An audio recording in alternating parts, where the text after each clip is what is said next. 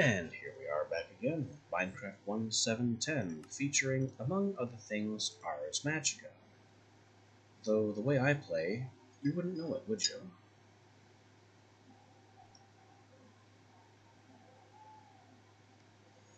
We did just make our first attack spell, and spend a little time bullying the water elemental.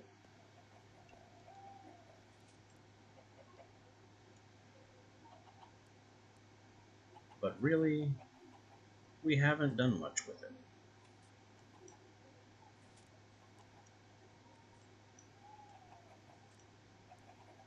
Okay, there are 2 more blue points I could spend here.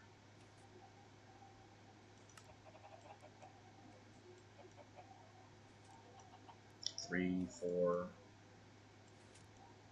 5, 6, 7.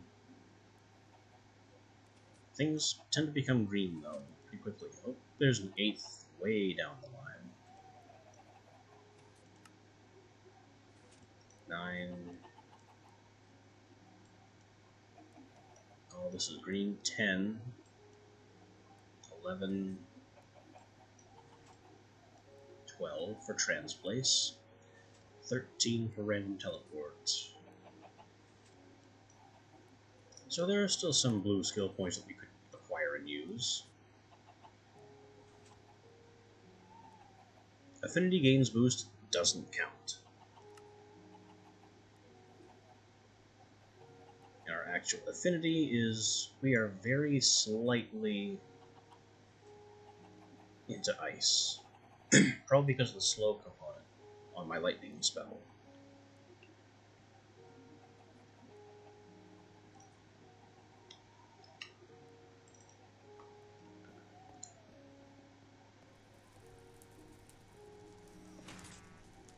I can hear the goblin still working away.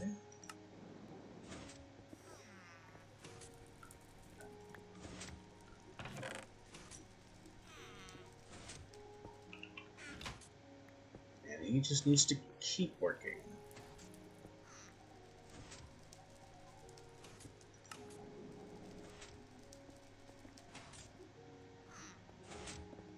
What then are we going to do?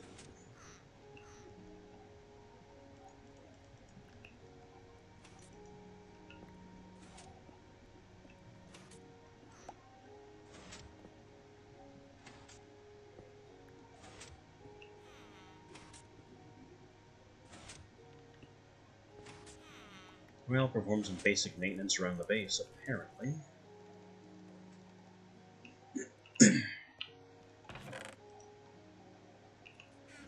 Maybe go bother the water elemental some more. Maybe consider the next one. Which I believe after water is earth. At level 25.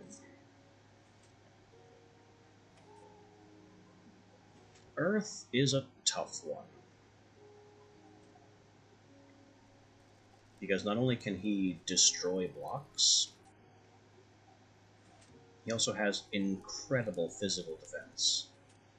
I mean, it says so right here, incredible amounts of physical attacks. It's not kidding.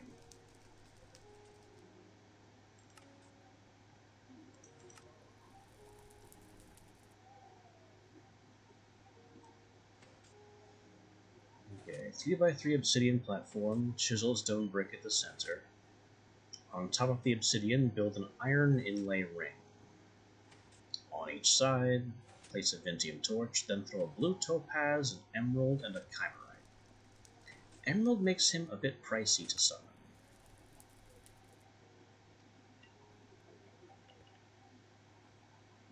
And I'm gonna need to have my lightning spell at the ready. I don't know how he deals with lightning. Each of these elemental guardians have their own elemental weaknesses, and strengths for that matter.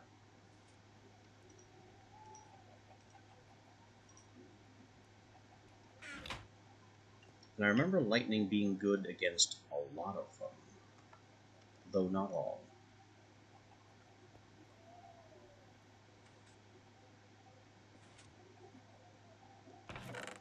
So maybe I will do that. Let's look at this again.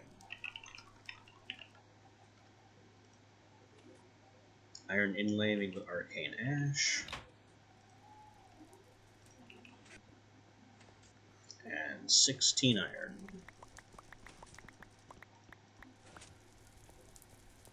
Because the recipe produces 4, and I'm going to need 8 to make a ring.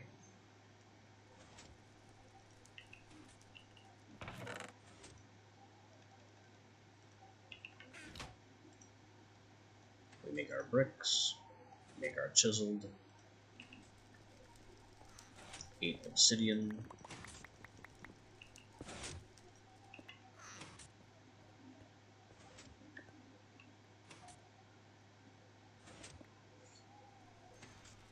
we are missing Vintium torches, I believe. 4 Vintium torches, and then Topaz, Emerald, Chimerite per summon.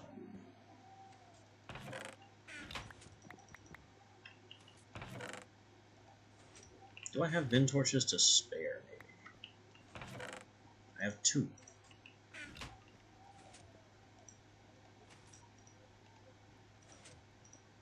Well, the recipe makes 4, so it doesn't matter that I had extra.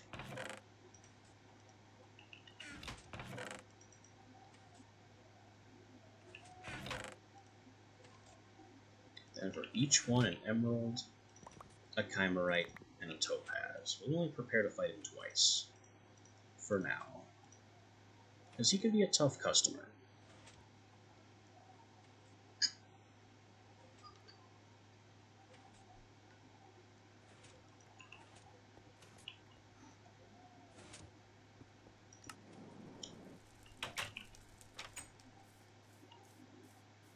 Next question is, where will we set up to fight this particular problem?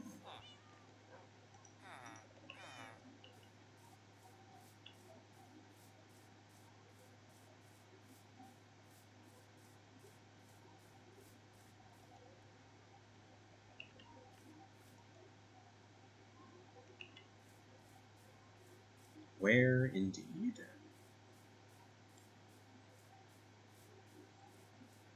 Underground would make a lot of sense. It'd be fairly easy to get him trapped that way.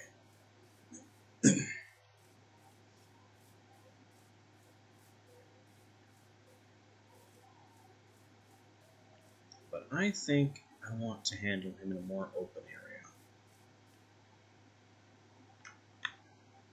And we already have that. Let's get over there a little faster.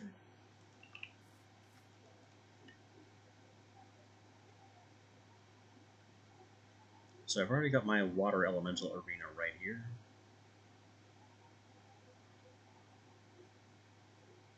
Maybe I can put earth in this hole.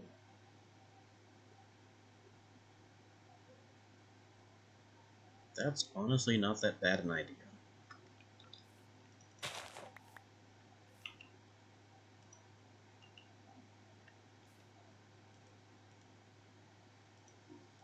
The thing about all the Guardians is that they can teleport if you get too far away from them. So the trick to trapping them is to make sure you don't end up some arbitrary distance away.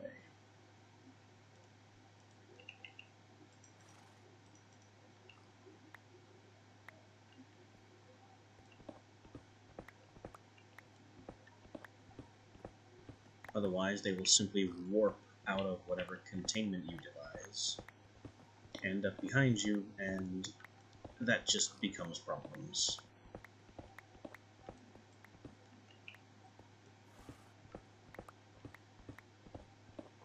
So what we're going to do right here is dig a hole that cannot be escaped conventionally.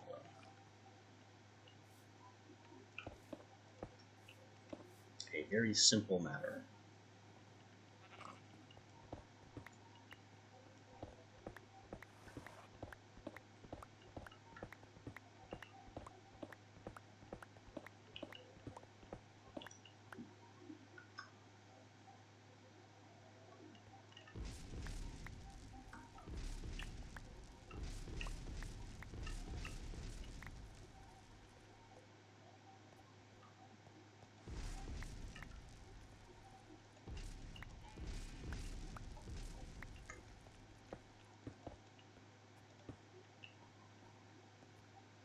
Also take some time to grab the ores out of this hole. Why not?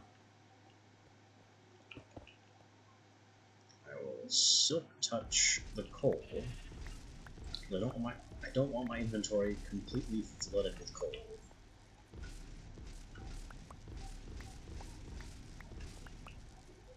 Maybe I should have grabbed the miner's pack too.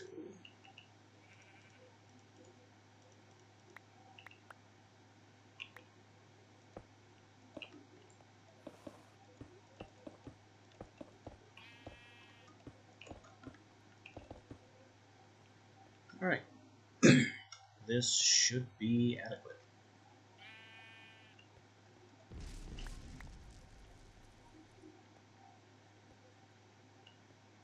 Now in this delightful little hole in the ground,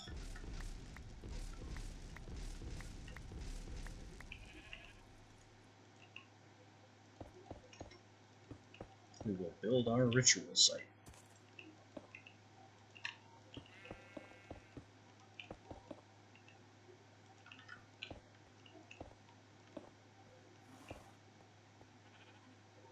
Which, based on the description, that should be it. Off to each side on the same level of inlays, place a venting torch.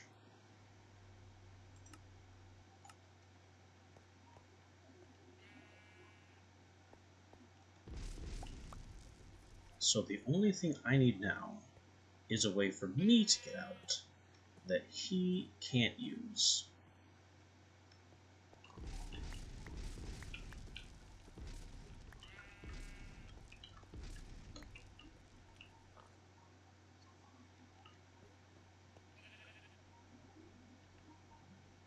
And honestly, I think that's as simple as this. Because I think he's extra wide.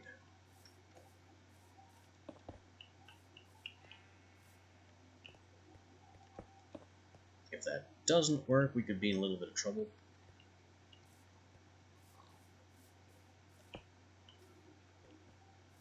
But I'm willing to leave it at that for now.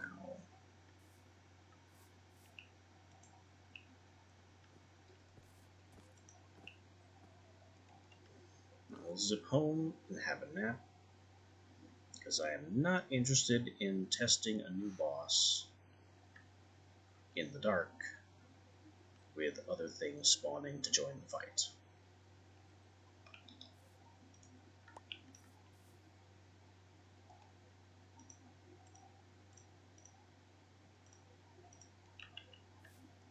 Also, the Arthana is flat out the wrong weapon.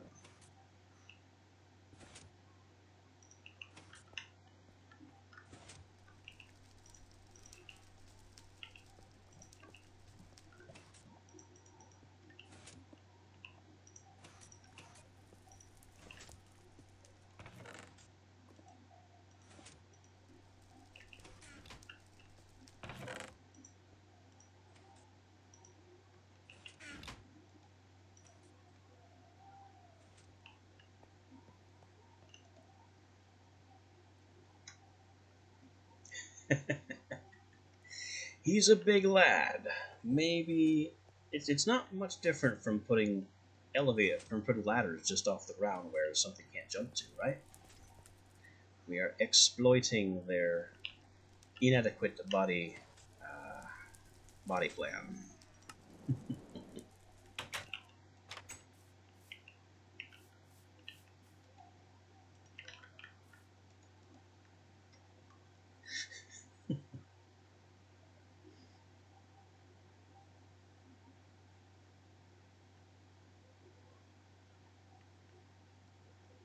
Extra heavy stone man can't jump.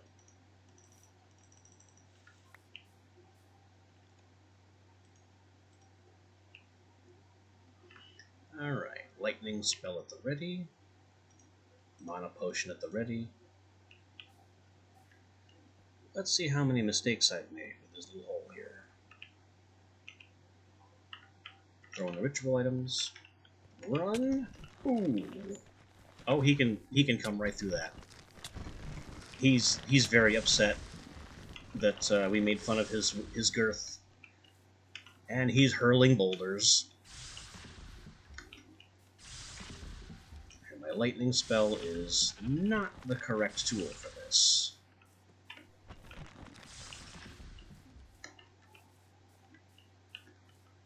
That's okay, we're faster than he is.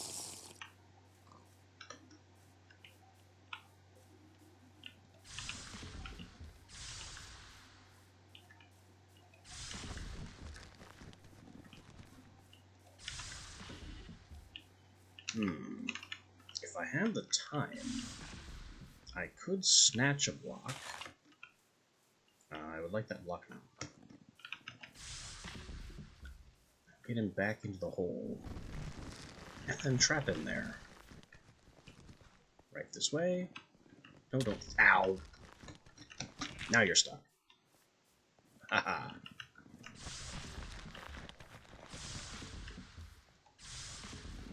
Now all he can do is fling giant rocks at me, which means he's not exactly defenseless, but now we don't have to worry about being punched. Just have giant hunks of earth in our face.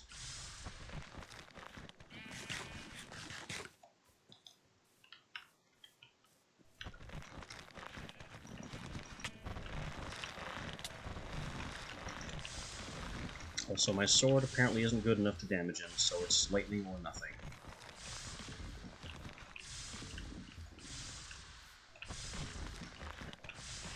This could take a while. I definitely need a new spell for this guy. Because this one just isn't working out.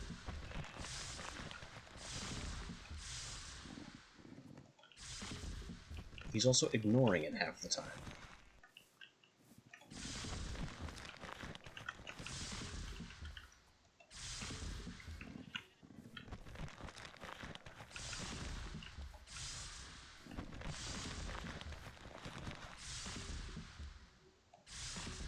Oh well.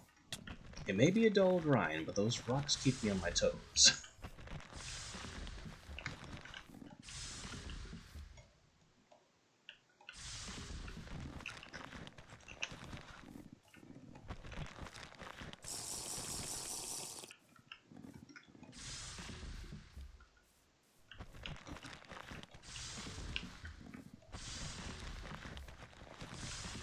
He's just under half. This is way too inefficient. Ow! Just took another giant rock to the dome.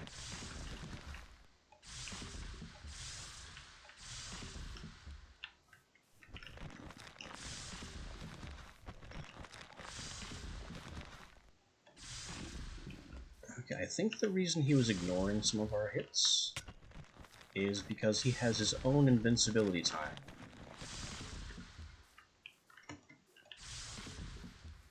All mobs have invincibility frames after they've been hit. These guardians apparently have a slightly longer invincibility period between hits, and they don't have any way to illustrate that. This is different from the water guardian that simply decides you can't hit him occasionally.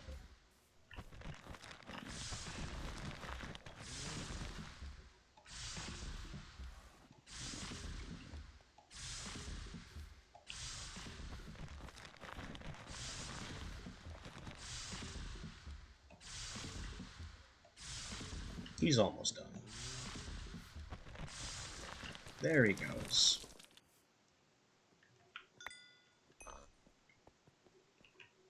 So we got a blue skill point, Earth Essence, and his Earth Armor, which is another unique elemental item. I don't really know how good it is. It's apparently at least as good as the Battle Mage armor I was wearing, because I have full armor bars right above my health.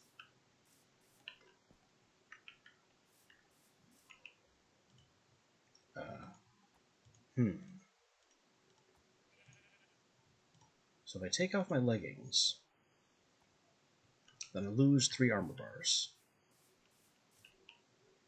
Take off the Battle Mage, I lose most of them and I'm down to 3. I put the Earth Armor back on, and that counts as both of these parts. Removing my boots only lost half a point. So this is apparently helmet 2, also half a point. So I have just now discovered that the earth armor by itself is most of a suit of armor. That's kind of incredible.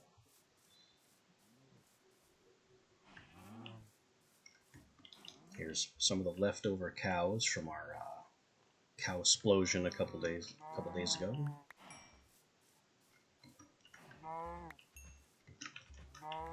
Do a little culling of the countryside. And there's a baby zombie. Why is there a baby zombie? Go away.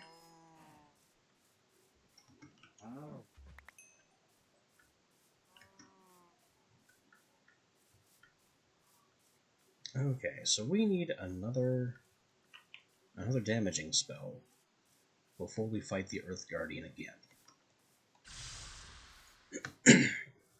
Lightning worked.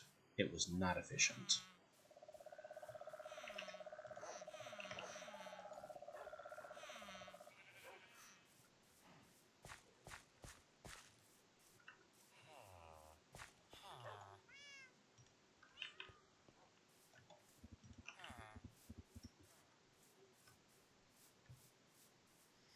Although I kind of wonder how well potions would do.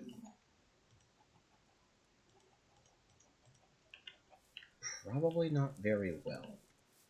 Ars Magica has always been very strict about requiring you to use Ars Magica to fight it. So if I pulled out some Witchery Brews, which all I have is a Splash Brew of Harming, which isn't even a good attack brew, I don't think it would do much.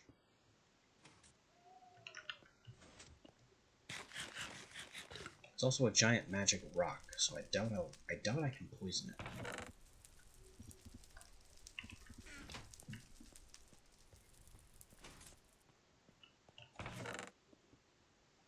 I'm also not sure fighting the Earth Guardian anymore is even worth it. Well, we got the Earth Armor, that's his unique thing, and he's dropping blue skill points, which I can get much more easily from the Water Guardian.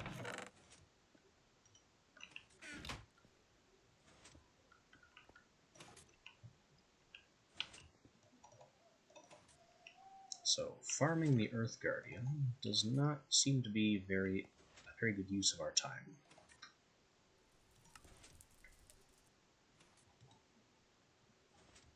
Air, we're not doing air. At level 35, he has his own problems. Fire is an even worse nightmare, because you have to do him in the Nether, and that's level 90. So I think it's just water and earth that we can handle right now.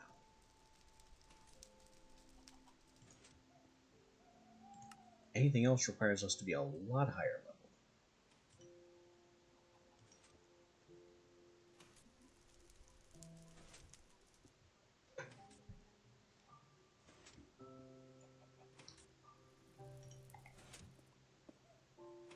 I guess I could bully the Water Guardian some more. We still have some blue skill points we can collect.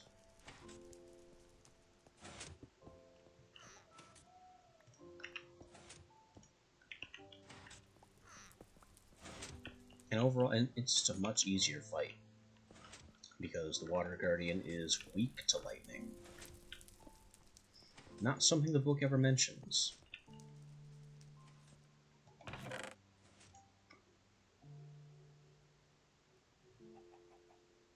Let me think here. I don't know what I'm thinking about. I have a blue skill point to spend somewhere. Frost damage. It's either... I think it's frost damage that Earth is weak to. That's right.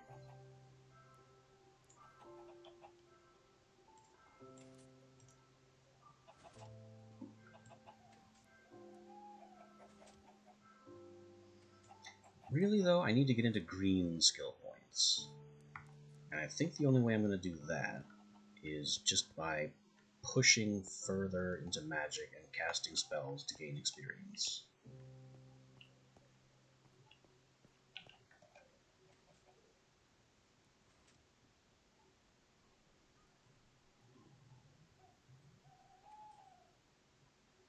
I wonder if I could farm experience by doing something a little dumb.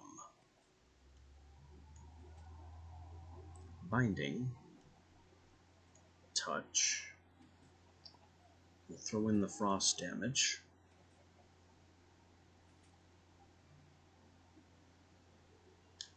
And slow won't do us much good here.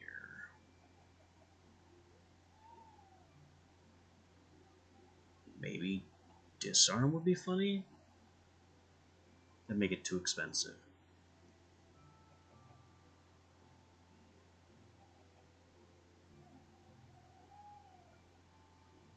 A lot of these just aren't very useful. So this will just make an ice tool, which I can turn into an ice sword and maybe try to get some use out of the binding shape, which I've been trying to do for years.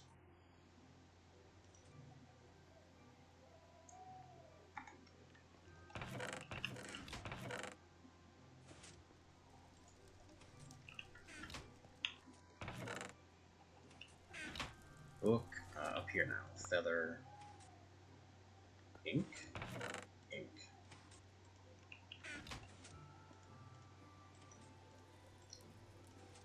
Make a book and quill to get the written spell out.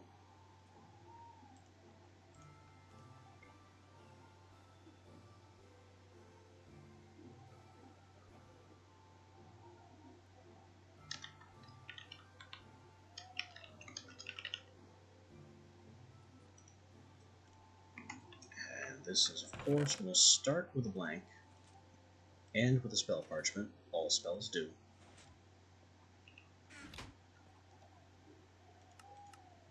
From here we go. Chimerite, wooden sword, stone shovel, iron hoe, golden axe. This is why I hate binding. Because it requires an example of every tool type up to a diamond pickaxe. And it gives you a gold tool, in effect.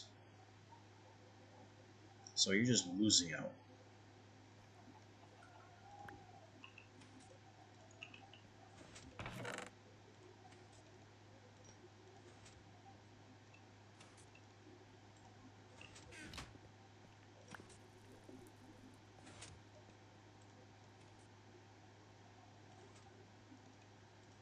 So that was wooden sword, stone shovel,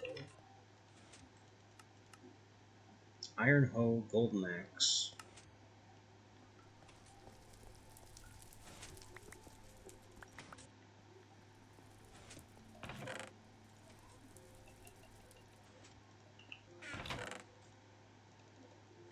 and diamond pickaxe.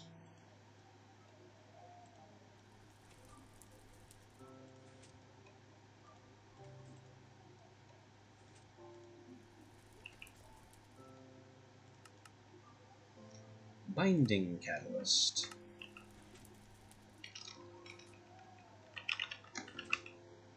There's one for every tool type, and this is how you specify what type of tool the spell creates. All of them are the same. A gold tool of your choice, 2 purified, and 6 slime balls. Oh. Vintium for a pickaxe. Purified is only for the sword. That's just not fair.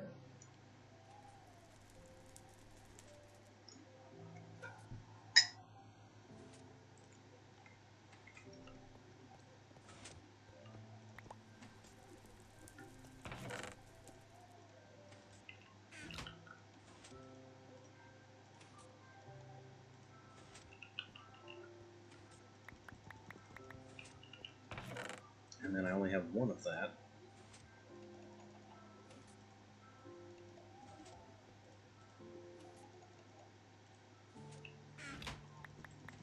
So let's make some more of it.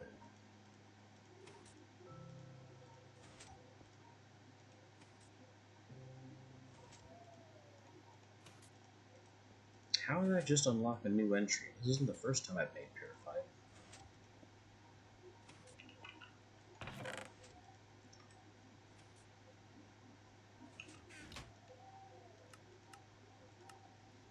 Alright, Vintium, Feather, Fish, Clay. Now we're getting into the normal components for just it being a touch spell.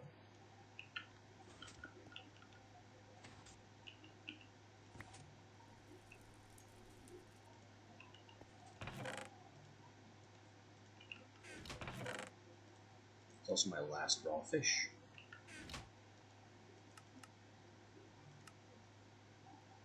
Blue Rune, Snowball, Blue Topaz.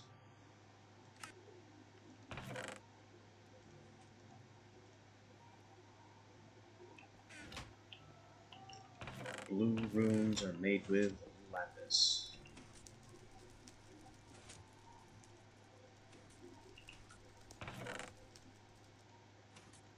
Snowball.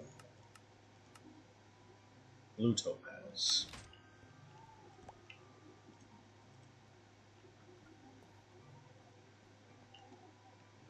And this will make our ice sword.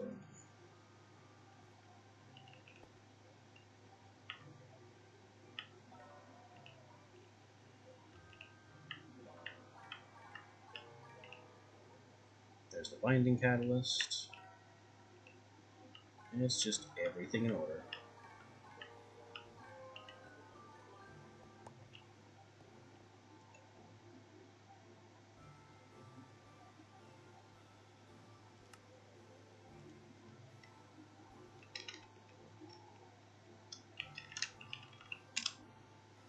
Ice Edge.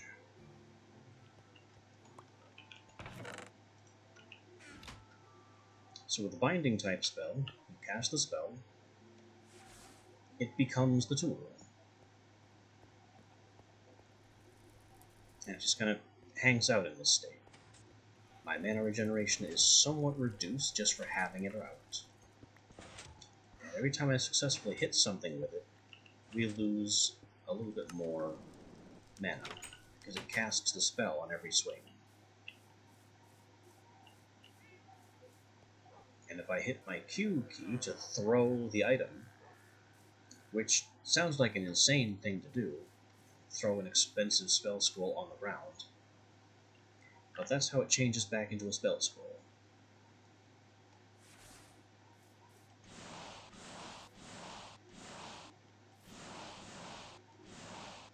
Well, there we go. We have a sword that costs mana with every swing, deals pretty decent damage, honestly. 5 point... Never mind. My electric sword does 18.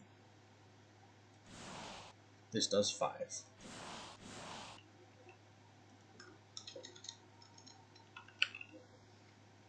Which makes it equal to a stone sword in terms of damage. Very slightly better, with the only caveat that it's actually doing ice damage.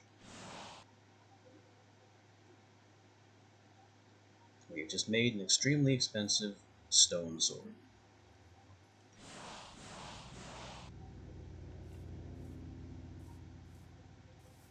This sword could do aggravated damage to our stone elemental problem, but that would require fighting the stone elemental again.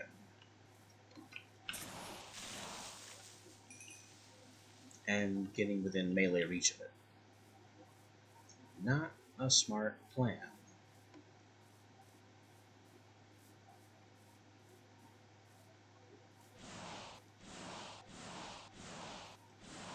So I'm just gonna beat on this dummy for magic XP.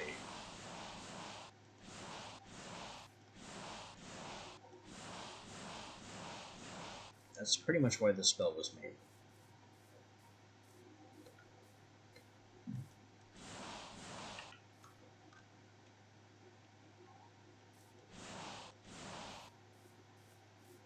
And we still don't have the mana or mana regen to support combat magic in any capacity, really.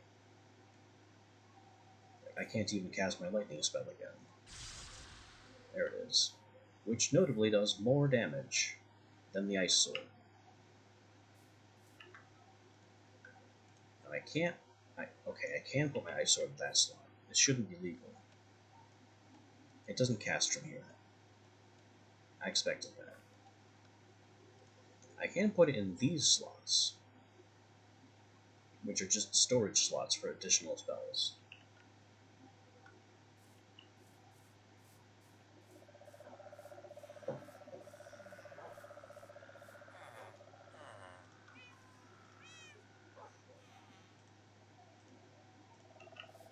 So now I have a practically useless ice sword.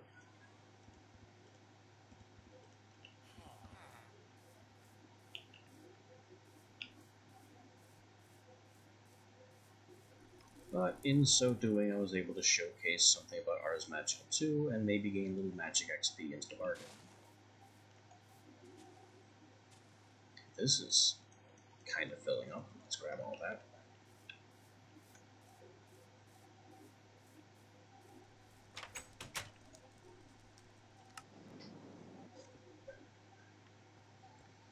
I guess we'll go beat up the Water Guardian some more.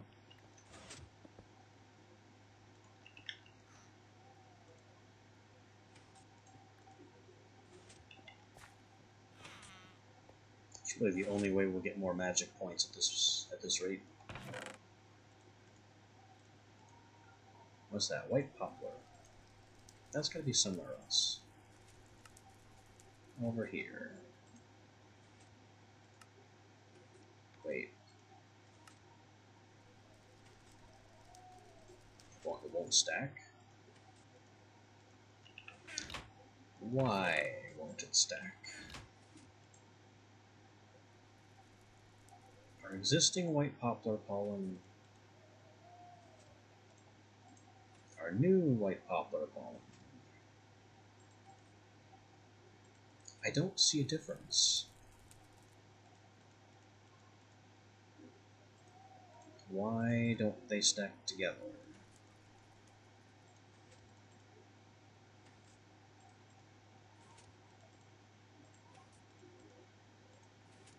They are completely the same.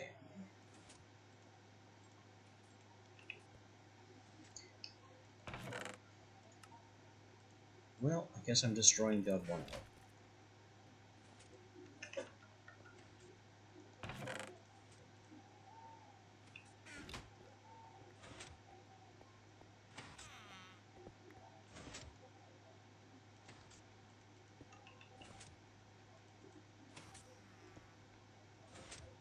Lots of silky propolis from the tropicals. So we get plenty of silk from this.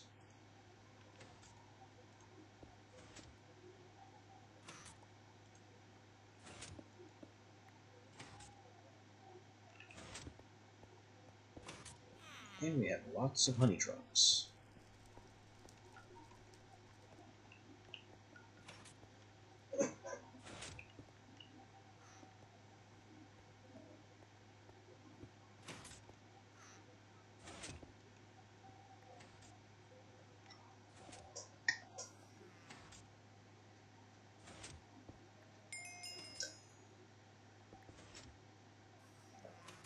Ah, yes.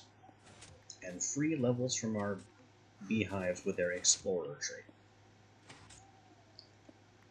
Just gaining XP passively from standing here.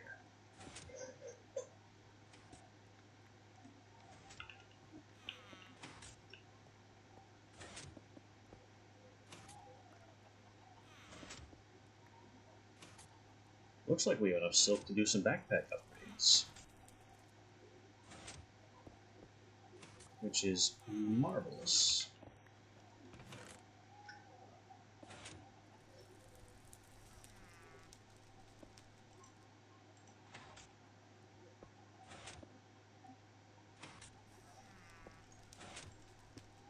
I think I stated we'd do these two first.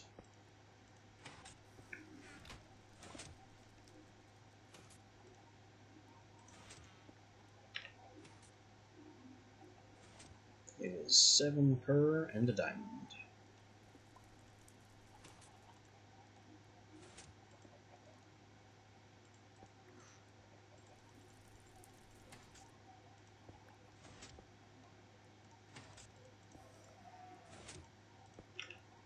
Oops. Briefly forgot how the system worked.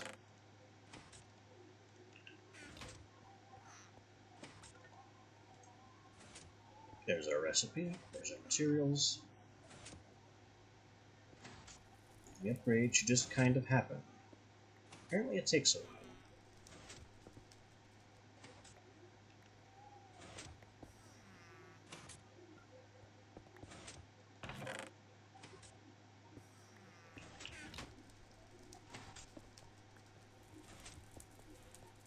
Any other of our machines that have... Well, we have cobwebs that I never retrieved. I think that's enough cobwebs, at least for now.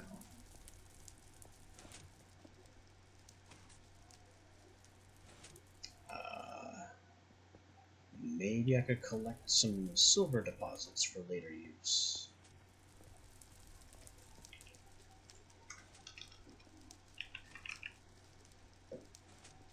That involves this silver vat. Funny that it's made from a furnace.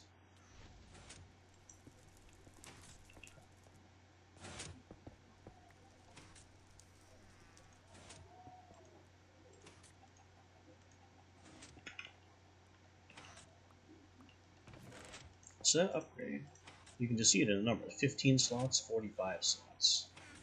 An unupgraded backpack is just a small patch of 3 rows.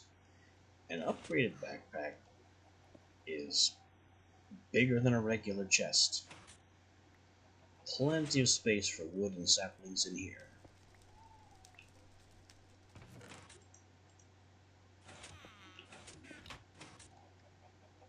Then we'll have a similar one for mob drops, meat, anything you can get from slaughter.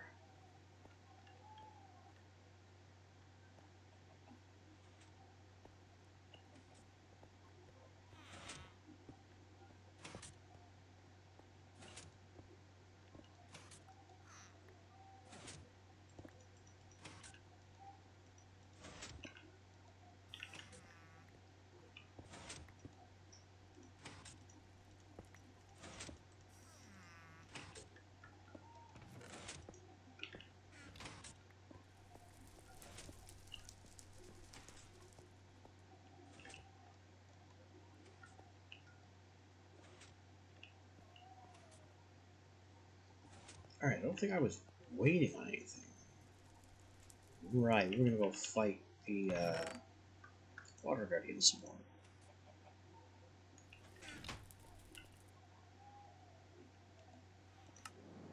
Well, lightning spell at the ready.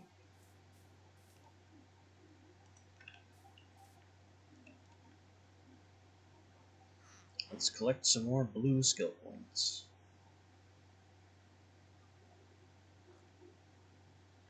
By not messing around with that hole.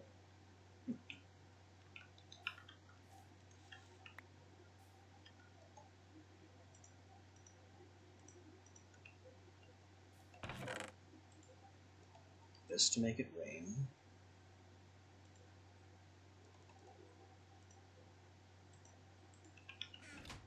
And buckets and boats.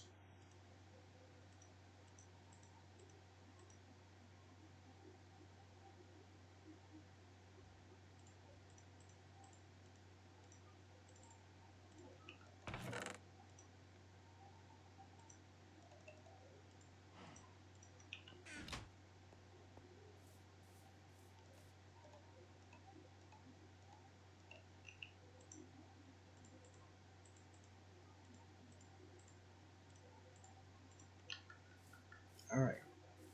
Fire the Rainmaker.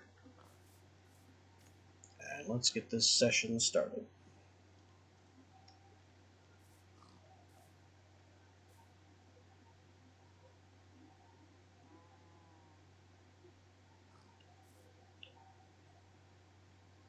Unfortunately, it's getting dark, which will make this a bit annoying once things get started.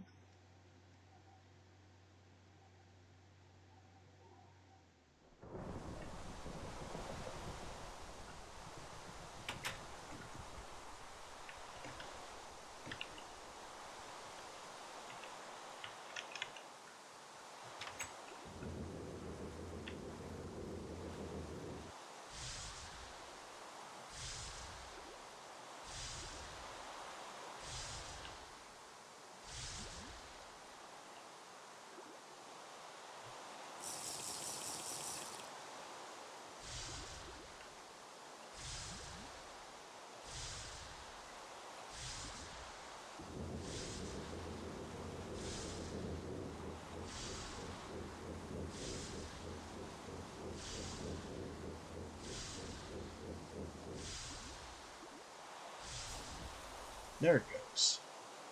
It decided to finally stop ignoring our attacks.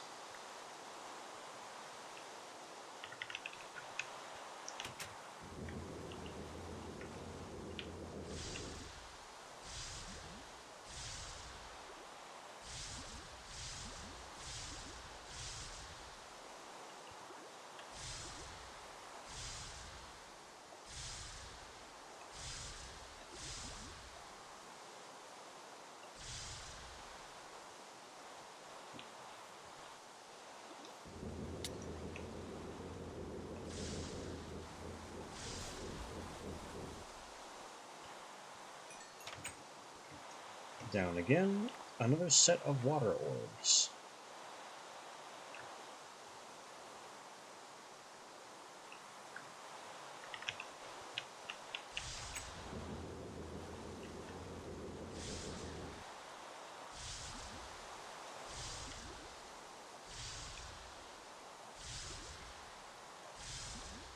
This arena that I built around it is a product of long years of experience with this mod.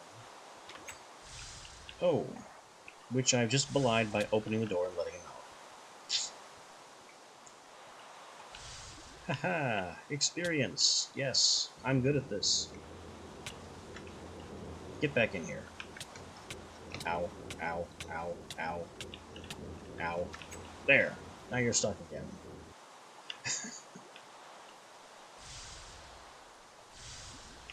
He gave us the watery grave effect, which, if we were to step into water, would basically kill us.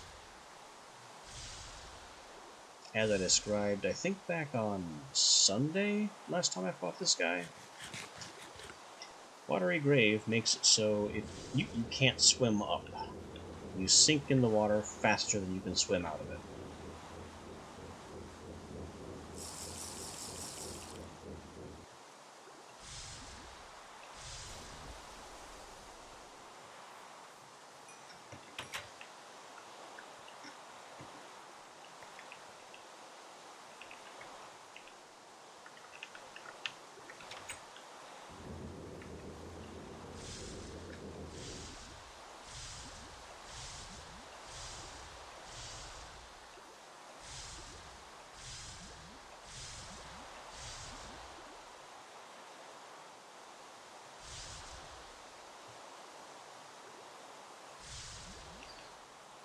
I need to get more burnout reduction on my armor. Burnout's causing a huge problem. But I can't fit anymore. Unless I were to destroy my armor, make an entirely new set, and change how it's configured.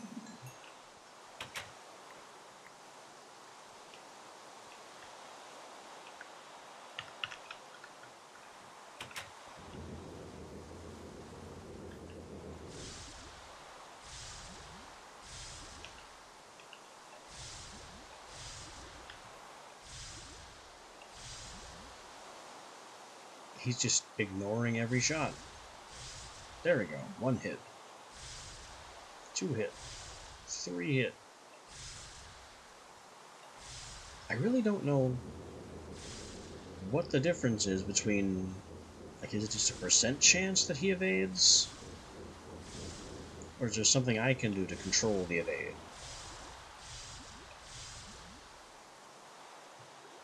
It definitely seems like his evasion is out of my power.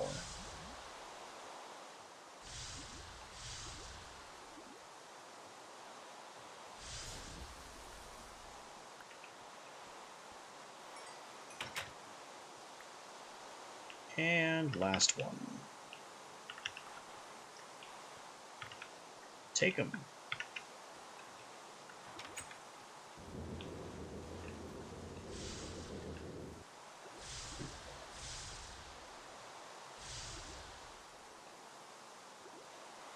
We are getting magic XP for this too, which is very important.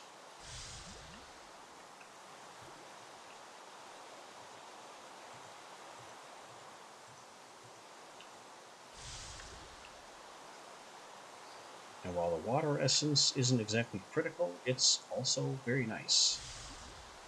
Saves us from having to craft it.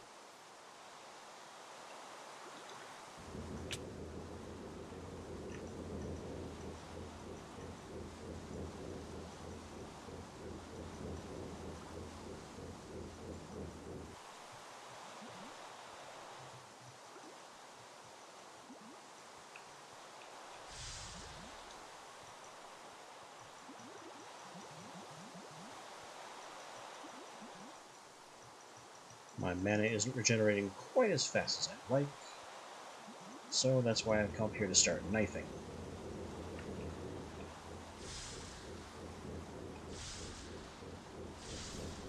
There he goes.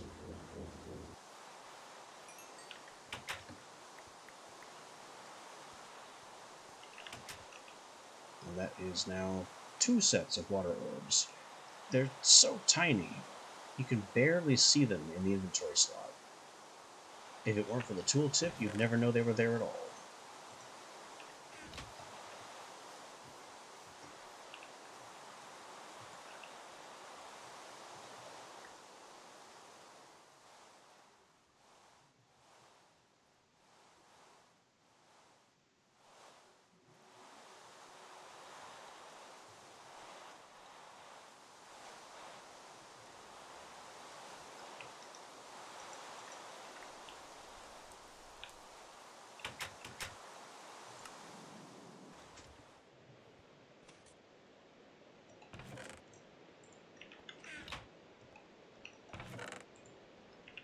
Alright, with all these extra skill points, what new spell effects can we unlock now?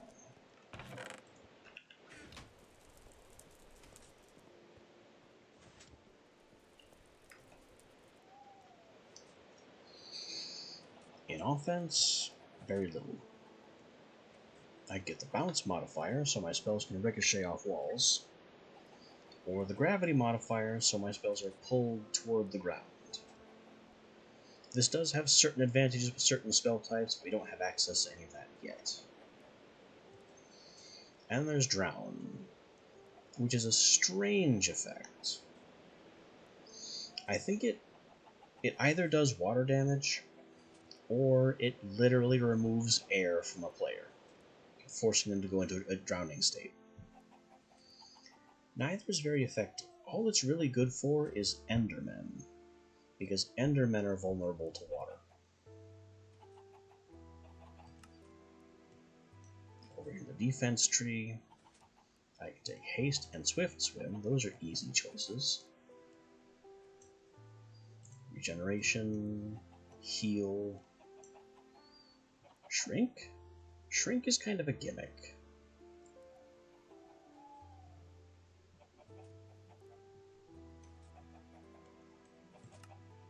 And then over in Utility, I guess Charm? Looks like Shrink and Charm are basically my only choices right now. Unless I want target non-solid blocks, which I kind of don't. All it does is let you hit things like grass and water that your spell effects would normally pass straight through.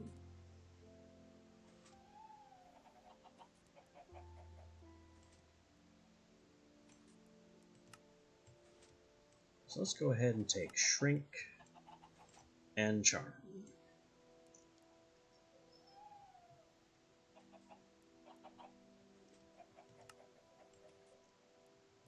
And now we have a few more things to play with that might get us more experience down the road.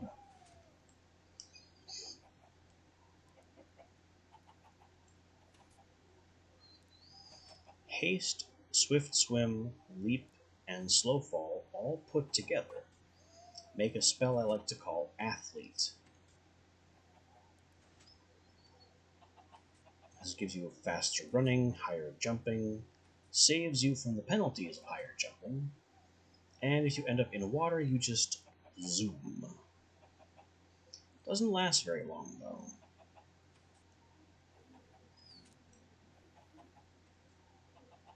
And I don't remember where increased duration is. There. Way down at the end of this tree.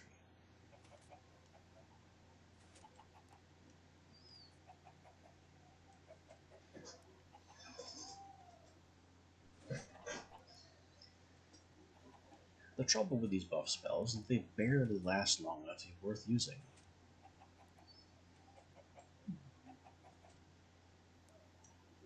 Which is why I typically don't make them until I have access to duration. But this is something of a chicken and egg problem, because I'm not going to get access to duration unless I can grind up my magic level.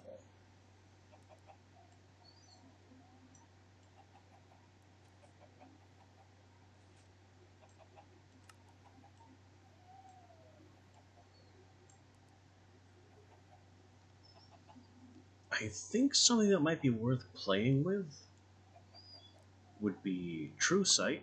True Sight's always interesting. And maybe we could get like a projectile place block.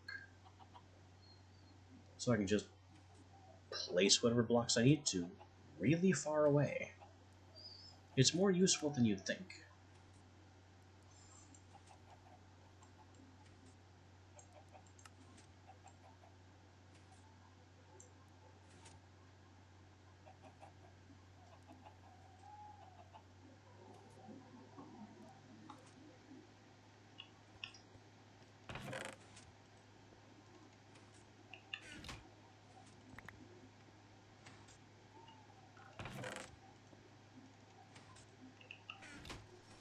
Early spellcrafting is just like this. Figuring out what individual spell effects you want, gluing them together, and hoping the result is worth casting. Projectile place block.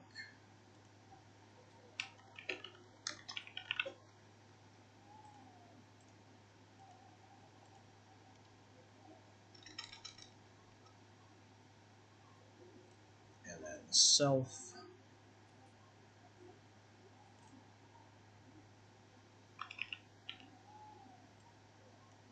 True Sight.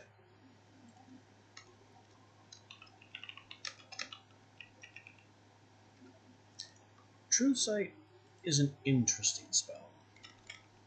By itself, it does very, very, very little. As in, functionally nothing.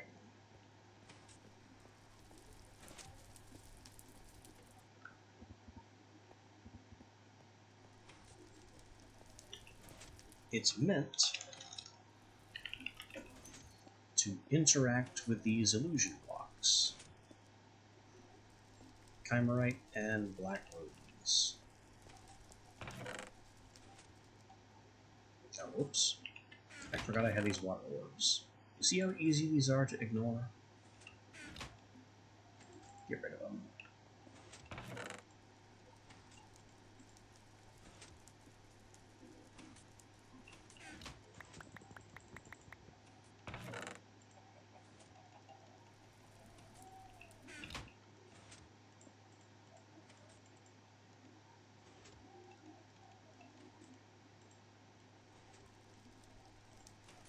There.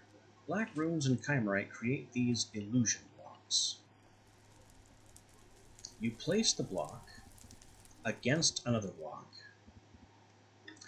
and it fails to do what it's... Okay, that's what it's supposed to do.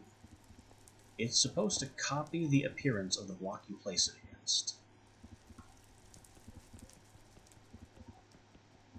And this one is not supposed to look like that. Give me that back.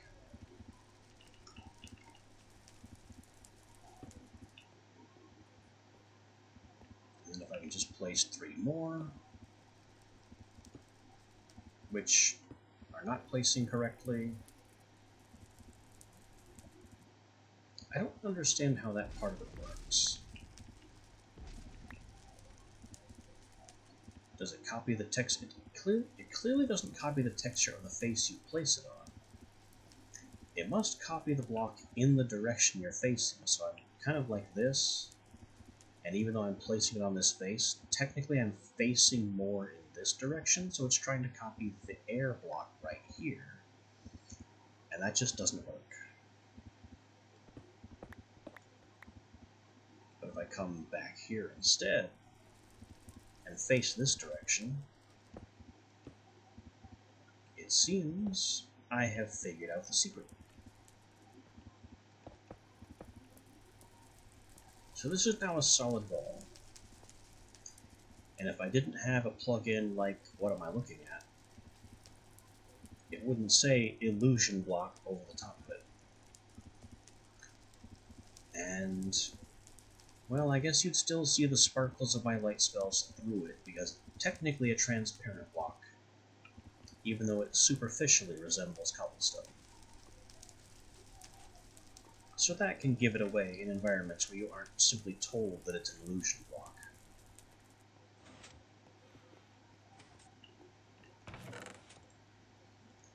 The next step is to... oh no. I never named this spell.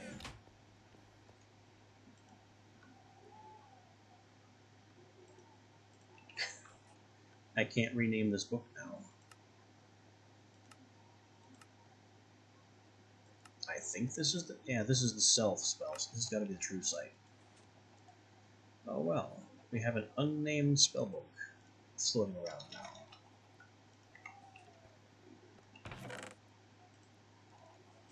So I'm making 2 spells, beginning with self true sight. Alm Vintium Lesser Focus.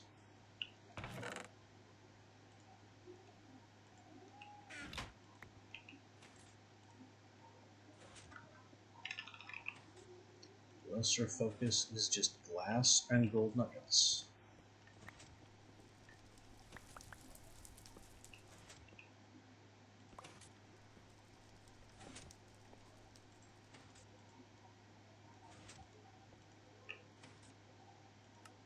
Then it calls for 500 neutral essence.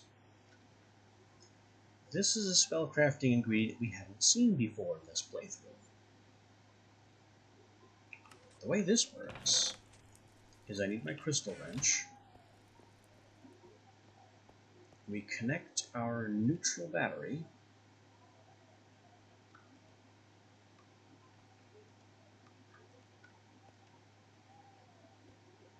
to the crafting altar itself.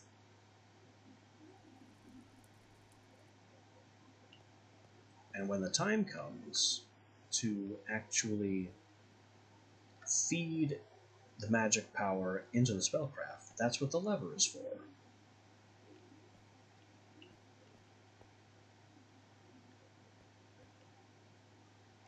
Might as well pair the light mana as well while I'm in the vicinity and dealing with that. So that's the neutral essence at the ready. Blue Rune, Chimerite, Glassbane.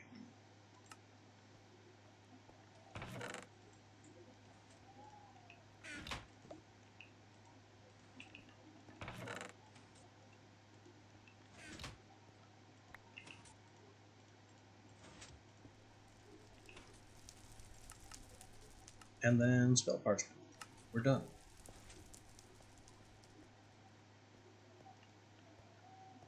This is our True Seeing spell.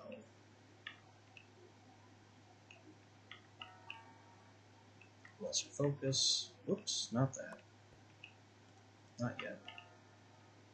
These sparkles mean the neutral essence. So we just flip our lever.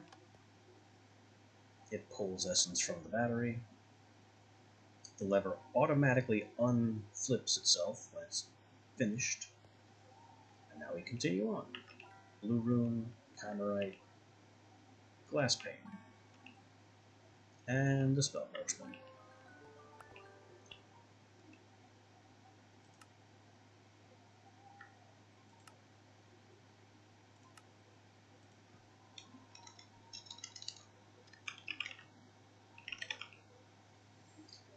That's our True Sight spell.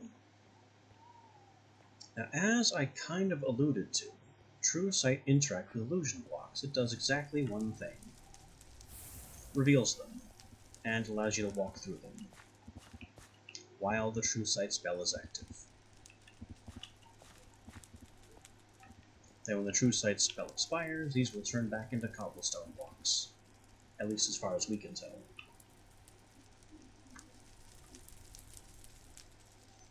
So all I've really done here is wall off the very ugly part of my witchery battery and given myself a way to get back into it again.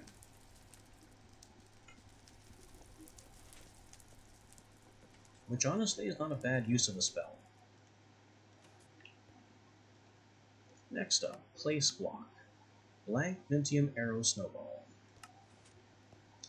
The way that all projectile spells begin.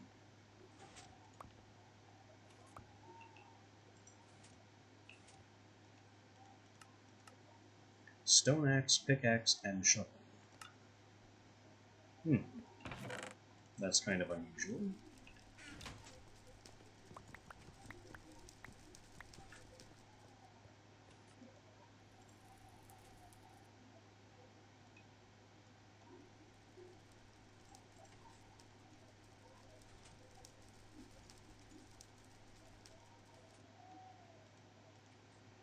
Kind of the opposite of what I expected this to require. A chest, and then the spell parchment.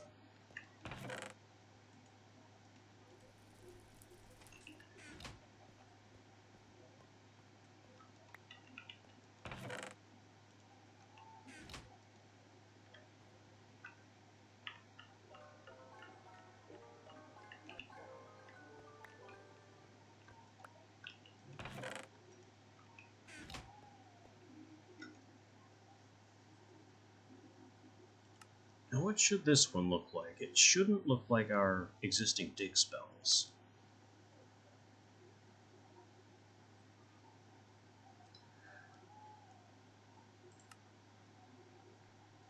Maybe a kind of brown paw? It's not the worst idea.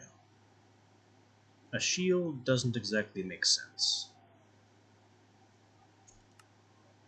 Neither do a lot of these potential symbols.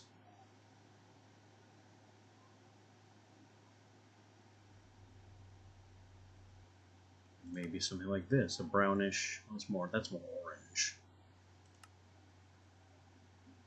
Like a tan, like the block is materializing almost.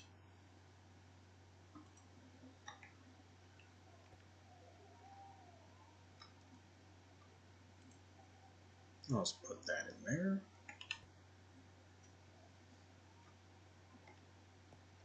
And what this spell allows us to do is, first of all, it needs some blocks in my hot water. And then it immediately fails.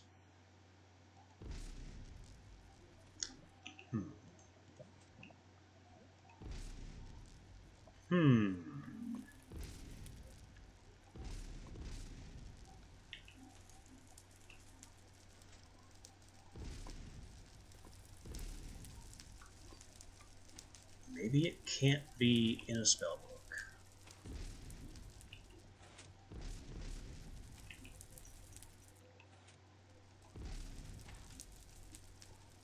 I don't remember why this isn't working.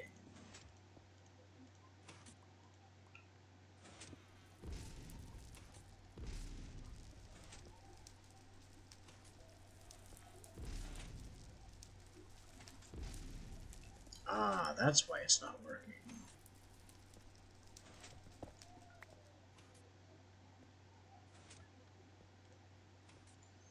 So before the place block spell will bother functioning, you first have to hold shift and fire it at a block. And that will key it to that block type. You can also, I believe, press shift as the spell is in flight to accomplish the same thing. It doesn't show you this keying anywhere, but when you do that, the spell is now, it basically remembers the type of block that you shot it at, and now subsequently it fails to work again.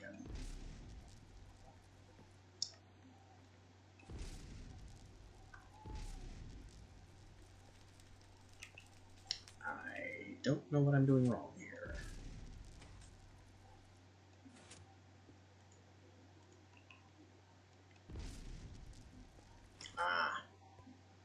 We again have a spell that does not function from the spellbook.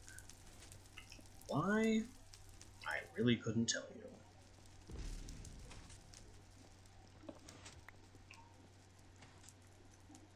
but it works on our hotbar, and it will place a block that's on our hotbar. Okay, it'll place a block from anywhere in our inventory. That's even better. We're learning as we go.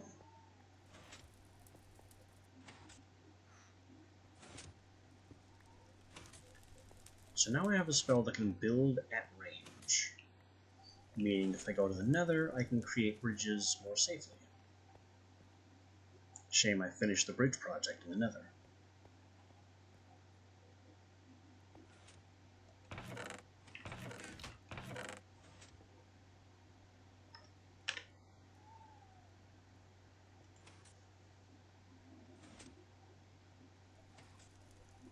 I need more fish. We just need more fish for miscellaneous reasons.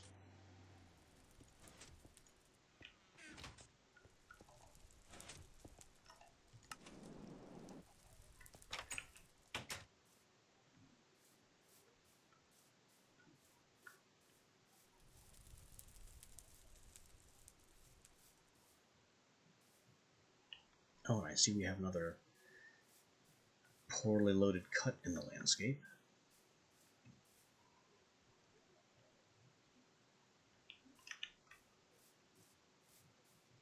I really wish I knew what to do about these giant slices of nothing.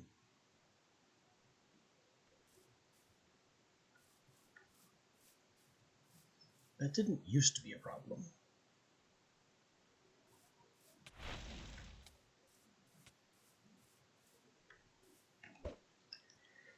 Back when this version of Minecraft was current, that never happened.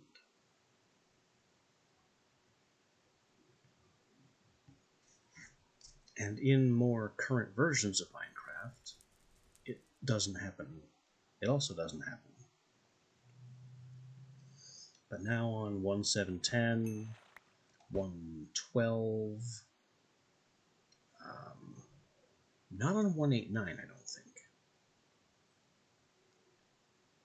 1.14, I want to say, but I don't remember what's important on 1.14, but a lot of legacy versions of Minecraft. These giant cuts in the landscape still happen. Failure to load an entire row of chunks for some unknown reason.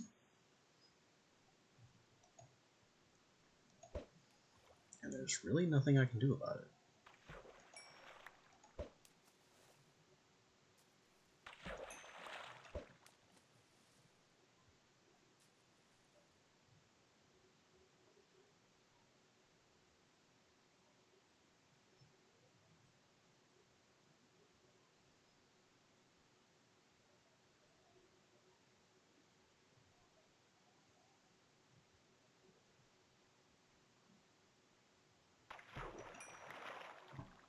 I'm collecting all the wrong fish.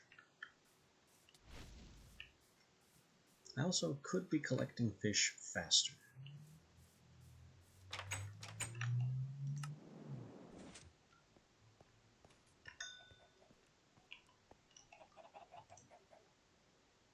Let's just give it a few levels of lure. No luck of the sea. I don't want treasures. I just want fish.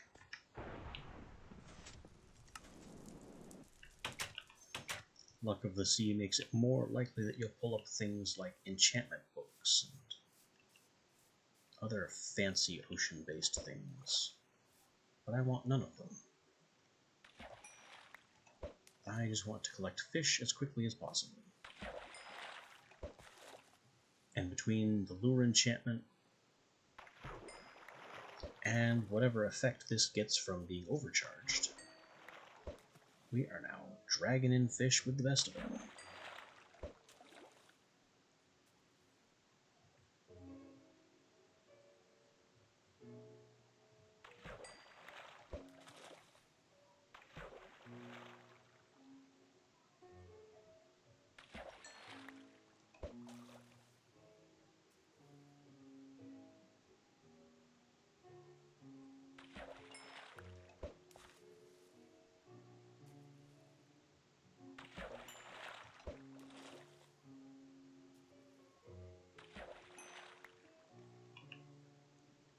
7 fish, probably a good place to stop.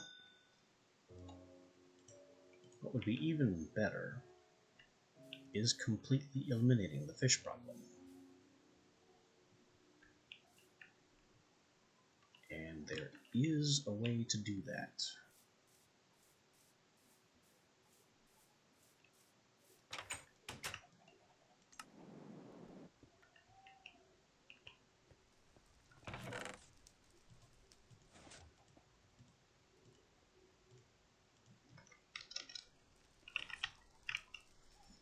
It's called the Fisher. It's an electric machine that just fishes. That's it. That's the whole machine.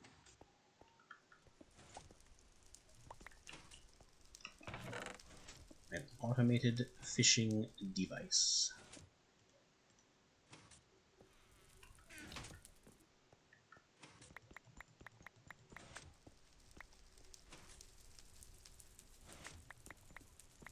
Oh, just a bunch of iron. Tin gear. Glass. So it needs a machine frame.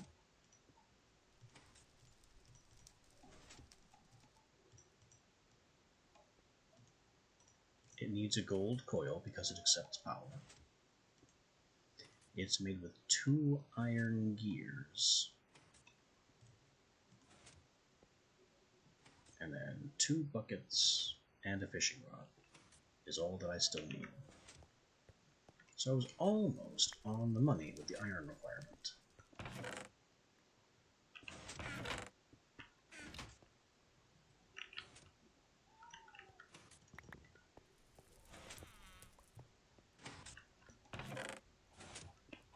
And I'm out of sticks and out of wood. Well, not yet out of wood to make more sticks. Time for more sticks.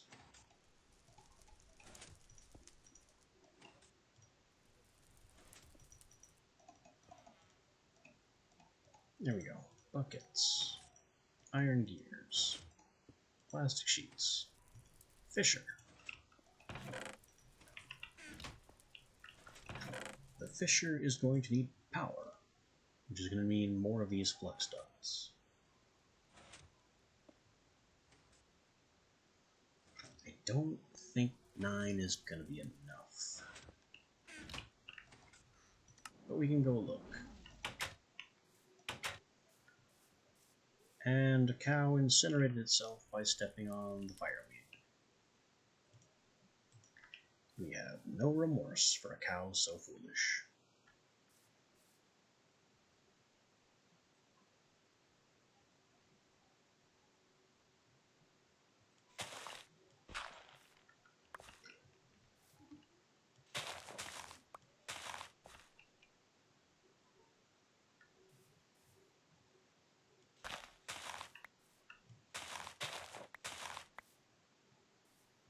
Yeah, 9 is definitely not enough cables for this.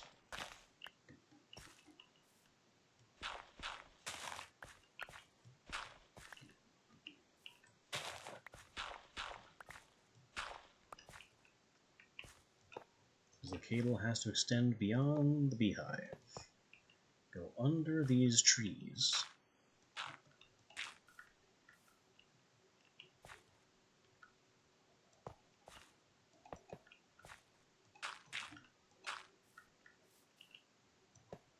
We're close, though. And I intend to have it pop out of the ground here, and then connect to the Fisher, out here in the water. It'll be basically here. Because that's how it goes. It has to have at least a 3x3 amount of water beneath it to function. It also could use a chest on top. I didn't know it required a fishing rod. Do I have to feed this thing fishing rods? Well, I can do that too.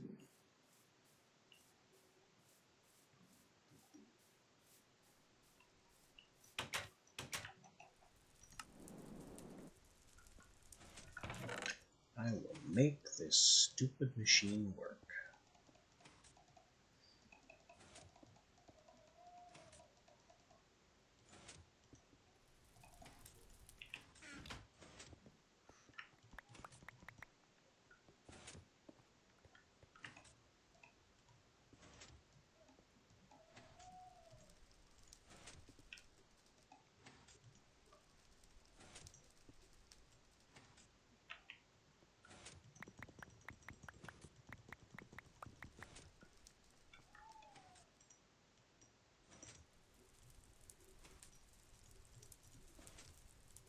Fishing rods. A hopper to get them into the machine, a chest for what comes out of the machine. Now to finish the power cable.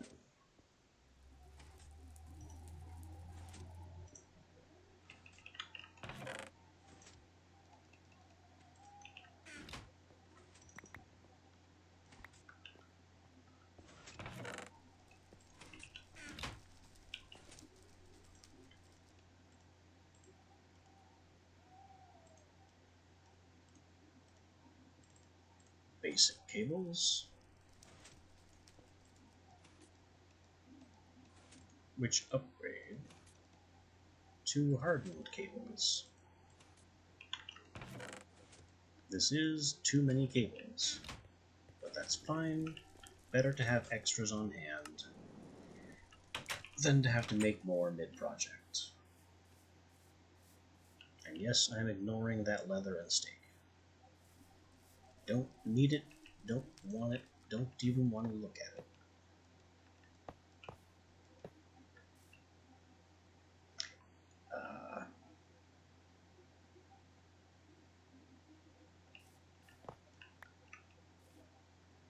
Like this. I was about to connect power via the top of the machine, but that's where this needs to go. Then we have a hopper. The hopper we fill with fishing rods. I have one too many fishing rods, and finally, we wire it. Now it has power, and apparently it takes a long time.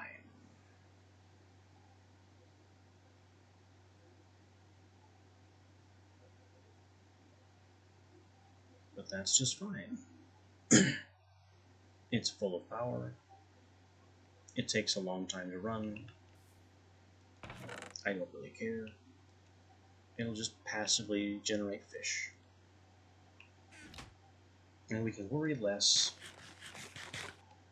about needing fish for our magic spells and other things that require fish.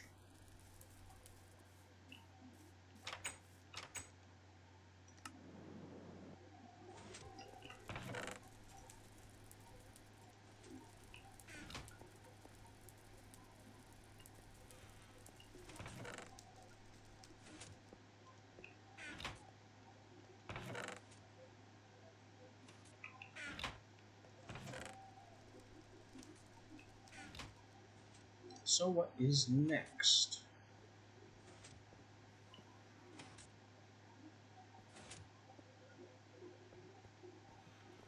I think next we take a trip to the Nether, because I need more Wither Skulls. But before that, let's mess around with the Polynesia charm. This is why I went to get fish. So it's a fish, 2 purity, 1 magic, iron, and some netherwork.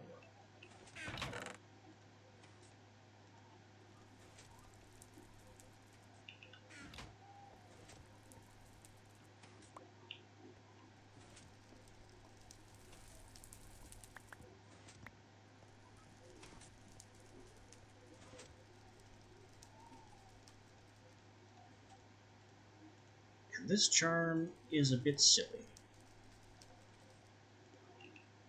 Think of it as the Dr. Dolittle charm.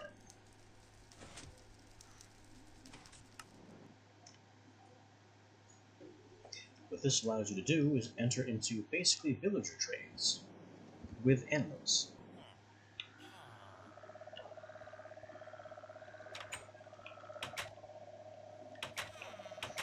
like our owl friends.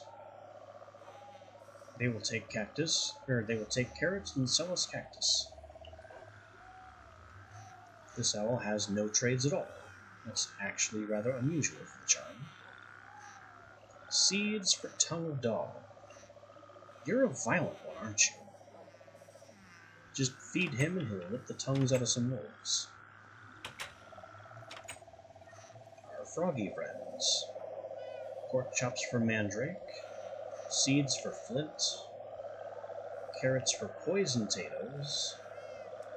He's got birch saplings. Fish for Clay, not a good bargain. And fish for Clay again. What do the wolves have? Beef for Bones. He's just offering to eat the beef and give us what's left. Also beef for Flint. Also, sit back down. I didn't say you could leave. I see. Right-clicking with the charm is considered to be telling him to stand up. Not ideal. He's got water artichokes. But mostly they're just offering to eat my meat and give me bones back. Not great trades. No one has any good trades. Milk for iron? Wait. I give it a milk bucket, which is made from 3 iron, and it gives me 2 iron back. How like a cat to trade for less than it's given. Milk for oak saplings. Okay. So the Polynesia charm is, so far, completely worthless.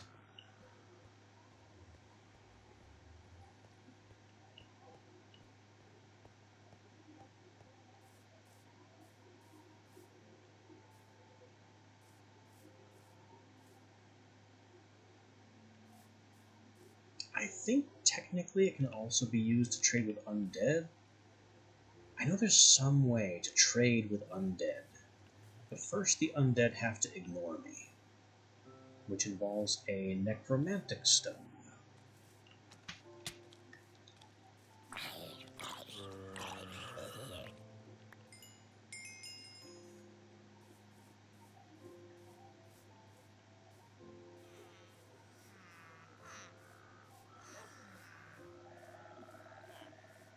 It's good. That'll be worth looking into.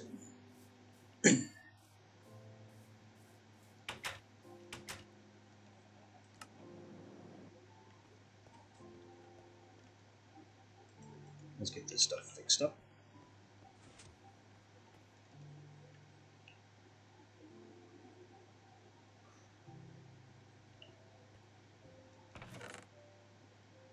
Anything else need repairs? My knife could use some repairs. So the major use of the Polynesia charm is to upgrade it with a demon heart into the Devil's Tongue charm. And this is supposed to prevent demons from attacking you while you trade with them.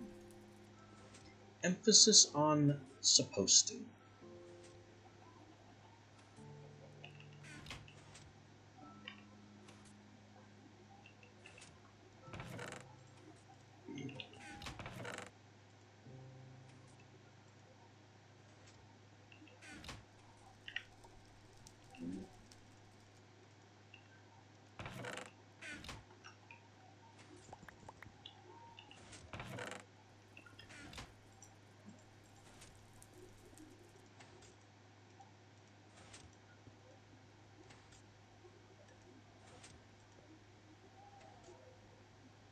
I think this might allow trades with undead.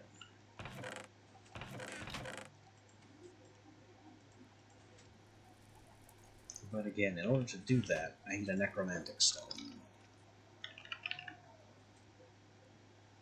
And specifically the necromancer robes. Undead generally ignore the wearer. That's what it's for. Also, a lot more powerful than it sounds. A necromantic stone is imbued with circle magic, which I'm going to need to go downstairs to read up on.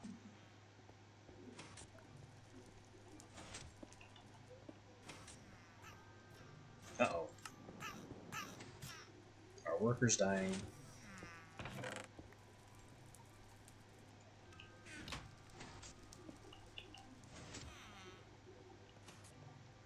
No dying down here. Live.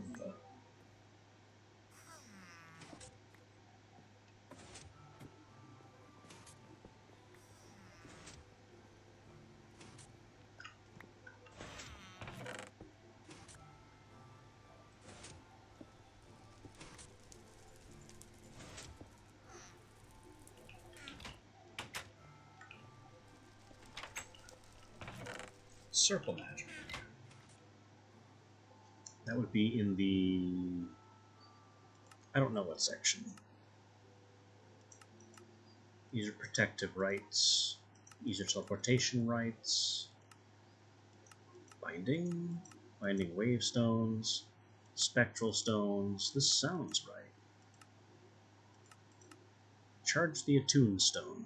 I must be close. I'm not. There we go. Rite of Necromancy. Creates a necromantic stone, perform at night. Innermost circle is white. Requires an Attune Stone, and bone, flesh, ash, iron sword, spectral dust. Finally, a use for spectral dust.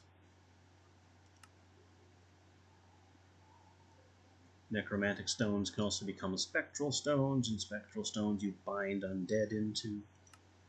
Spectral undead. And then we get into curses, which I'm not interested in. Especially since this one requires a nether star. Hooray!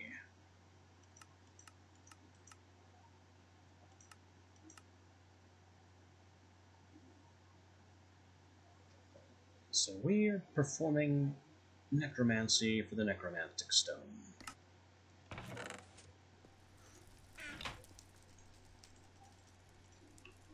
The outermost circle is broken. The second circle broken. The innermost circle must be white.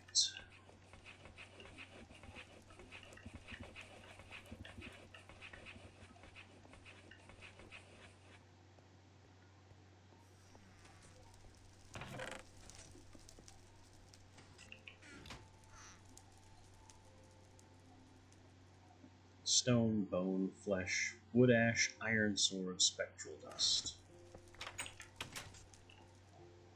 I'm gonna forget half of those things, like I just forgot which level to teleport to.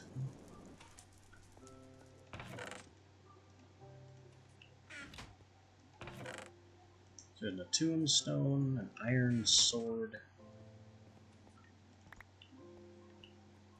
wood ash, flesh and bone,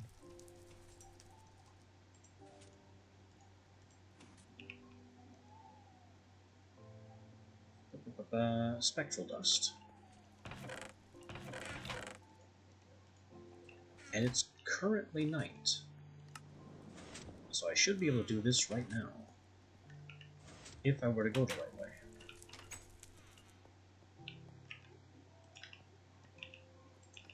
The trouble with necromantic rites is that they reduce your popularity with villagers, whether or not the villagers see it happen.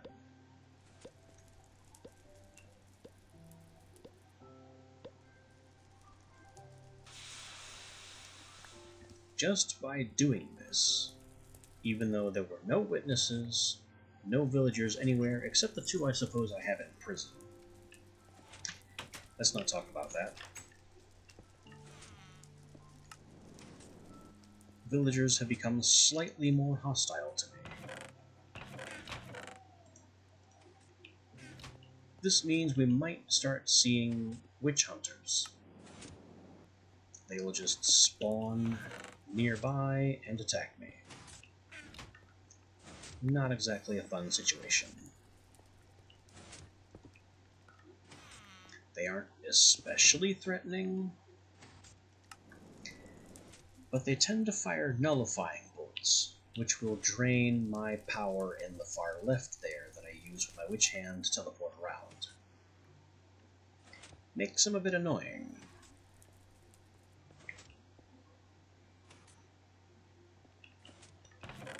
Alright, so the Necrostone combines with a golden thread and a bunch of impregnated leather. And I don't have any more of this. Is 4 more enough? No. I need at least 8 more to make a Necromancer robe.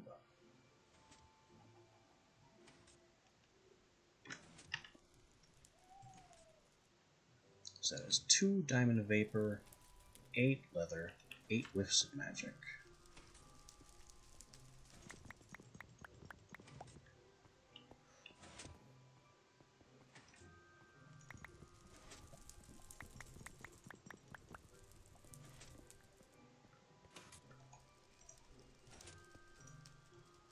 Fortunately, we've been collecting and storing resources for so long that this basically is a non-issue.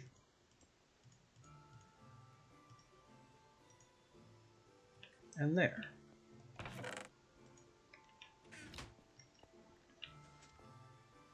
Now I have a robe which, if worn at night, should make undead creatures ignore me. And then, theoretically, I can use the Devil's Tongue charm to trade with them. Or maybe there's some other way to do that. I honestly don't remember. And all the old wikis for witchery are kind of gone.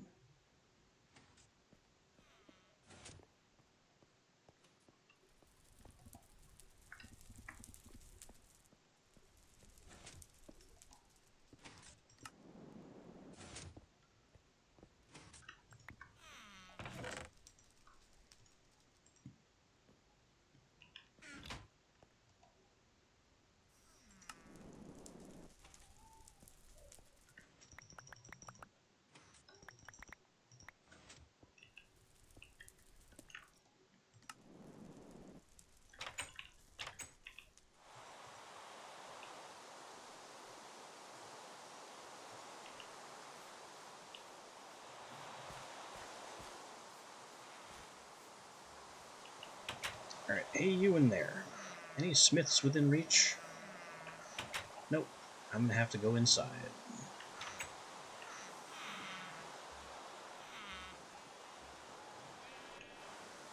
We need a more experienced smith. He's buying pork chops. Seemed important. And he made me punch him again.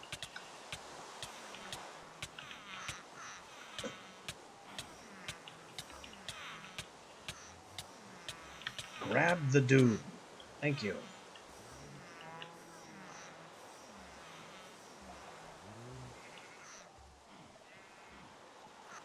These guys are so unpredictable.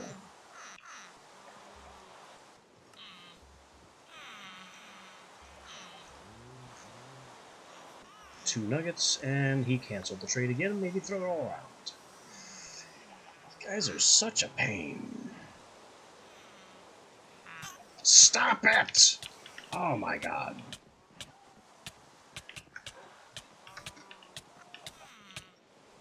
I'm leaving. I'm leaving. I'm leaving. You guys are extremely rude.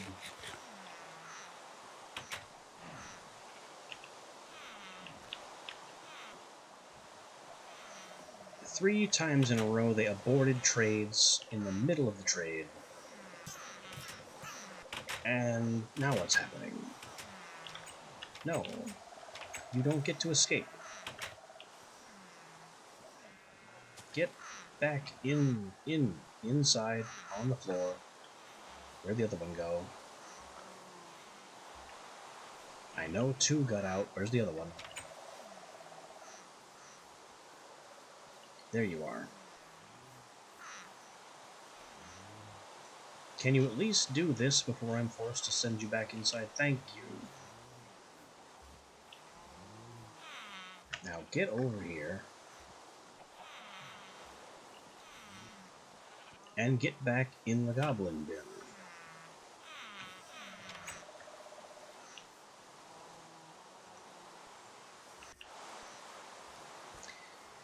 Okay, the upshot of all this is that we now have enough cobaldite that I can stop worrying about the goblin gulag. It no longer matters.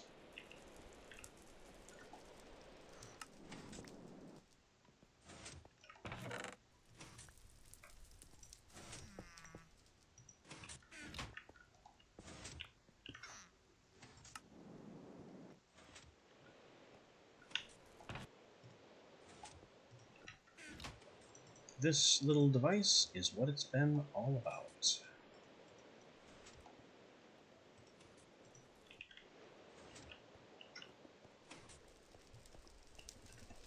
We've got about 20,000 power at times 5. Slap on the pentacle. It's now recharging at times 10 speed, which will make for much, much faster potion bottling.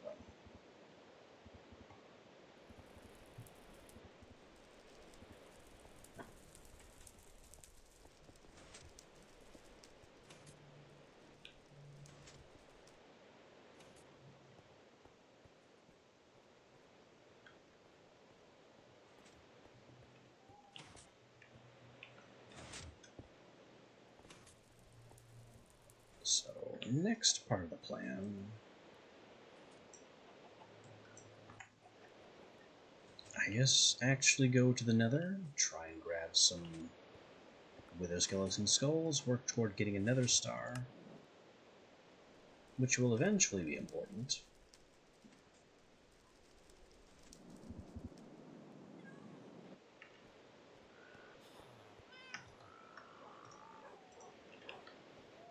Ice Edge might actually help out in the Nether.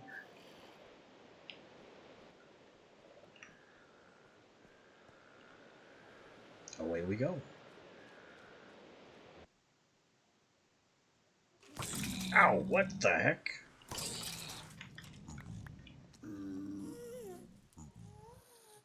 Apparently a couple of skeletons had passed through this way. And shot me immediately.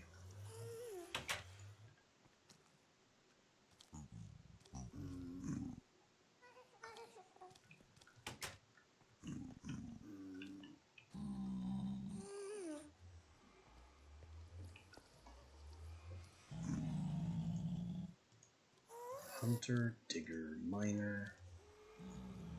Shouldn't equal. Hello. Whoa! We're just being harassed right out the gate.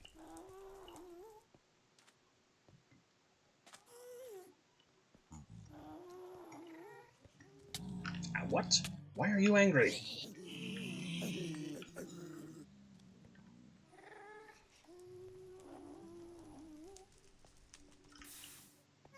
I know I caused a bit of trouble last time I was here, but none of you should remember any of it.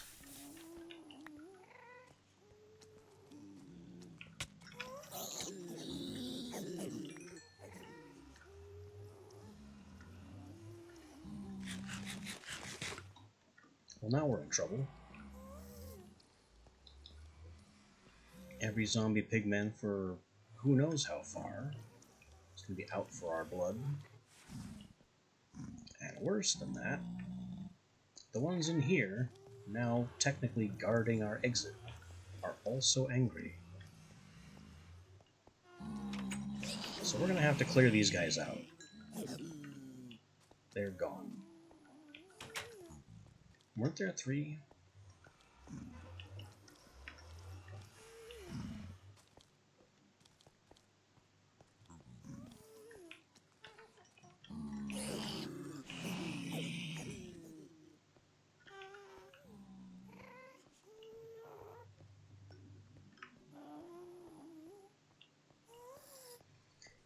Okay, the horrors of zombie pigmen aside,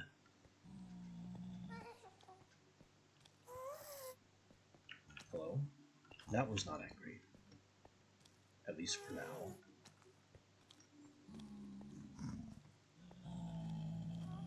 Those two are. That's very strange.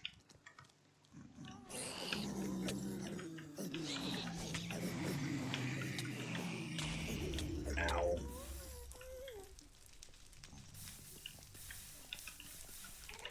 Problems here in the red abyss are multiplying.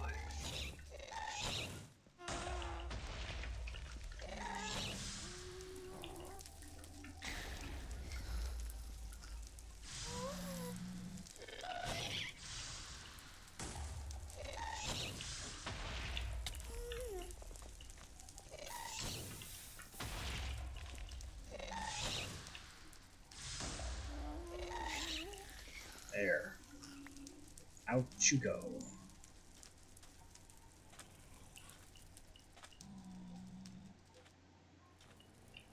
They didn't have to drop any gas tiers, did they? Kind of far away to tell.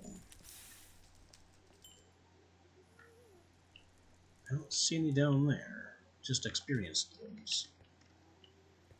The other one we killed at quite the distance.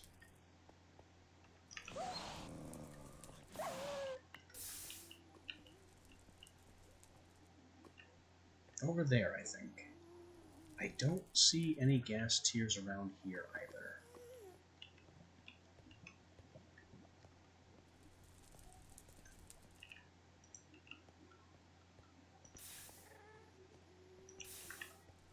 So we're basically still right where we started. Looking for the path I cut to that other nether fortress. With a bunch of angry zombie pigmen. Oh, somewhere. At least the ghasts are gone.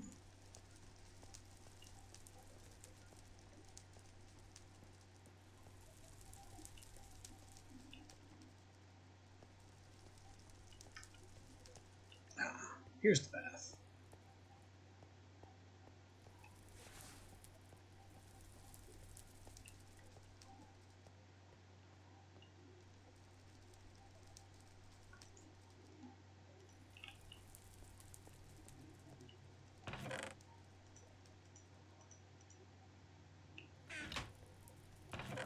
I'll take that too.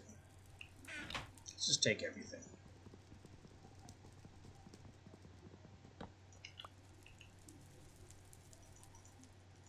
I don't know if any of this goes into a pack. It does. Good.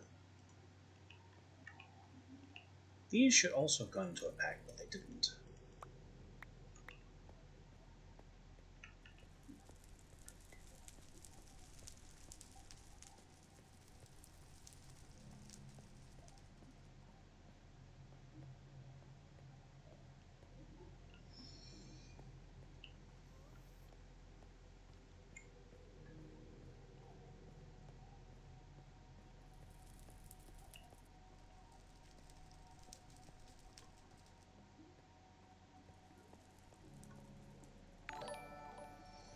Hey, welcome back. Thanks for the raid. Just digging around the nether. Looking for some wither skeletons. The eternal struggle. Minimap says there aren't any right now.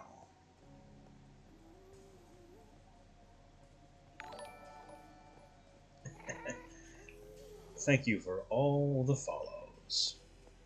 Yeah, I've got Ars Magica in here. I'm currently using a bound ice sword, which is honestly a waste of resources, but here we are.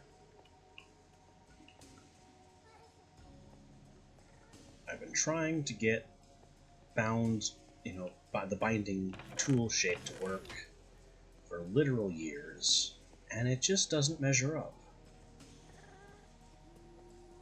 There's just something insulting about using a gold tool and a diamond tool to make the spell, and getting a weak gold tool out of the spell.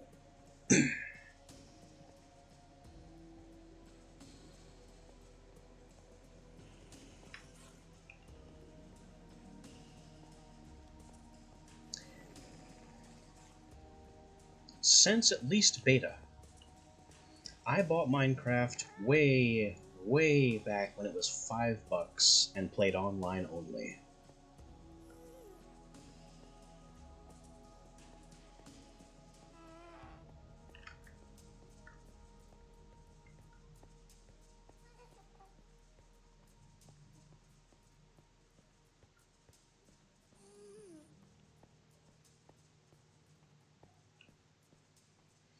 Yeah, I've been here a while. I remember when lava propagated. You place a block of lava and it would just automatically spread and spread and... Oh, is there a wither skeleton up here? There is. Exactly one. That's not worth using my luck potion for. Stab it.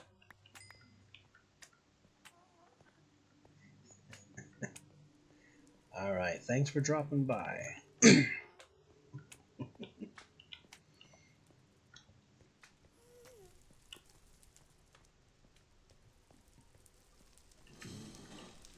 Oh, that's a lot of blazes.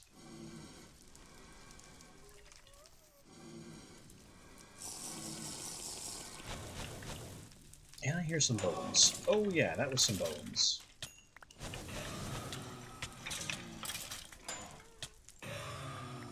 Well, time to go nuts and knife everything. It very much is. That's the reason I'm on 1710. We are back on Witchery.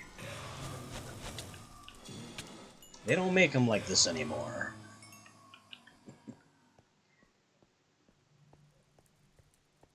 Not since Emanif retired.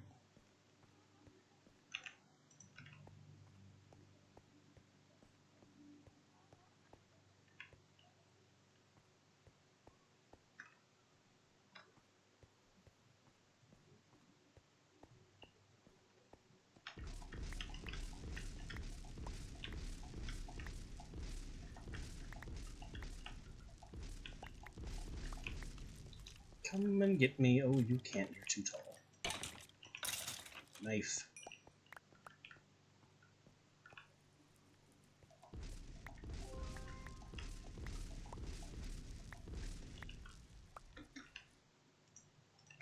I did not mean to grab that one.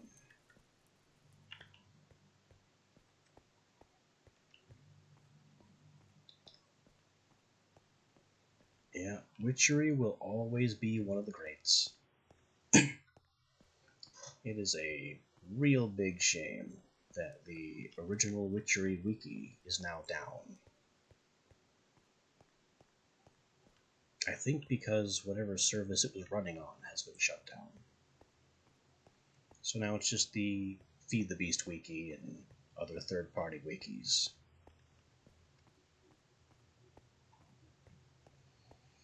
Which means that all the original pictures of how to do things like Witchery Advanced Mutations are gone.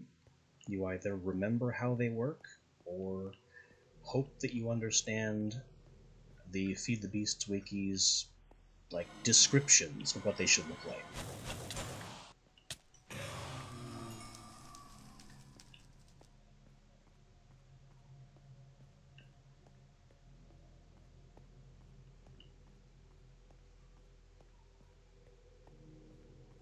But yeah, we are witching it up. I've got myself the Infusion of Otherware over there on the left. My Witch Hand allows me to teleport. That's my favorite one. Got our cauldron set up for brewing at home. One of the things that Emanif... I consider the Witchery brewing system one of Emanif's signatures. Nobody has ever done anything like it. Some have tried. There are a couple of mods that are attempting to revive what Witchery was, but they're still... I mean, they've been in development for literal years. Some of them at least 7 years. And they're still nowhere close.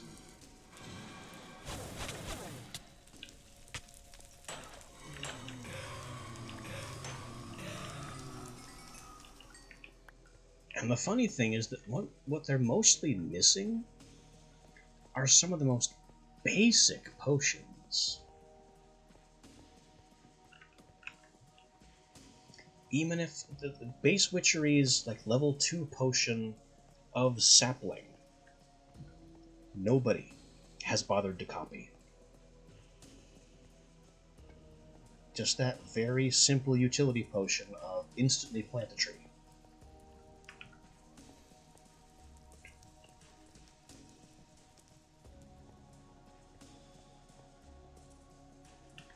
I see another wither skeleton on the minimap.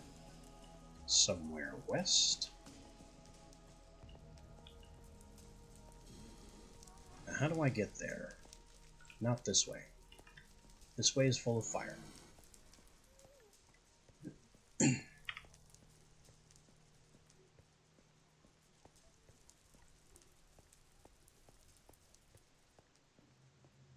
This way is also full of fire.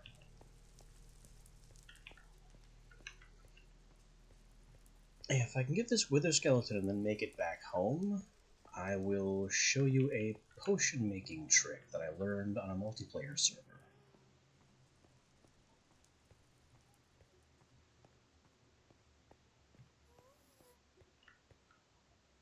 How do I get over there? Lost in the fortress and never bothered to place any markers. This one's definitely on me.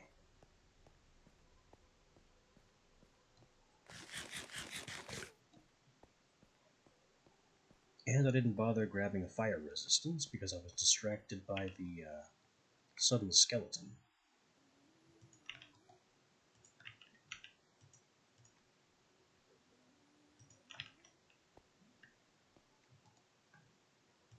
Grab this. We will set it to another rack and then have it fail.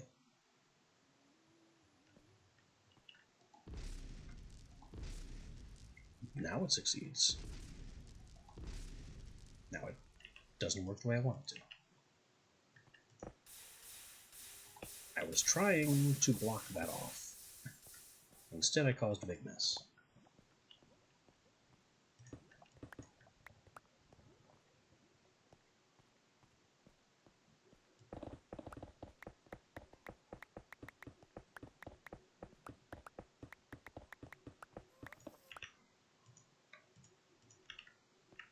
Anyway, does the place block spell work now? Yes.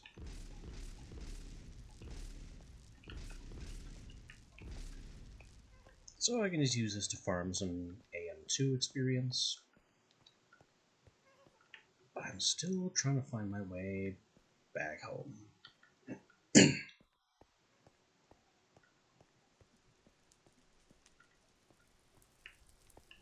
These paths just go to blazes, so I must have to go this way. Weird to have to go east to get west again.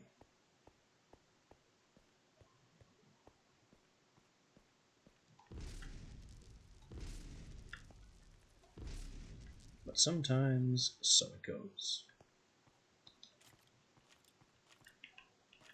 My luck has not yet run out. Hooray, a skull.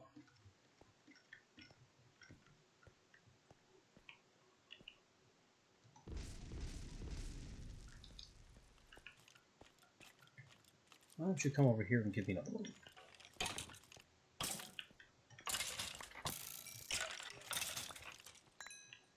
He did not give me a second one. That's fine.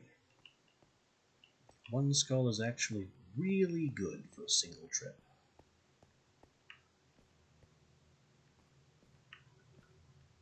We're still lost, though.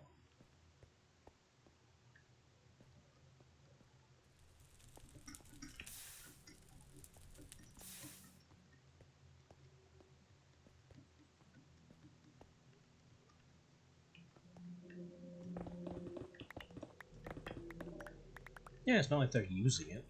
It's completely empty.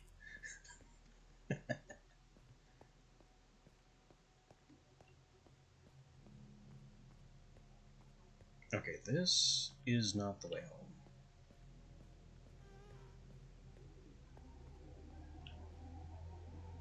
Not even a little bit.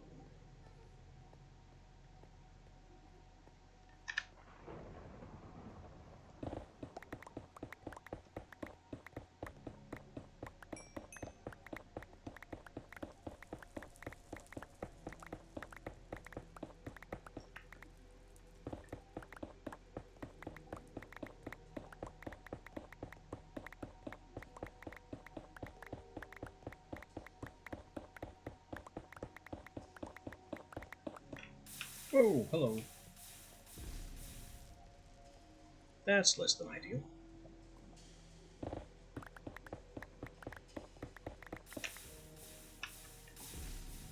Yes.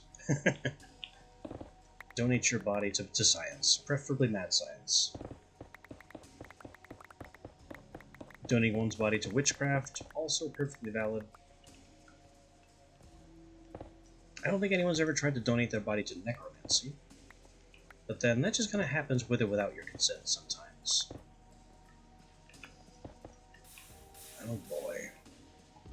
The fire here is getting very obnoxious. It's everywhere.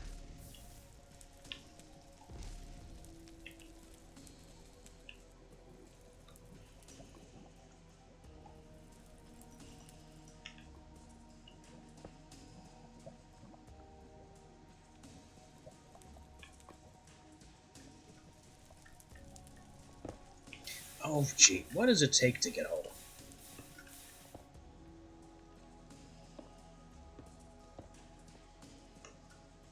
Have I hit a lava lake? Is that what's going on?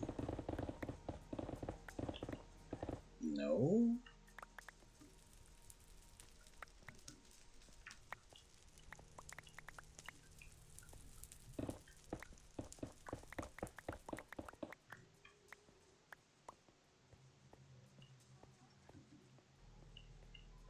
Yeah, there aren't exactly class protections, and the dues are an arm and a leg.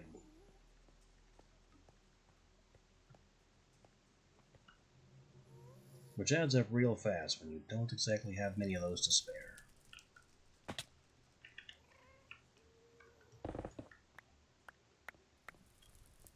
Ah, we've arrived.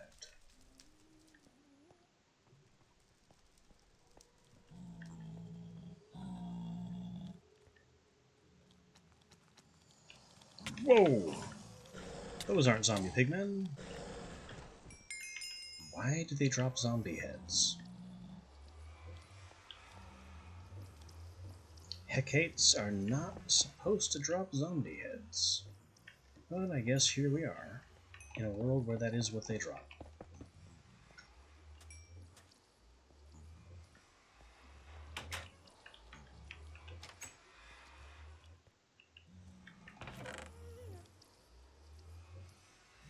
I had the fire resist potion the whole time. Completely forgot about it.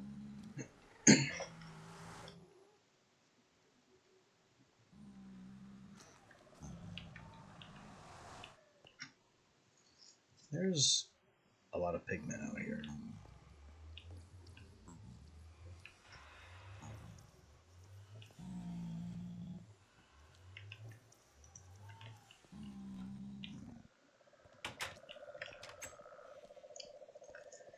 This is sadly true, and probably why there are so few human protections. Nobody has the wherewithal to form one.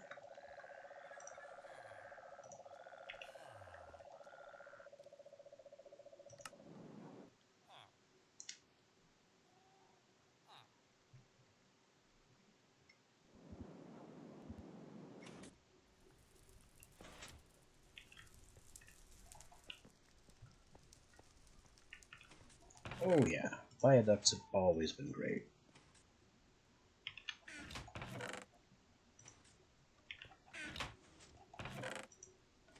They can be a little bit expensive to get off the ground, but they're a lot of fun.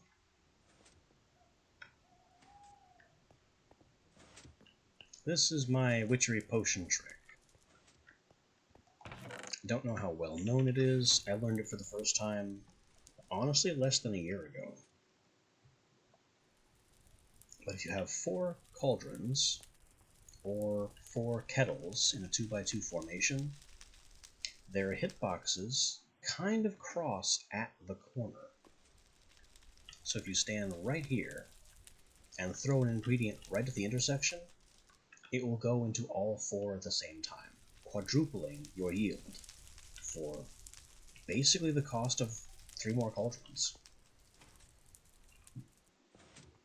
It works for kettle recipes too.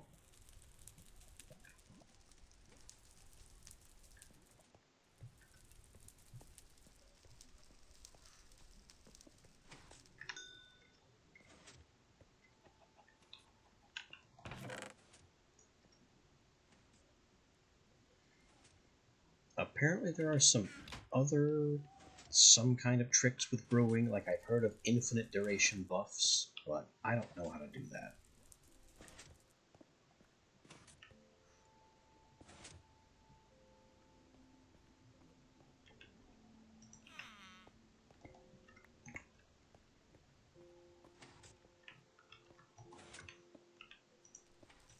We got our packs emptied out.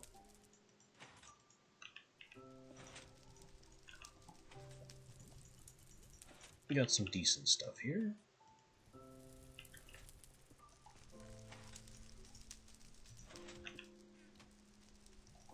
Whatever can auto-deposit can be auto-deposited, which is honestly almost everything. And the horse armor we pulverize. Thermal expansion. I think this is thermal expansion version 2.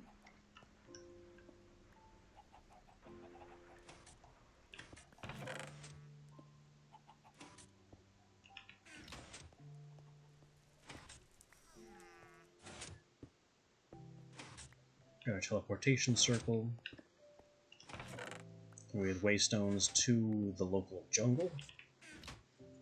Just because it's a long way away.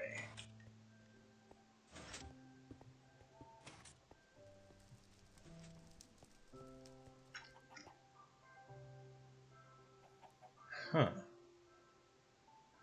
I did not know my death protection poppet had been consumed. When did that happen? I don't remember almost dying. But I guess we were saved.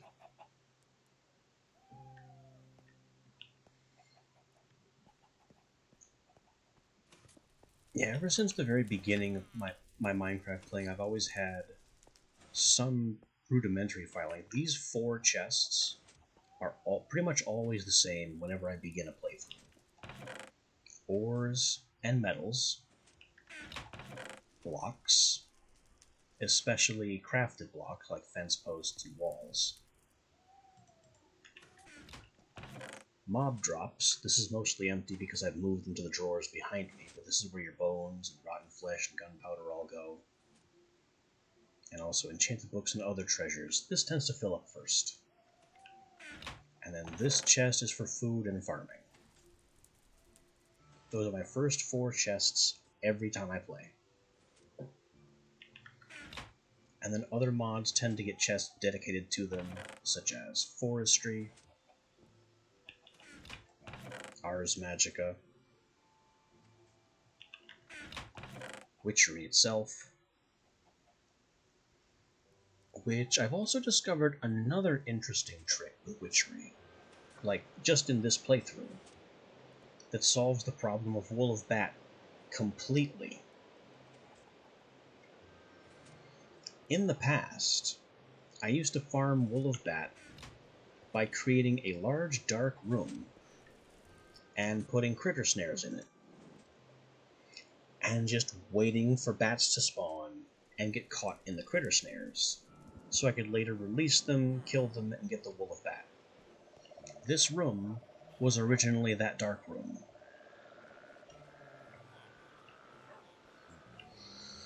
But what I learned is that there's a potion you can make that creates just tons of bats.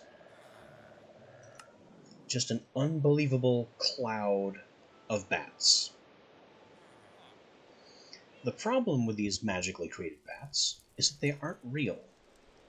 Witchery has them flagged as temporary, they disappear after a short duration, and they don't drop anything when you kill them. The sneaky way to get around this is with critter snares.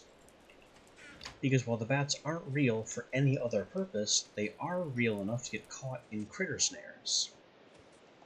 And a bat in a critter snare is now a real bat, because there's no NBT data for it's a fake bat. So if you have a room, a potion of bats, and a bunch of critter snares on the floor, you can create tons of bats and then constantly free them from the critter snare.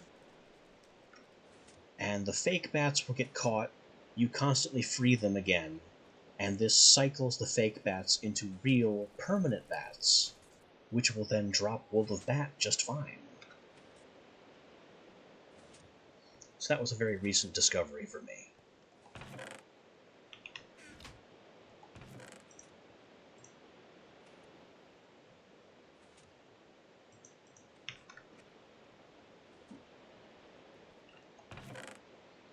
I think I could use some kind of witchery attack-based potion. I'm not really sure what I want to do with it yet. Just because I want to try it out on one of the Ars Magica Guardians. Yeah, here's the Bat Burst. I used these to farm my Wool of Bat that I currently have. Splash Brew of Fertilized, also an amazing potion, if you like grass.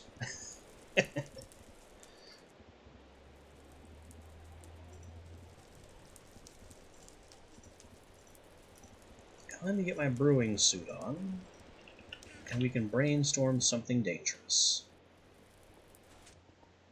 Preferably somewhere quiet.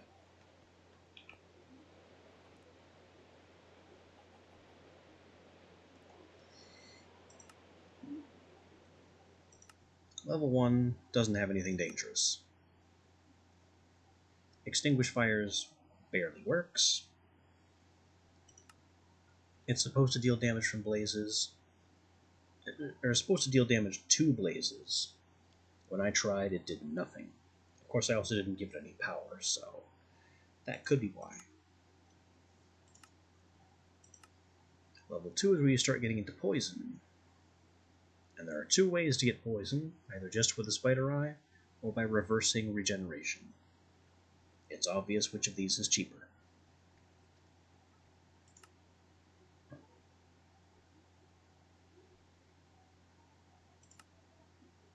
Damage boost, weakness, harm, which of course is useless against undead.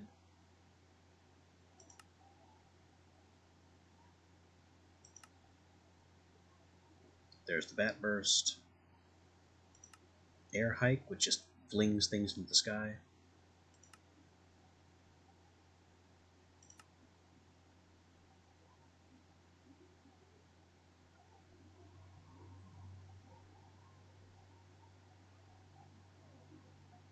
I could try a ridiculous fire-based potion.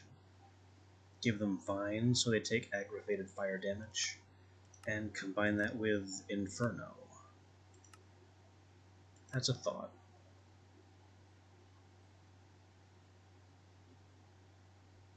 An Undead Bane gas could be something as well. Gas potions are just plain scary.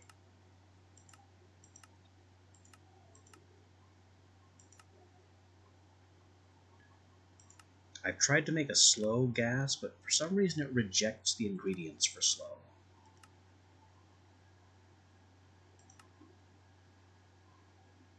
If we go up to 4, we get Flames, which just throws fire everywhere. It's actually kind of dramatic, but it doesn't do what you'd expect. Instead of just causing flames like an Ignite spell or Flint and Steel, it causes these little fire bubbles to splash outwards. And the higher the power, the more times this splash repeats. So it's a little random, and it's not guaranteed to set anything on fire in terms of creatures, because it can miss.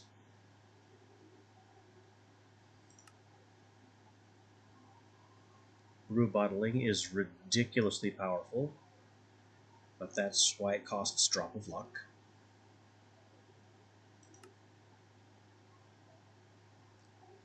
Between the 4 cauldron setup and my current brewing level, I don't think I need this. Unless I'm making something stupidly expensive.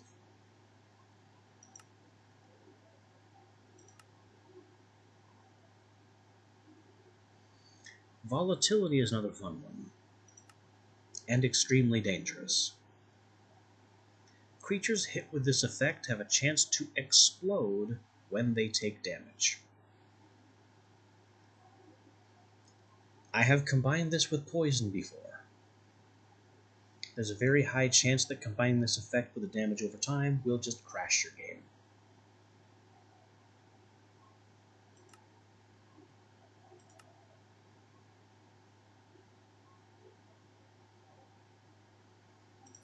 Raise Dead just creates a bunch of undead.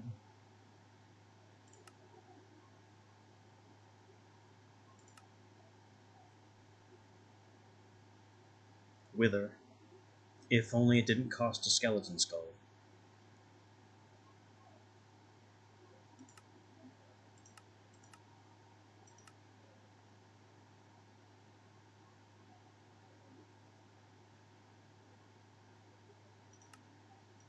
Poison Toad is weird.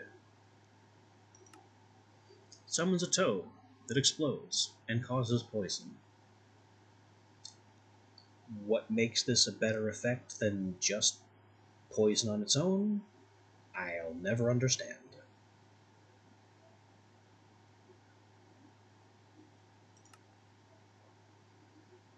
And Blast is just an explosive grenade. Yeah, I suppose it is pretty funny.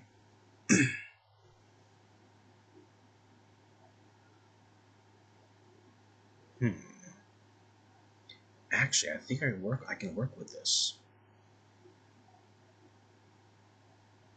Oh god. Yeah, my head is working now. Alright, Blast, level 5. To get to level 5, I need 1, 2, 3, 4, 5. Mandrake, Netherwort, Tear. Let's get cooking.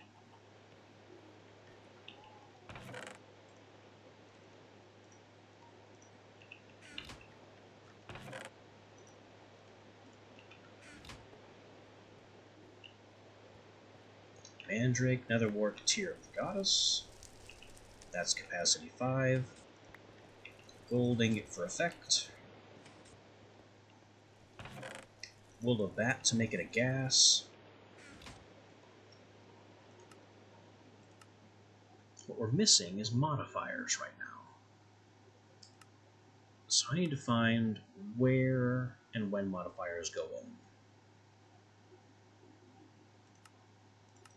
That's a capacity, modifiers immediately after. Then it's power, duration, effect. Okay, I don't use modifiers very often, so I had to check. I want to skip block effects and see if this means the Blast Potion will not do block damage.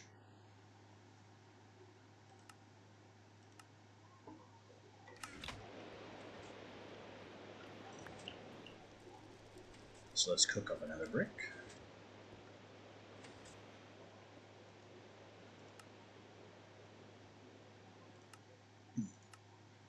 Power.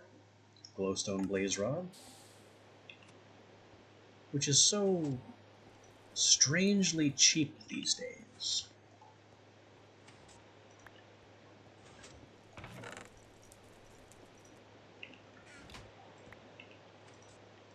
Glowstone Blaze Rod. I don't need duration because explosions are immediate. So we now have the recipe for basically a grenade that hopefully doesn't do blast damage, but I'm not sure. The next step. Dispersal.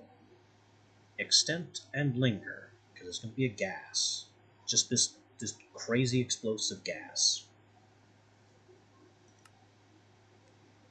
We have all... I've done Undead Bane before, but this is already exploding, and that'll make capacity really high. We're already at 5. Adding Undead Bane... I think that's down here on 2, maybe?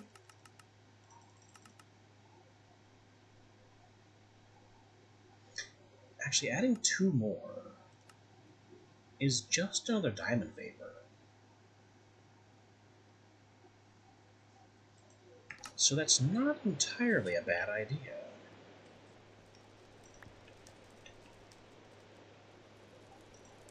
We'll just squeeze this in here. Then we have skipping block effects for the blast.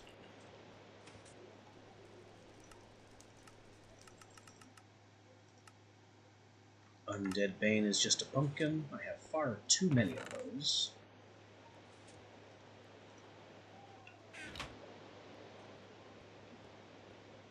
We'll give it a little bit of power again.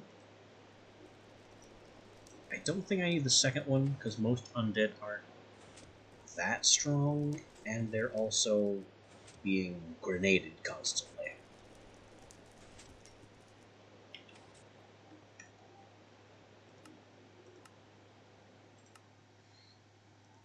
Extent Wood Ash, Cocoa, Wispy Cotton for maximum coverage.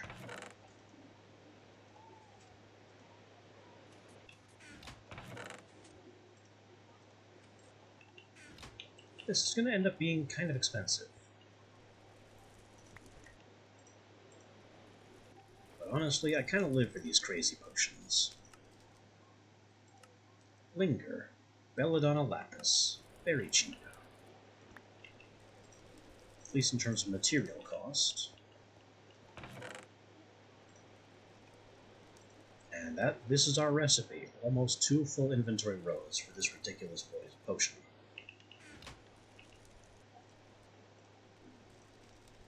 Put my brewing clothes on for chances of bonus brews. Get my bottles ready. We need more bottles.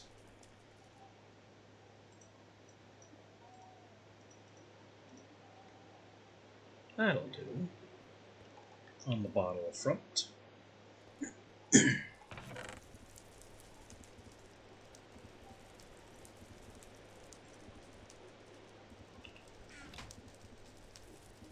And with 20,000 altar power, let's see how much of this we can bottle.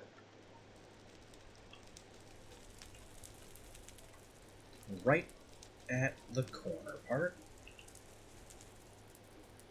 Capacity 1, 3, 5, 7. Skip block effects. Power level 1, 2, 3, blast. Power level 2, Undead Bane.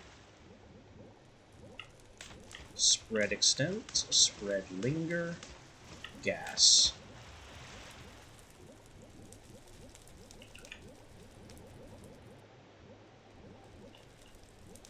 Do I want it this color? I don't think a funky cyan color is very fitting.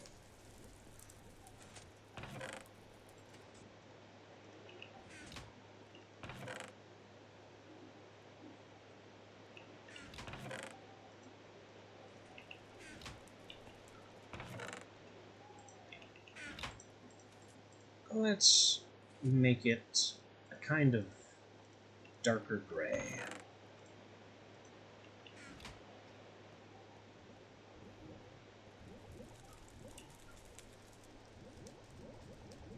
Sneak right up on this intersection again. That's a better color for our strange death gas.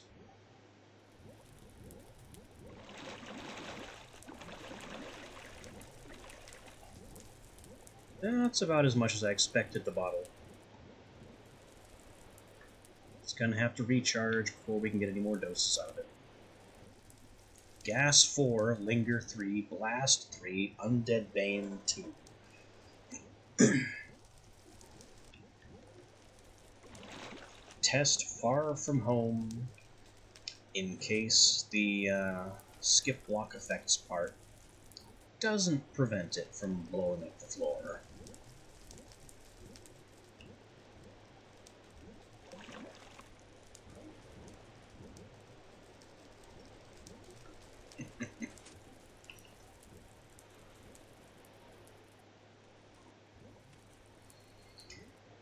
Yeah, people fear the tag locks and the curses, but a witch with potion grenades is really the scariest thing on the field.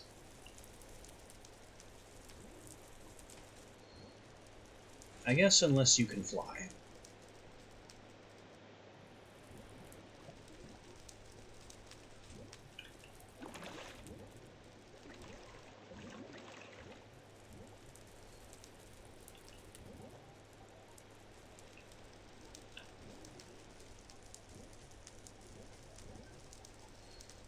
Pentacle is doing work, helping our altar recharge more quickly.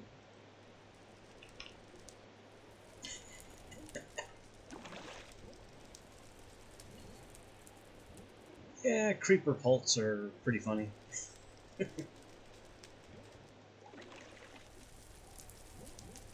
Raise some undead, air hike some skeletons into the air.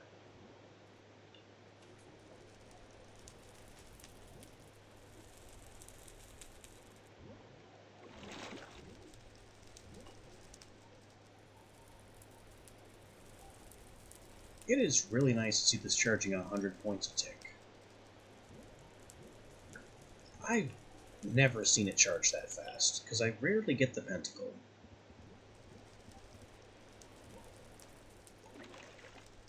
Hobgoblins are just that problematic to deal with.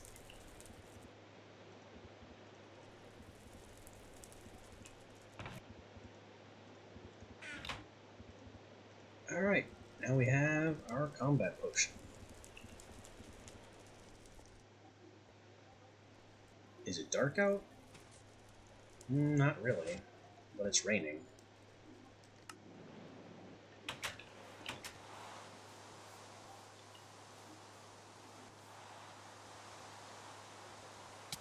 Ow.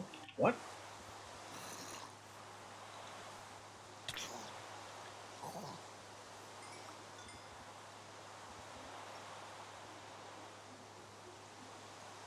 Don't know how he got there. But here we are, apparently.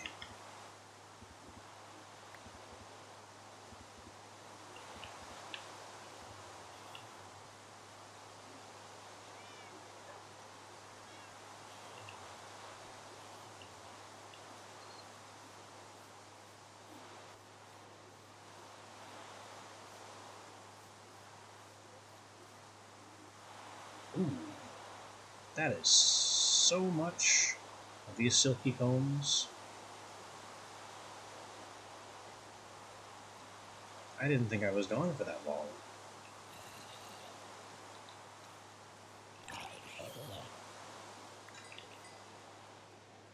Apparently I was gone for a really, really long time. It must be the poppet shelf, which counts as a small chunk loader, keeping these hives running while I'm away. Well, this is running incredibly well. And it hasn't even broken the first fishing rod yet.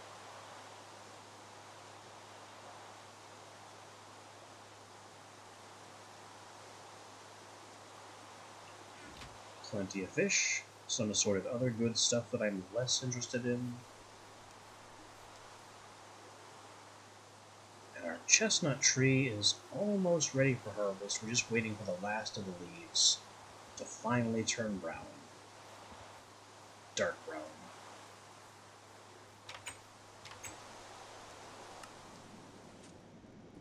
That chestnut tree's been maturing for, I think, almost a week now.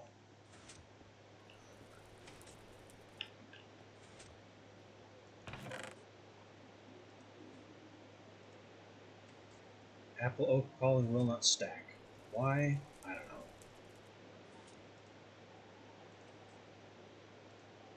That one does. So why doesn't this one? Some of those trees must be crossbreeding, and they don't need to be.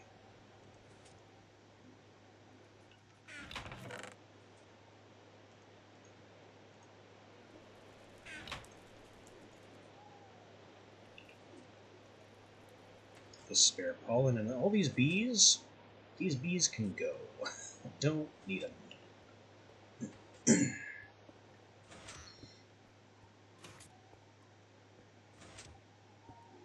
We might be at the point where these centrifuges can use hoppers. Because my comb inputs are getting out of hand.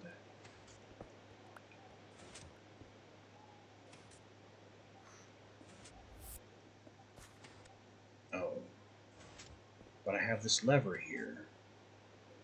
So I can't put a hopper on this one because the lever will lock the hopper.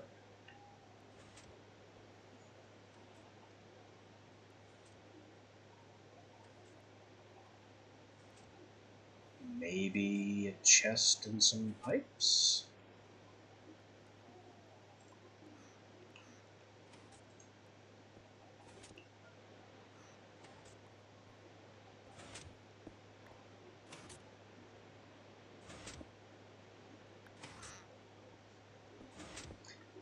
I don't know. We're just at the point where centrifuges, we need more of them.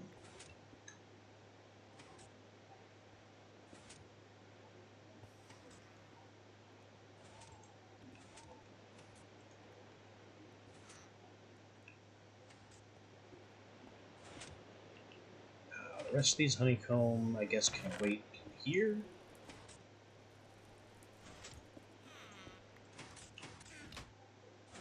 Oh, that's a fair point. I just have to hop up here and grab them from both from behind.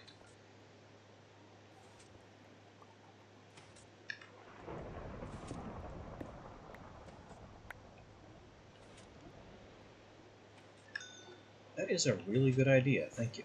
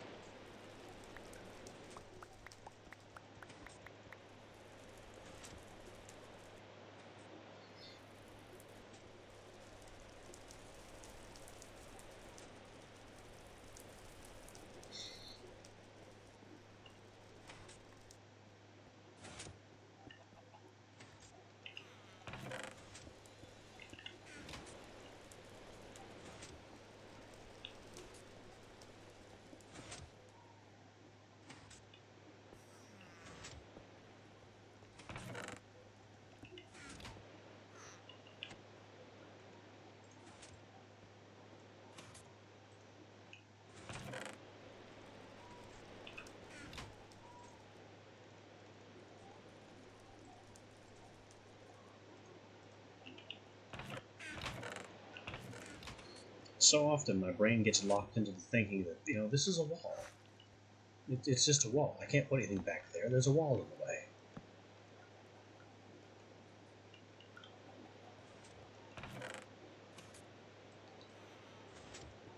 But this is Minecraft. Walls are merely suggestions.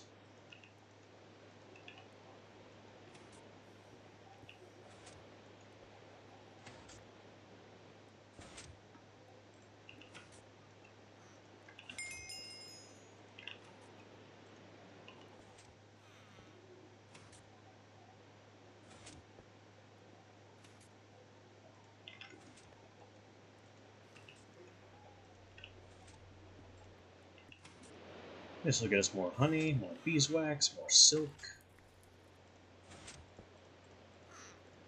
More silk gets us more backpack upgrades.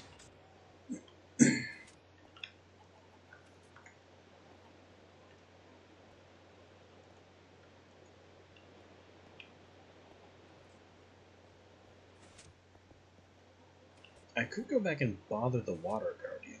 I mean, it is raining.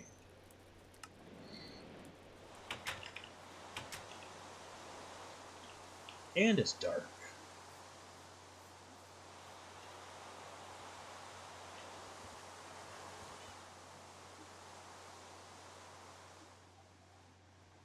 Pilot to bombardier. Pilot to bombardier. Target spotted.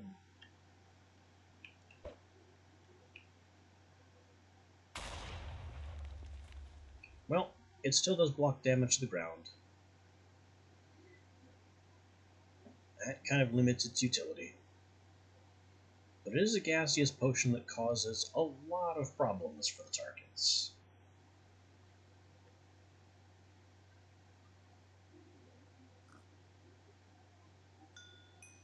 Just collect my XP and stay out of that gas.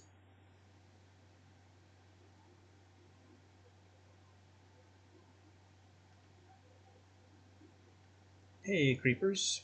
Have some poetic justice.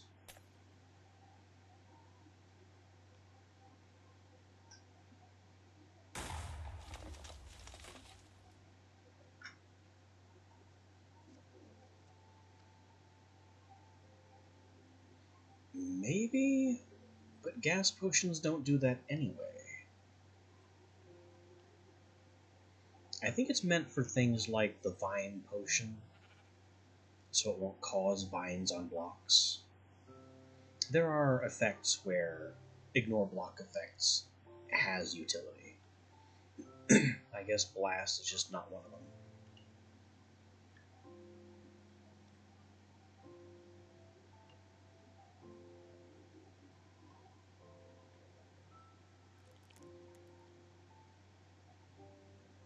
It's still a hilarious potion.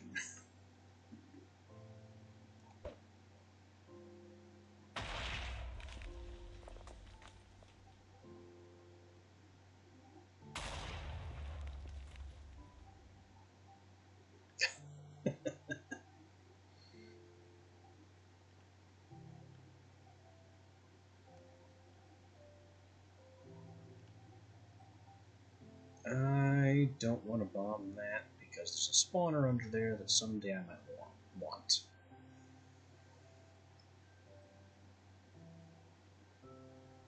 Hello, pigs. Bombs away.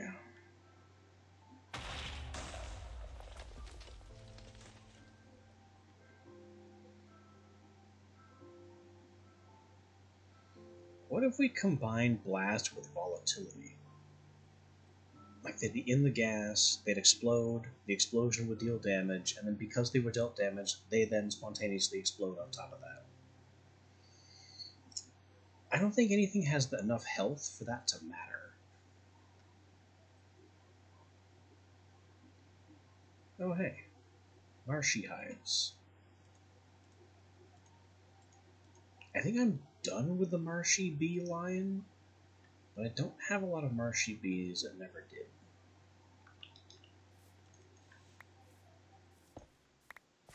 Oh, you're a witch. You're a coven witch. Glad I didn't stab you. What do you want? I must perform many curses. So she wants redstone soup, I believe, because I think that's a component in every curse.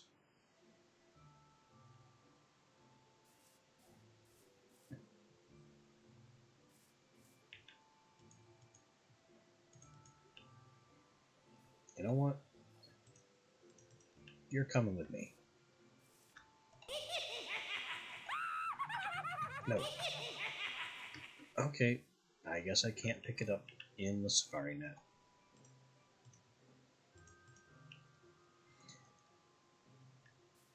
So now I'm going to have to remember which witch this is.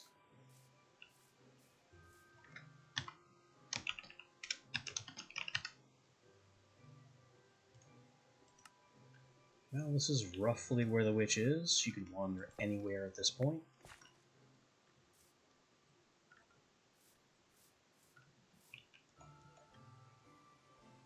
Maybe I have some redstone soup at home already.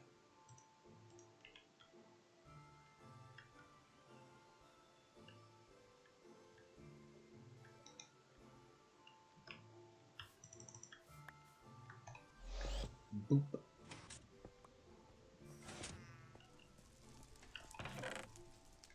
We do have soup.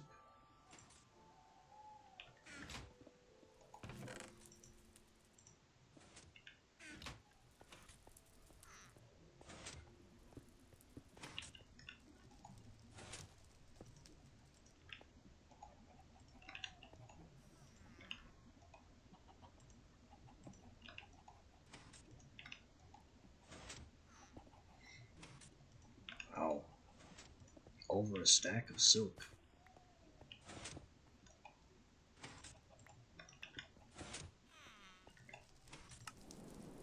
Our formerly jungle bees are doing their jobs.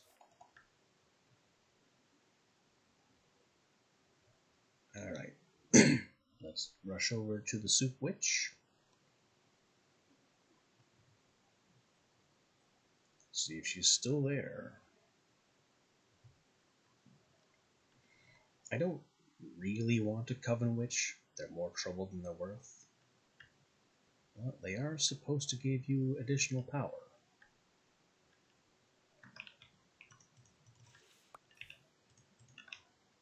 Here, I brought what you wanted. Yes, I have. It's right here.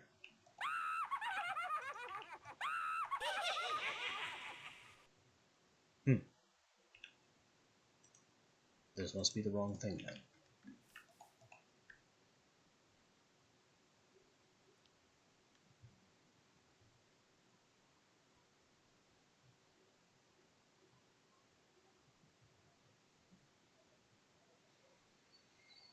Okay, so it's she must perform many curses.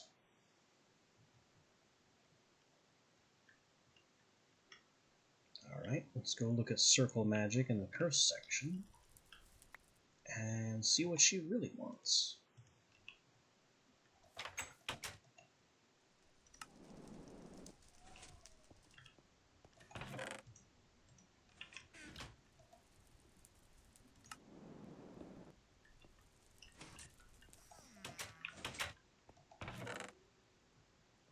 Where is my circle magic book?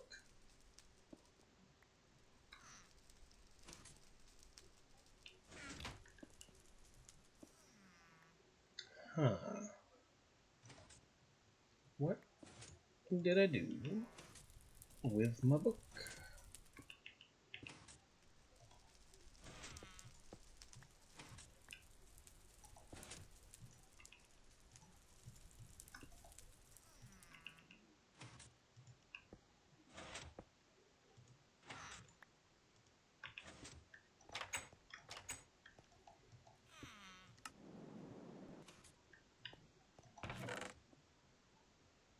Not here.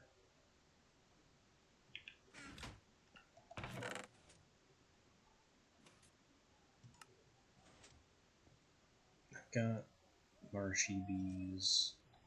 That one didn't even stack. I guess these will go in the spare princess section.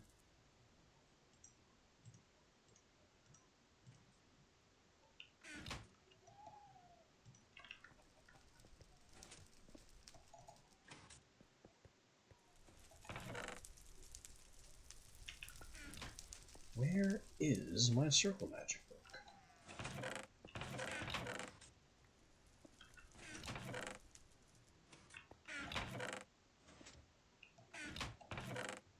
I can't imagine where I could have hidden it from myself.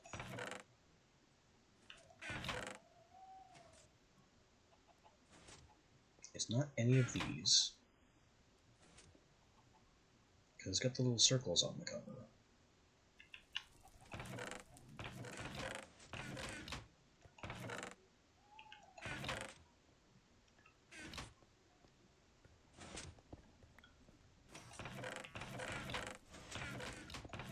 We didn't even interact with these chests today.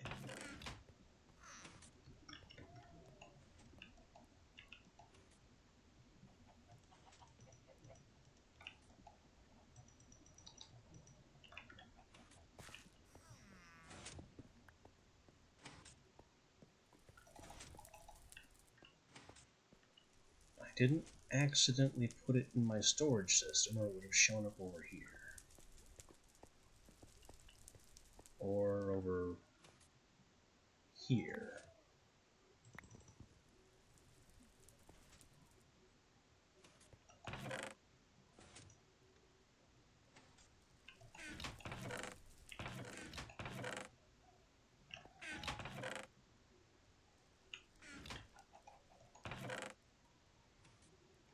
What's all this here for? It's supposed to be in storage.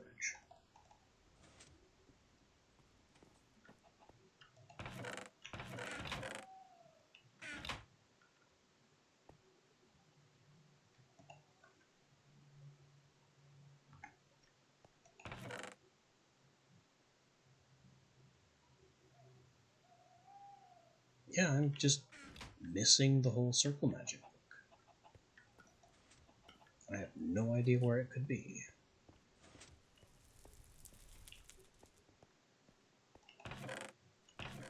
I mean, I could easily replace it. But now I'm just annoyed that it's gone.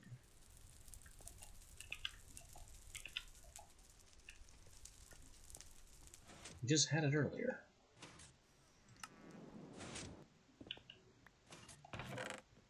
Why are you here? I guess I just assumed that was the correct chest because it's on the correct level. Okay, many curses.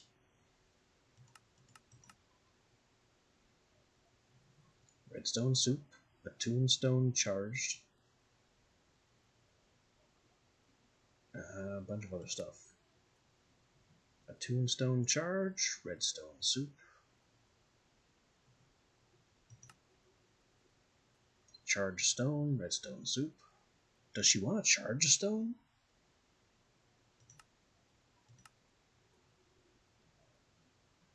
Maybe she wants a tag lock kit.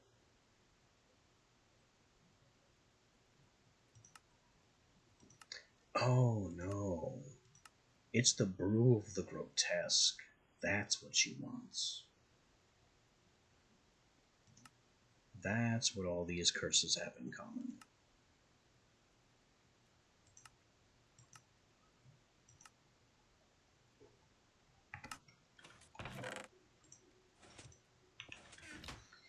Okay. Mystery solved.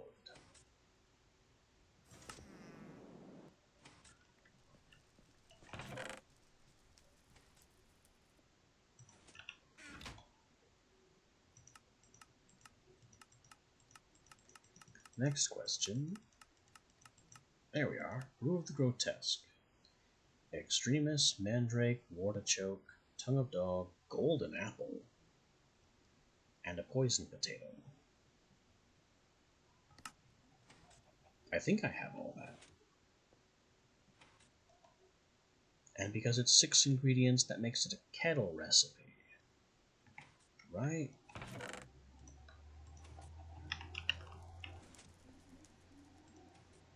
Very much so. And this is much easier to read. So, extremis, tongue, mandrake root. Let's get these out of the way.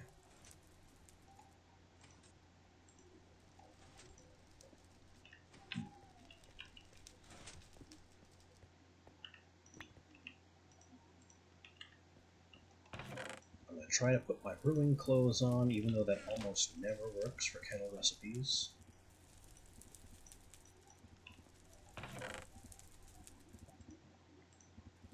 Bottles at the ready. Then it's gold apple, wartichoke, poison potato.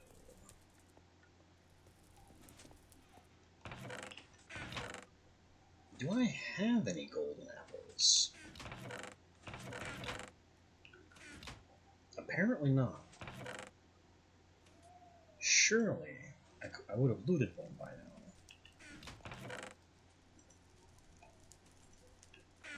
Turns out no. Alright, mate. See you next time. Thanks for coming by.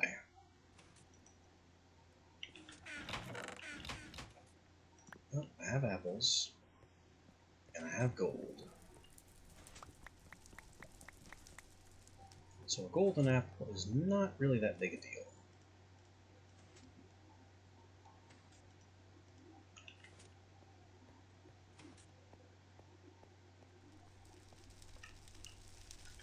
And there we go.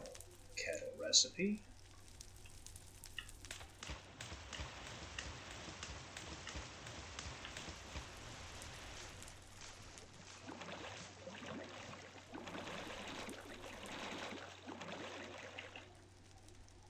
Oh, it did multiply. It's not like the cauldron where you don't we don't use additional bottles per dose. There's a chance that you will bottle once and get more than one.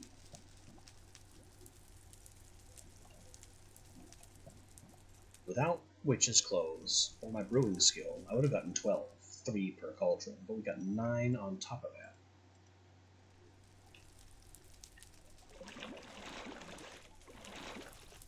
Pretty good.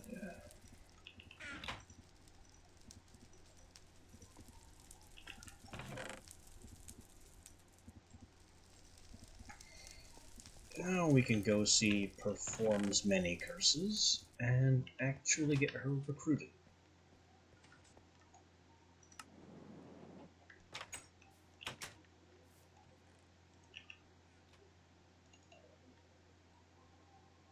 Because she didn't want redstone soup after all.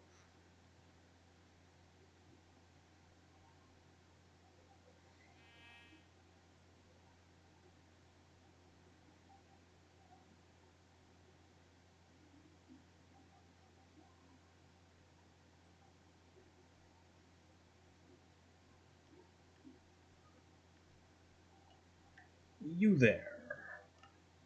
You have brought what you demand. It's this, right here.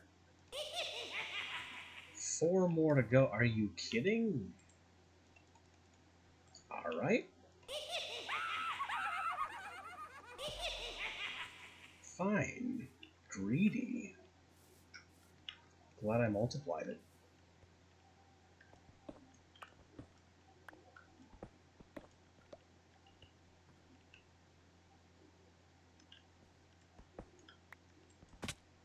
Ow.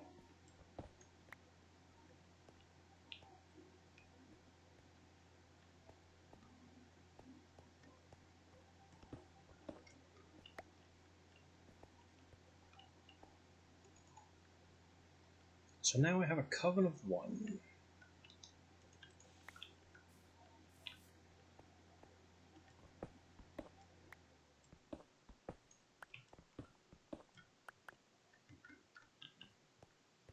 And I remember seeing a second witch. Right over here. If we're lucky, she wants the same thing, but that's highly unlikely.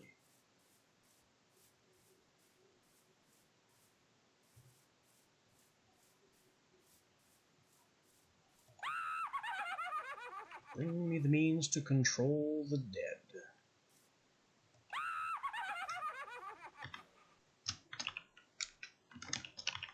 That is definitely a necromantic stone.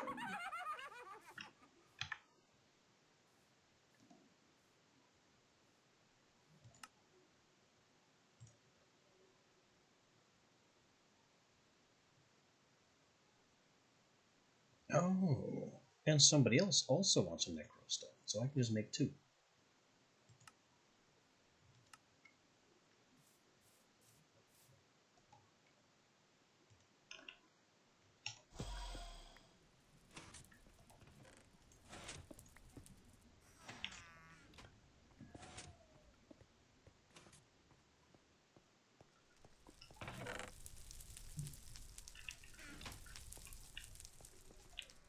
The witches are kind of giving me an easy time of it.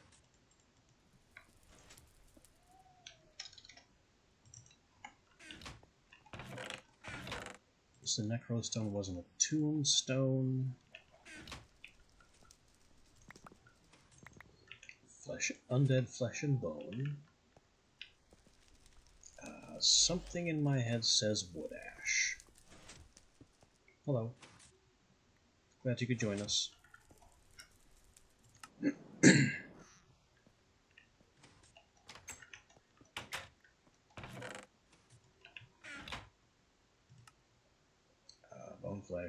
Ash, Iron Sword, Spectral Dust. Spectral Dust.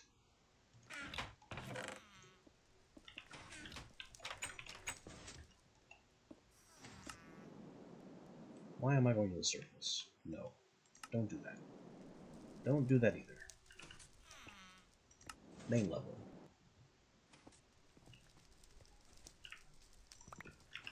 Ash.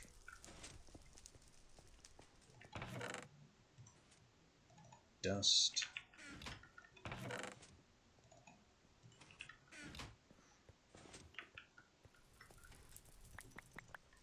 Iron Swords.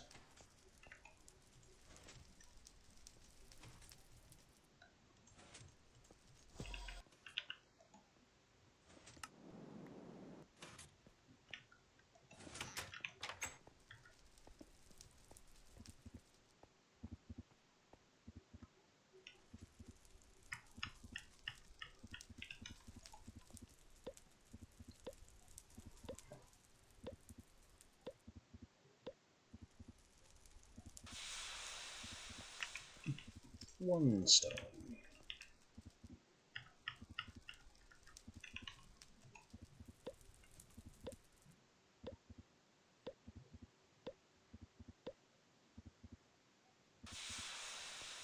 Two stones. Ah, ah, ah.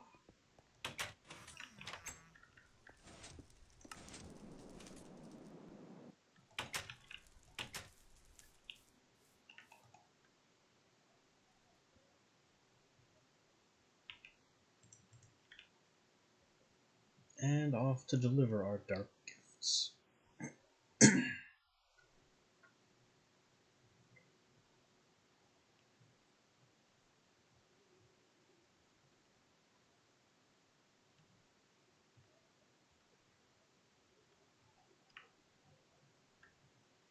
Here you are. And the other one.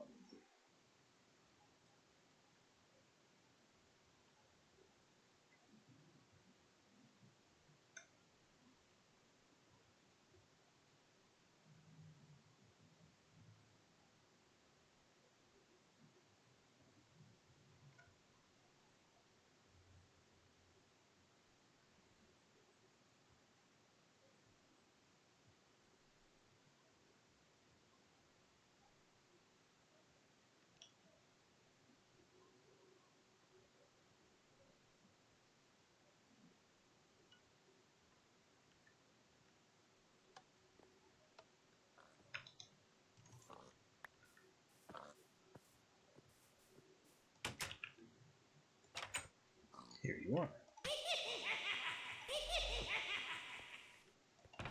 I had never actually accepted.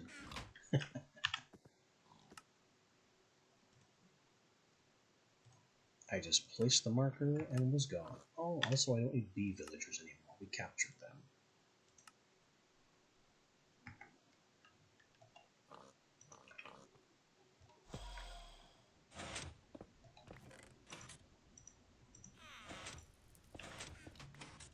So now I have a coven of 3.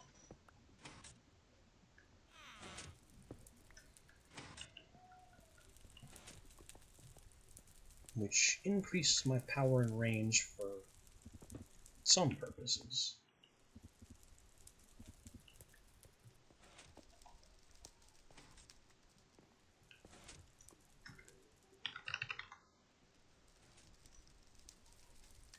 You can also stand to make some happenstance oil. Happenstance oil has a couple of purposes.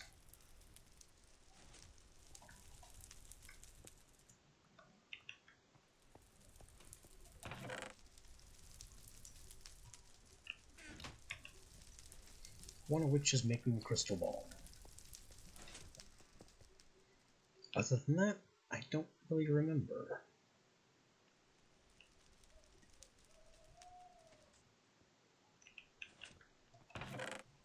But the oil itself is redstone soup, golden carrot,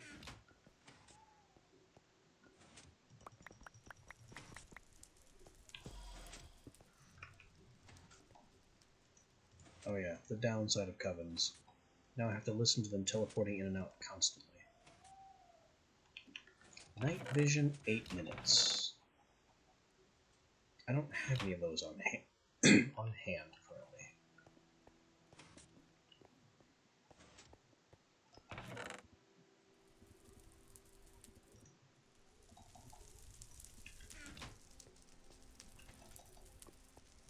Which is another golden carrot.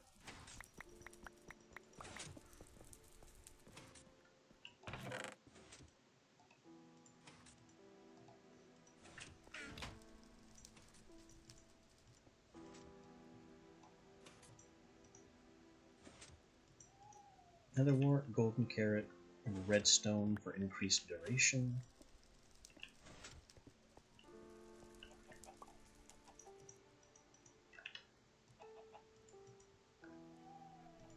And that's that. Then it's a spider eye, an eye of ender, and mandrake.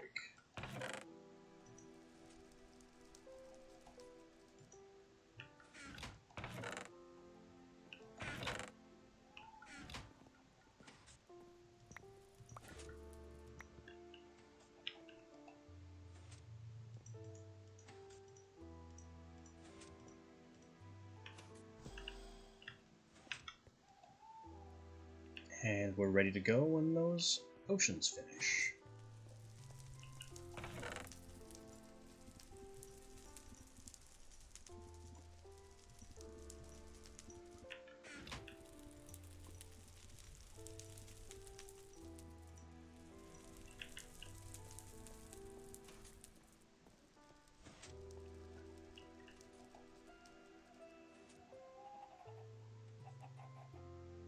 Bingo.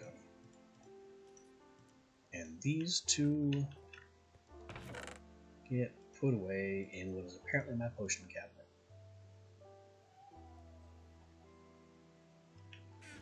I'm also going to need some regeneration potions at some point, so I can make a ritual to regenerate my magic power.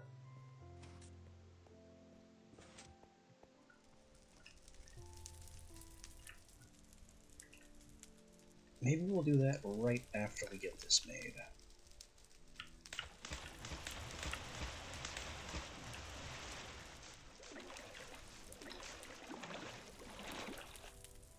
That was not multiplied by our witching garb. That recipe is supposed to only make one. But with the quadruple kettle cheat, we get 4.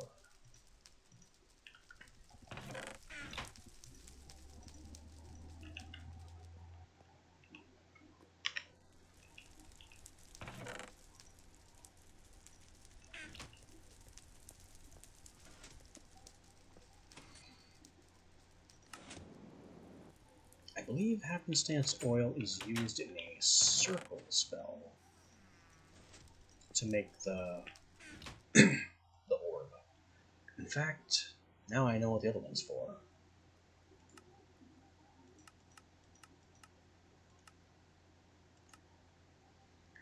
Rite of Infusion, Crystal Ball.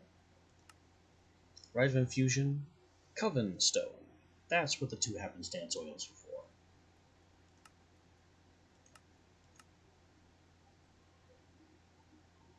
I could also do some demon nonsense and make mirrors. That gets really dangerous.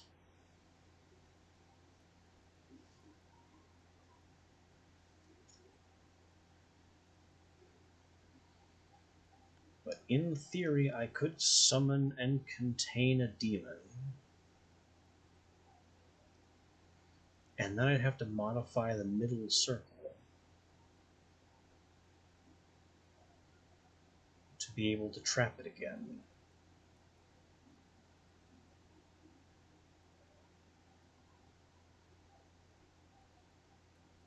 Apart from the demon, this is a very cheap recipe.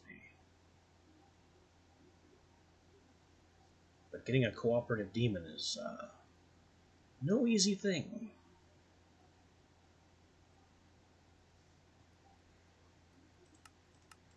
Anyway, let me worry about the happenstance oil. That's 2 quartz spheres, 1 gold ingot, and 1 obsidian.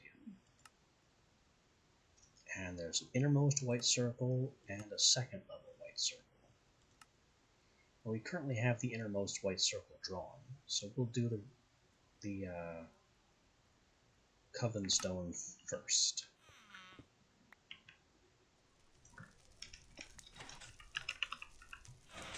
I need 2 quartz spheres. That's a lot of quartz.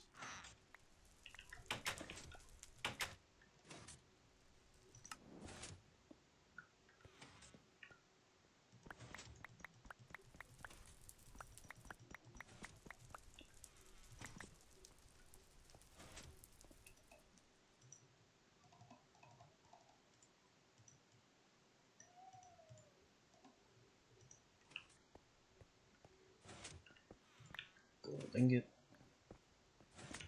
obsidian,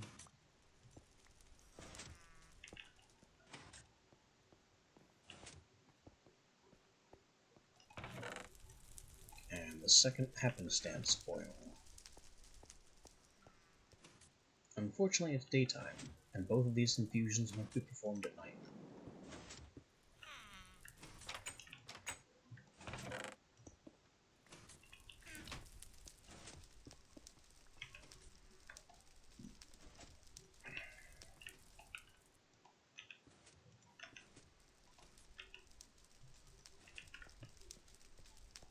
Well, we're ready for the first one, whenever nightfall happens.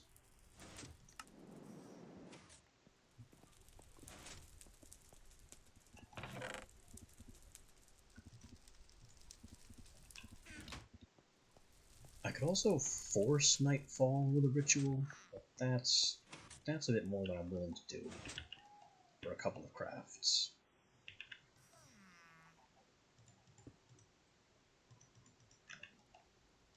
The night will come when it's darn good and ready.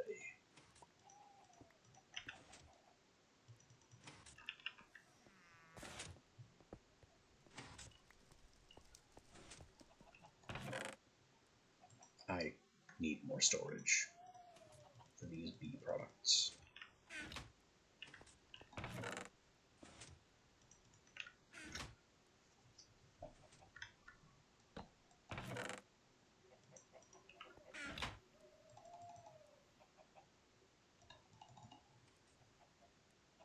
There. That was easy.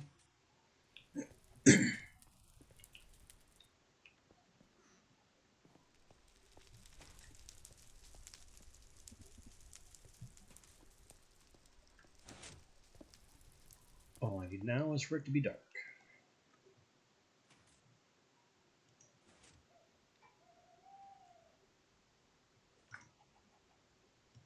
I could also mess around with the branch.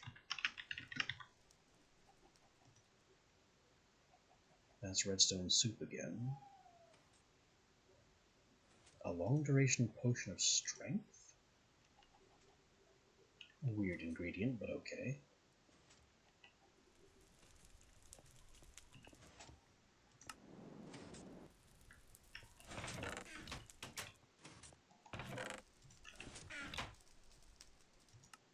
I do need to get this infusion ritual going.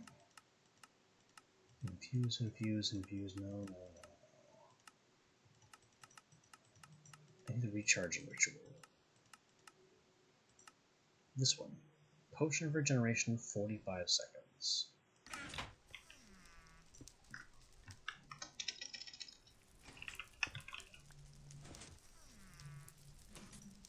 So that's just a very basic potion of regeneration. Okay, simple enough.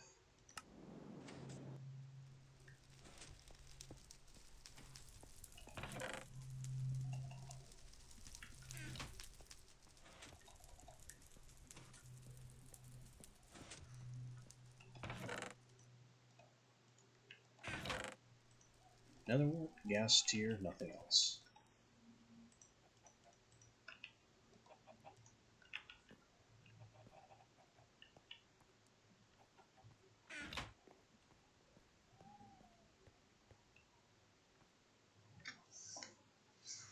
do want another space for that.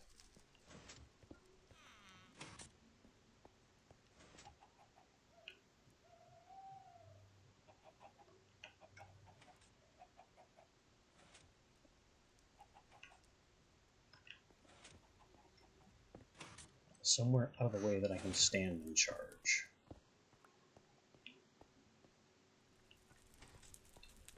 But it has to be close enough to the altar to pull altar power.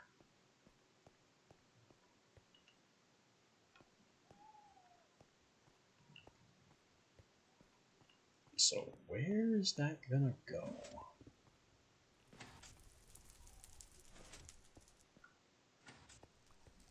I've got my whole tube thing going on here.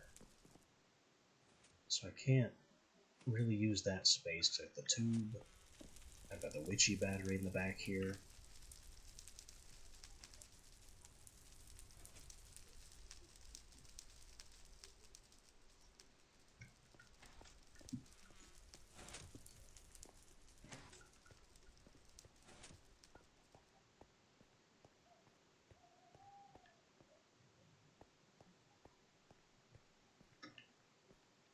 I don't want to have to walk too far for it.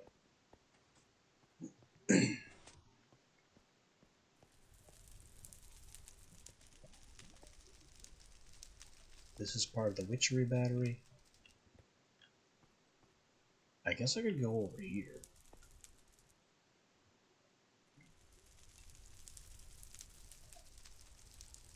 Seven by 7 and 11 by 11.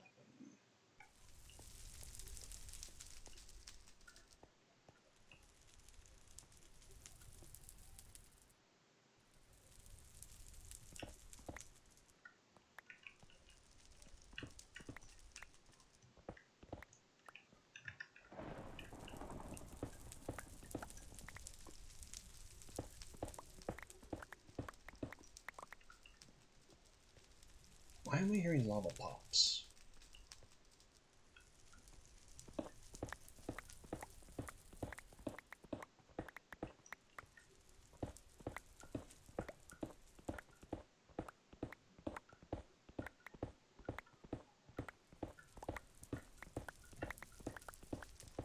Alright, time to drill another ritual.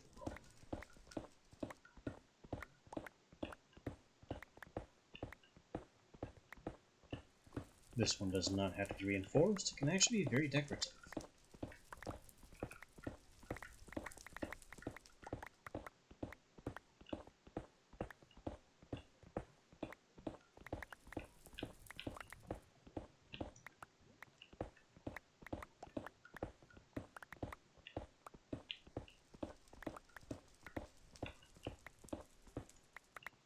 I really should have had my my digging bags equipped.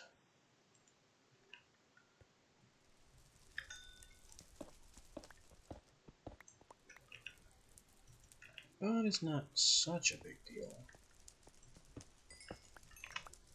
The big deal is that I can't see. There we go. And get some lights on it.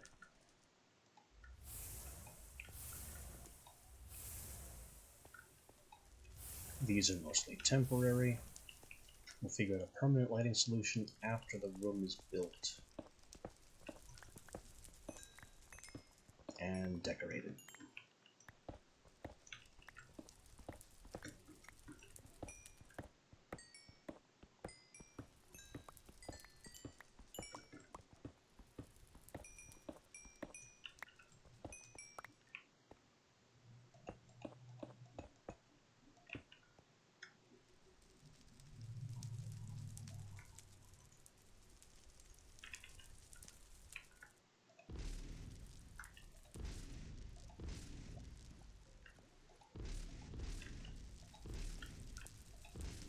Get some free magic XP by using our spell to lock in where the coal used to be. It's a little awkward.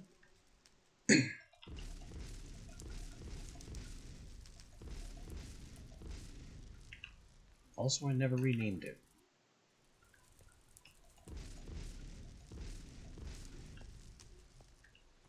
just let it keep its default name. We did very poorly at naming our two most recent spells.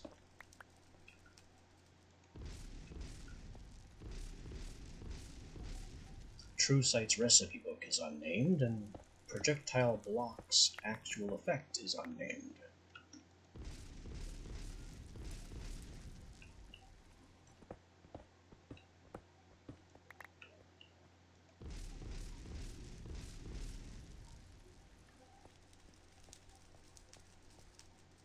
Okay, so this is going to be our circle of magic power regeneration.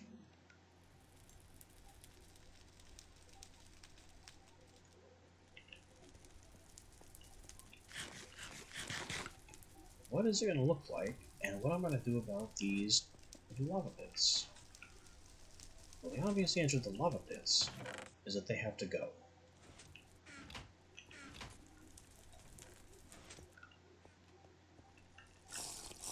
These little lava pits are no longer necessary.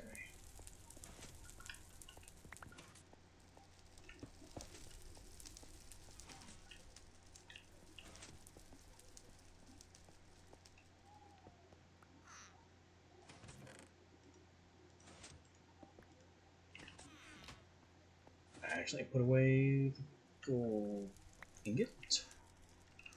Is it dark? Also, no. We may have spent too long doing things and missed the darkness.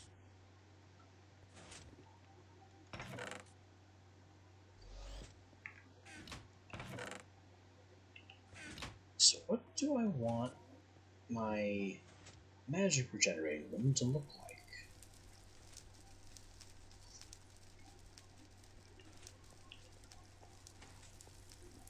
Maybe now is a good time to start using some of the apatite blocks. Because they do look kinda cool.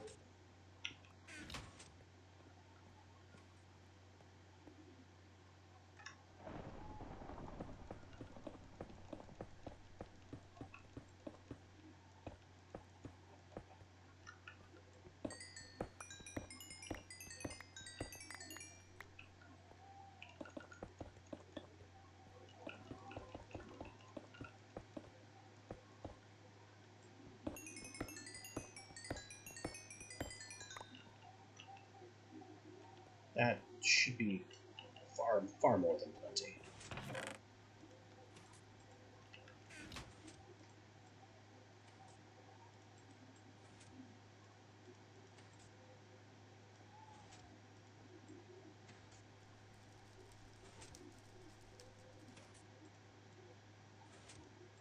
And then again, perhaps not.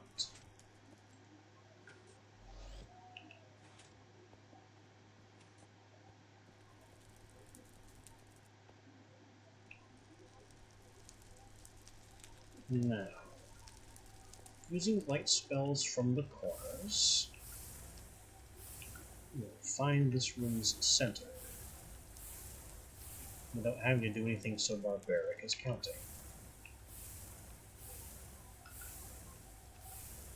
Here we are.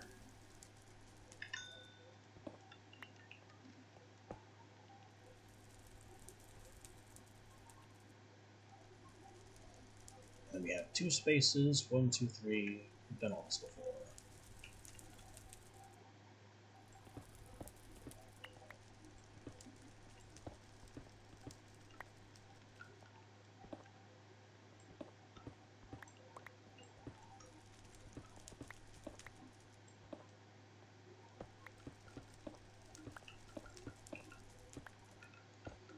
These blocks are really bright blue. It's almost cartoonish, or maybe Legend of Zelda. And the final ring is 5 and 2 diagonal spaces.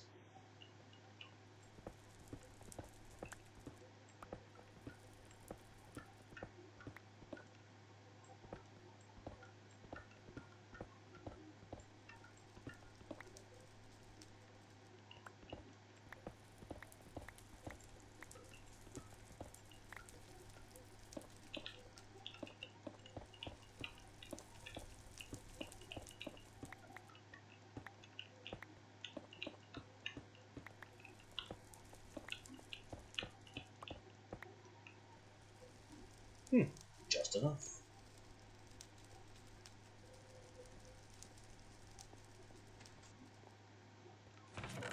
Our next step is finding an appropriate block for the negative space. Also, it's dark. So we can put this whole thing on a hold for a minute.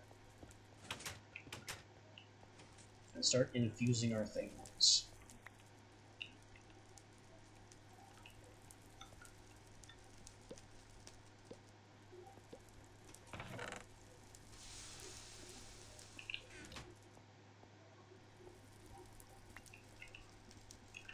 Now we break the inner circle and turn the middle circle white.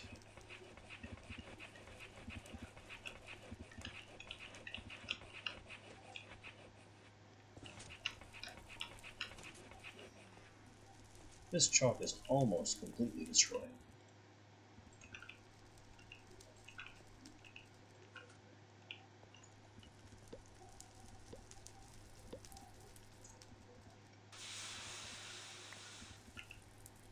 And there we go.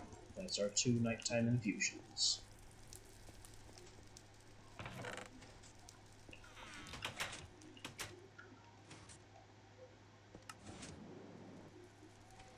Back to business.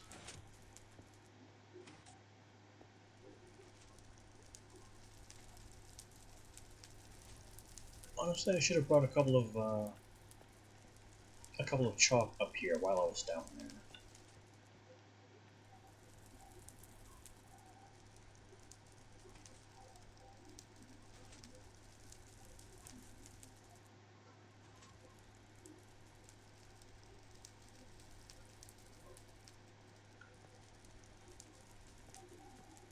You know, I'd be happy making it of dirt, and then placing grass blocks to help the grass grow. That would be an interesting contrast.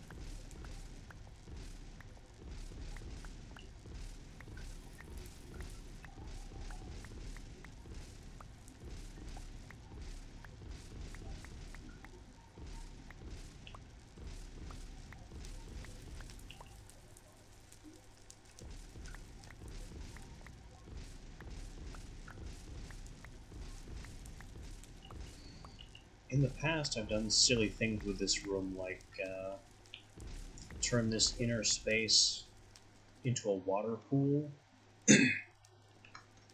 with lily pads to walk on, and then have just a waterfall dripping into it. It was a cool effect at the time.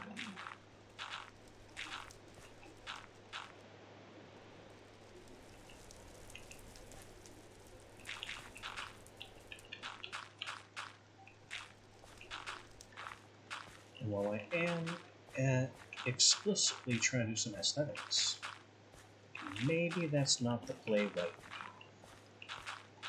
Actually, you know what? It certainly could be. I'm going another block down.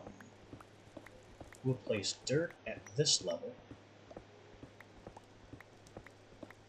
to kind of take away the stone, because the stone ruins the illusion.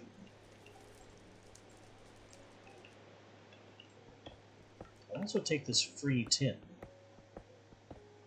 Very nice to have.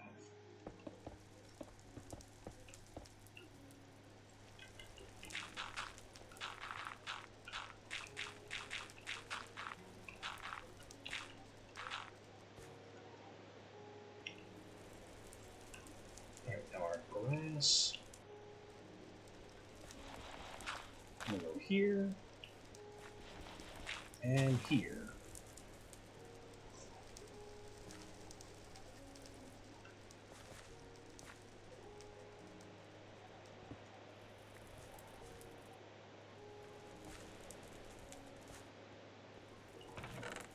Let me grab some water. I'm expecting this water bottle to be destroyed.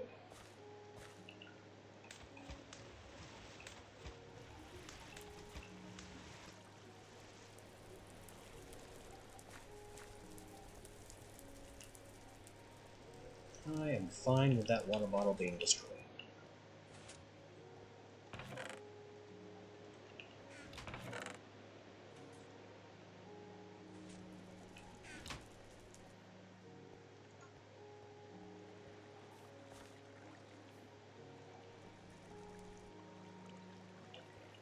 Now the water propagates, and boom!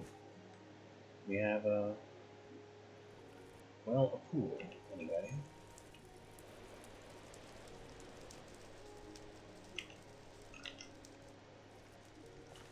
We'll put this up here.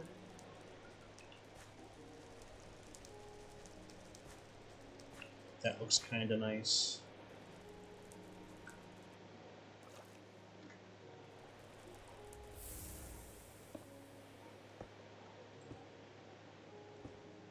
Lighting up on top. More lighting at the corners of the circle.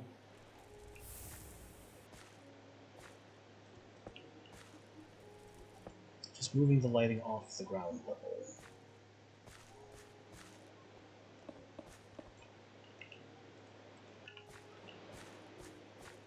I also want to block off these corners.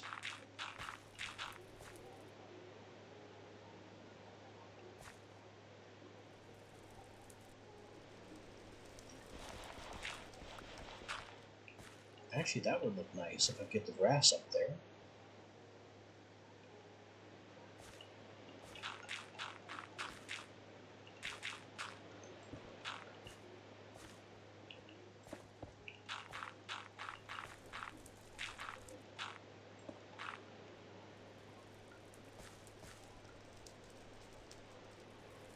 So now I have this kind of meditative space. I just need to get some lily pads here.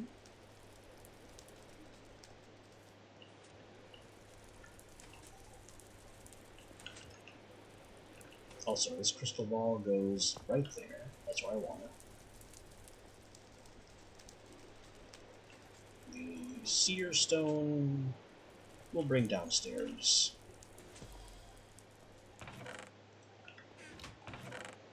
Lily pads. That's not quite enough.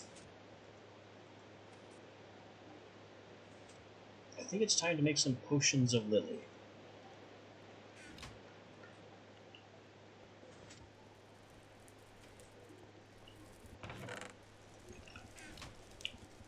Which is honestly a weird potion to make. It's only level 1 though. Which is all I needed to know. Mandrake, lily for effect, water artichoke for splash.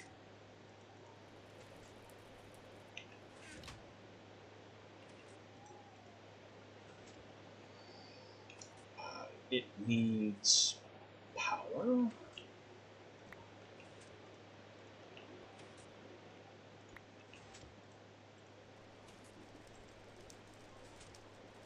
And maybe it needs duration. Redstone, obsidian. I don't know if it cares about duration, but there's no reason not to try.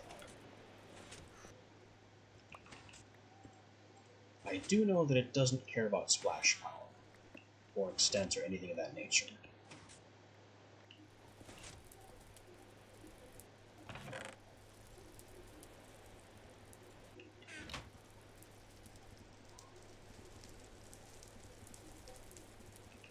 Get our Bruin suit on.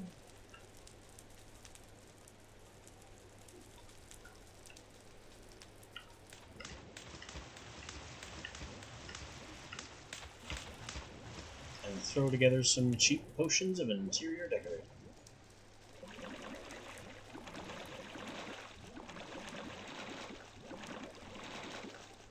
With enough altar power to bottle the whole set, and that didn't even drain half of it.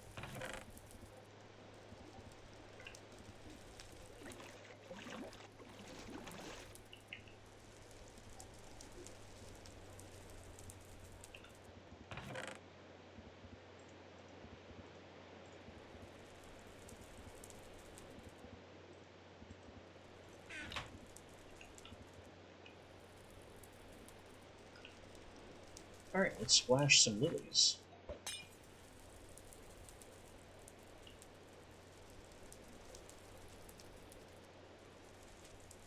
We got 4.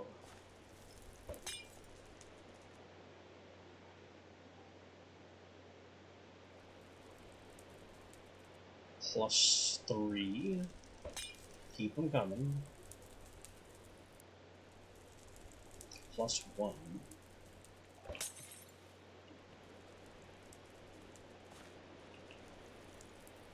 The only thing I don't want it to do is try to put a lily underneath the fall. That would be unfortunate.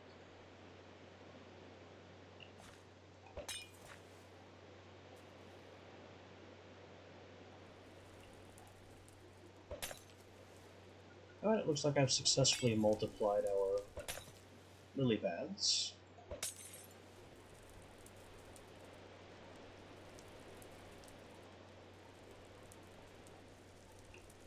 It's worth noting that none of these lily pads are real. You can't collect them.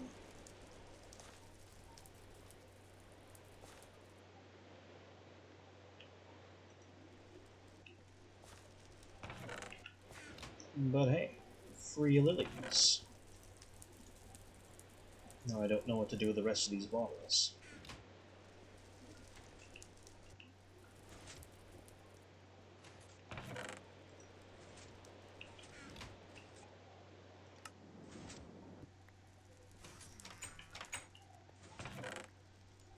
Here the broom goes back. The seer stone will be needed down here most likely.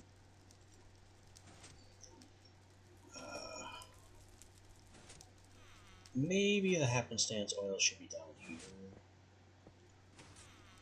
I'll need a couple of chalk and the golden chalk.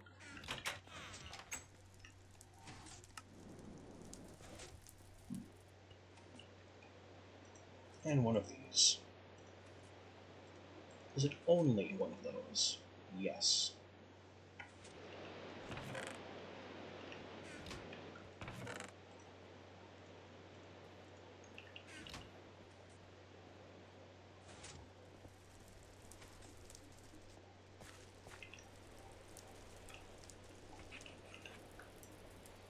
Now the small downside to doing this is that by having this ritual permanently active, we reduce the charging speed of our altar. Because this ritual permanently consumes 40 power per second.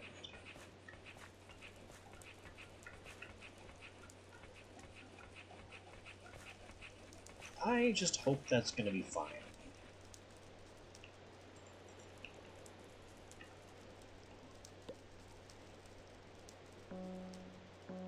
But there we go. Recharged our magic. And this right here can just remain permanently in effect.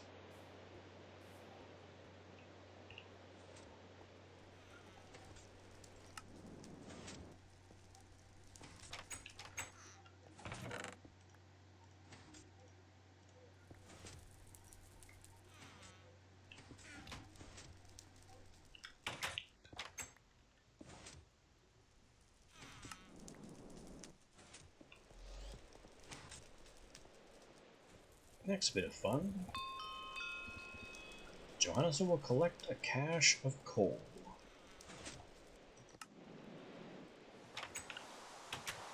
You don't mess around with these fortunes. You really don't. They will come true, whether you like it or not.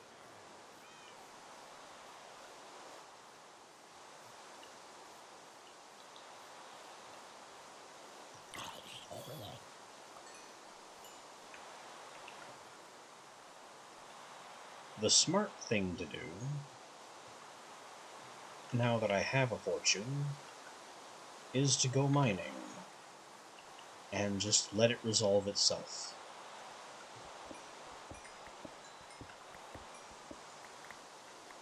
I think that was it. Some of those coal appeared kind of awkwardly.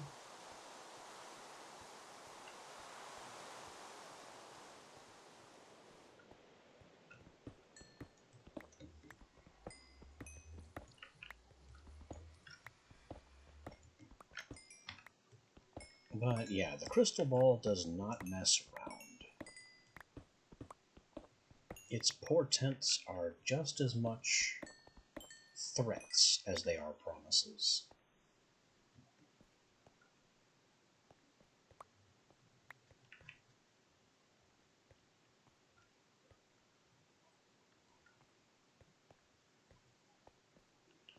The most dangerous fortune, I believe, next to the ones that spawn bosses, are the ones that promise that you will take a fall.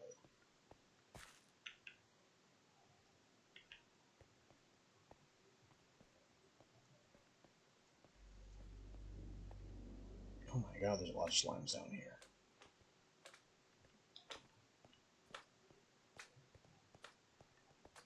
Do I need slimes for anything? I mean, get in the snare.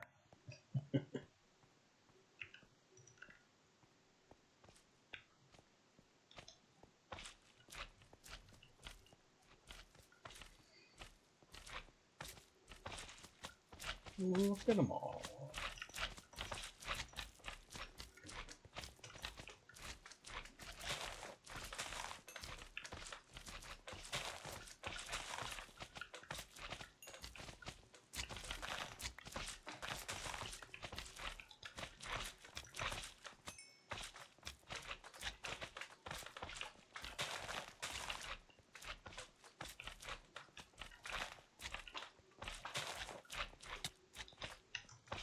I think this is too many captive slimes, but that's fine.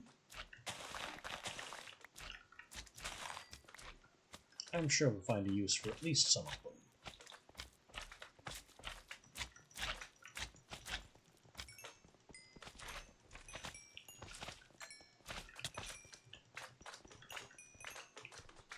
Oh wait, this would be perfect.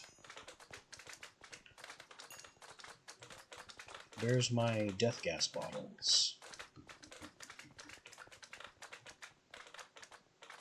This one. Have fun, guys. Oh boy.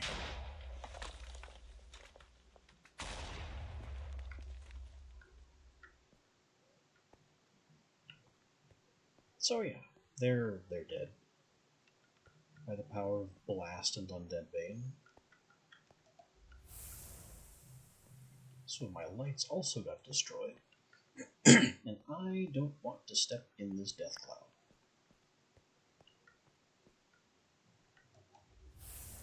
Be a bit risky.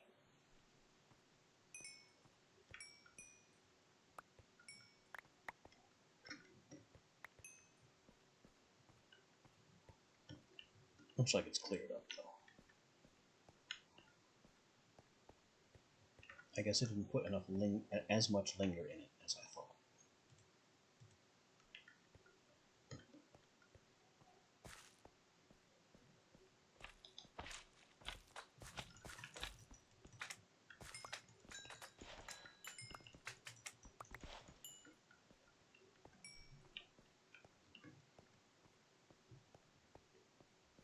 I wasn't really intending to make a functionally a slime farm down here,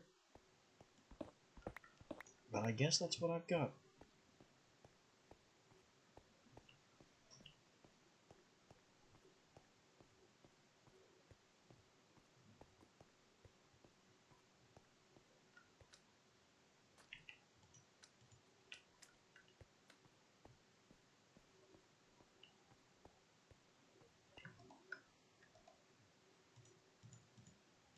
So now that I have a power regenerator,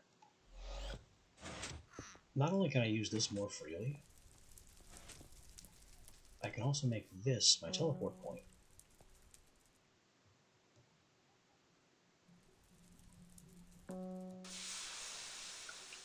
Bingo.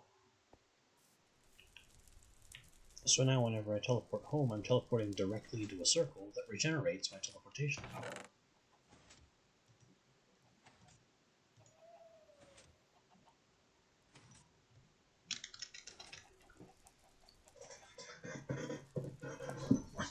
Pretty clever, I think.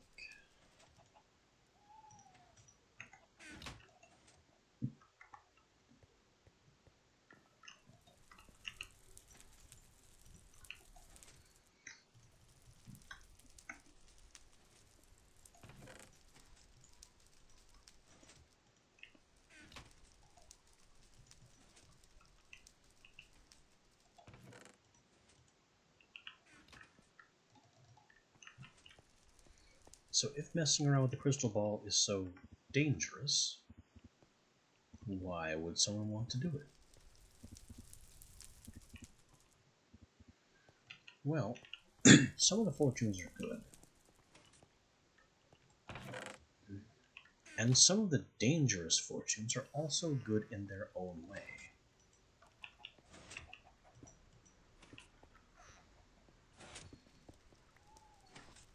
If you repeatedly abuse the crystal ball, you can get Baba Yaga to spawn. And while she is a very tough fight with some nasty effects, she has a chance of dropping her hat, which is even better at potion multiplying than the existing hat. I think it's down to a 30% chance. Well, we can just look it up. Yeah, down to a 25% chance of a second brew, but it also has a 25% chance of a third brew. And if you are infused, as I am, then there's a chance that you use some of that infusion power to do an Enderman dodge, thereby avoiding damage.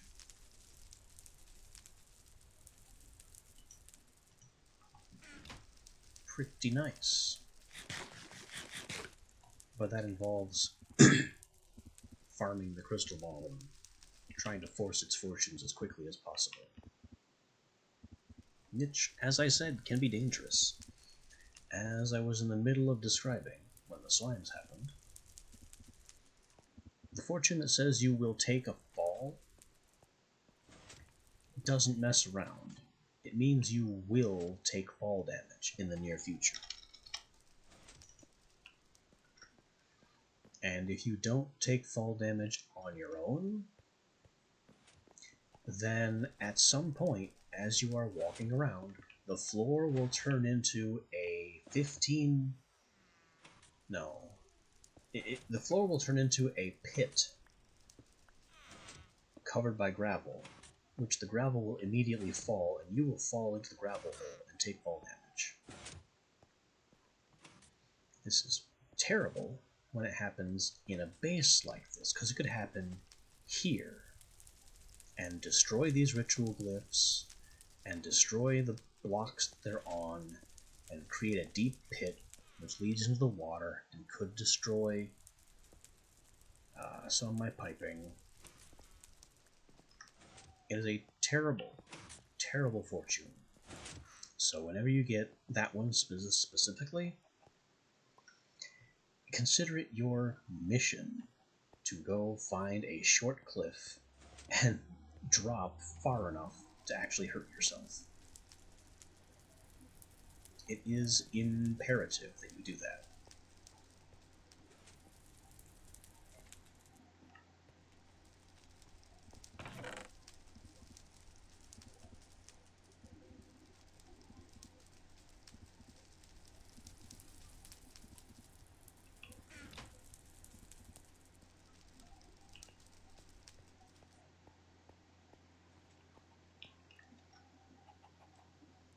I still need to make a whole bunch of Ars Magica progress. And I'm still not sure what the best way to farm that is.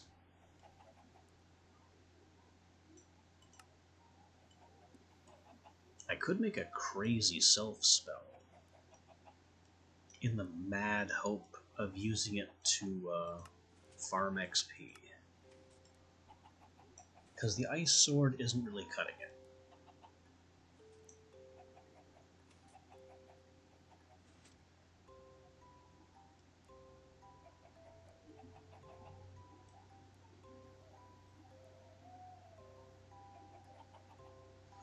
So let's just try a Leap, Slow Fall, Haste.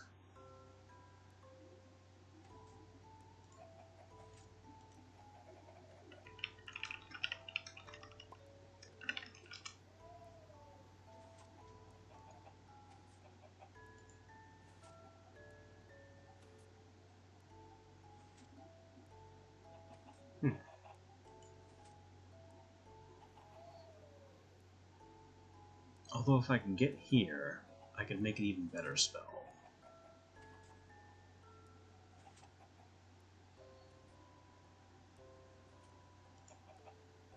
But I'm not going to get there for a bit.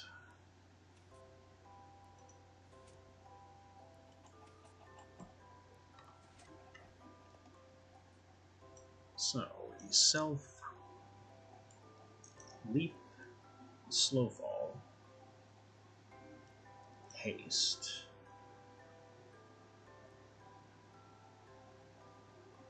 I could throw in Night Vision.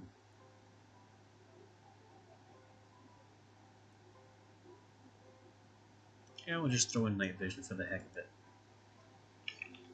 And Regeneration.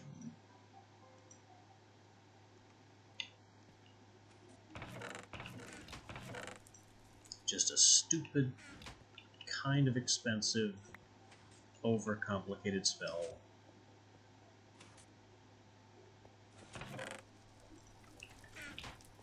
To cast on myself, get some effects, and get some experience. That's all it is.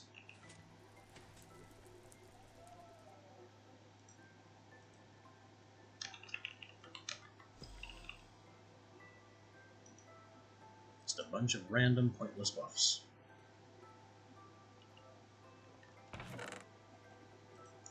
Blank Rune, Spell Parchment. This is going to be a complicated spell, and there's a lot of effects in it. It's 5 pages.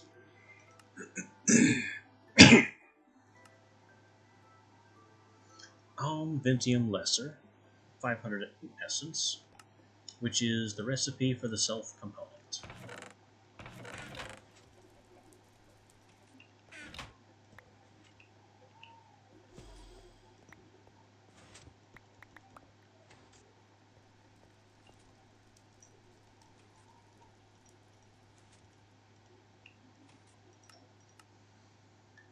Two white, Hopper Feather Yellow Rune.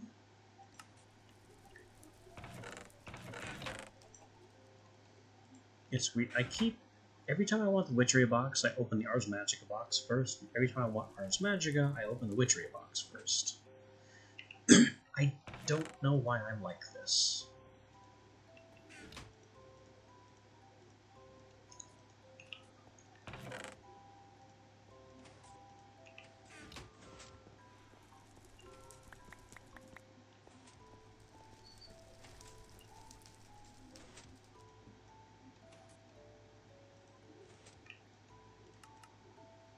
Hopper Feather Yellow Rune.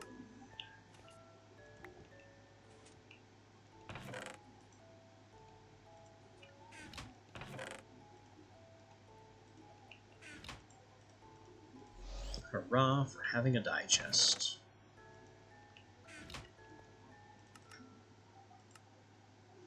Redstone, Glowstone, Green Rune.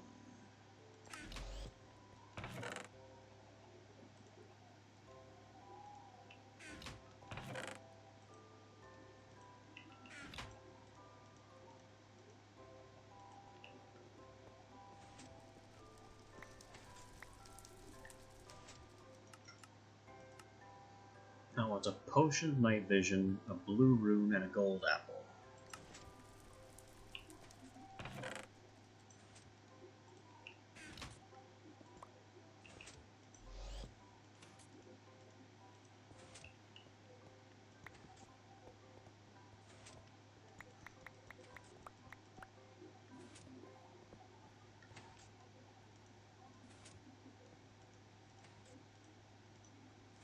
And then the spell parchment. So the critical component now is this potion of night vision, which I'm guessing is from the night vision spell component. So let me look that up and see what the details of that specific component are. Night vision, 3 minutes. That's just a regular one. Uh-oh. Oh, good.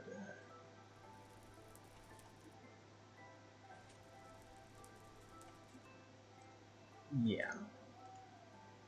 So somebody just came in here and tried to drop a link to selling viewers, basically. Viewbots. I have blocked that from happening.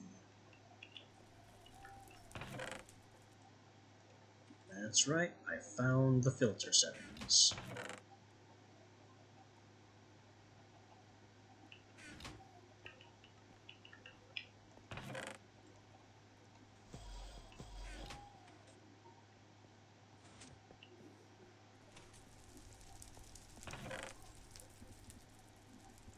So Viewbot advertisers are going to have a much harder time peddling their garbage here.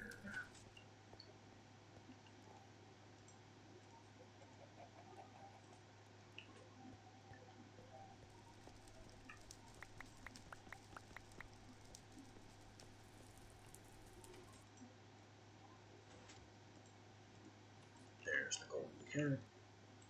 That goes in as soon as the nether work's done. And then these potions complete our spell recipe.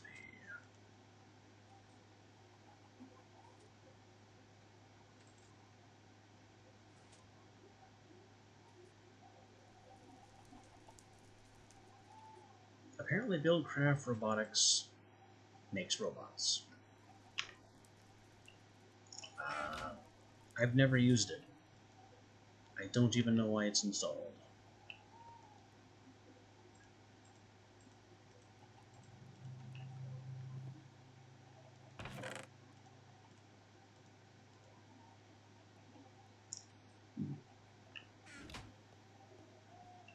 Alright, buff spell time.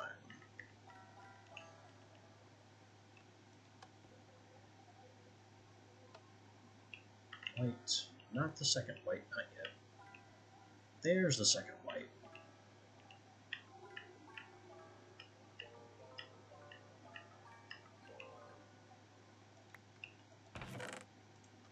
And that's it.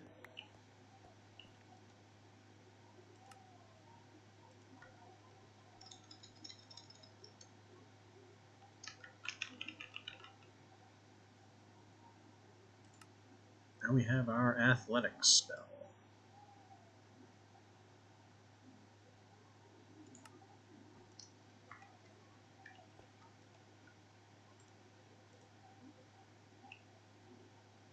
Bit of a mobility effect.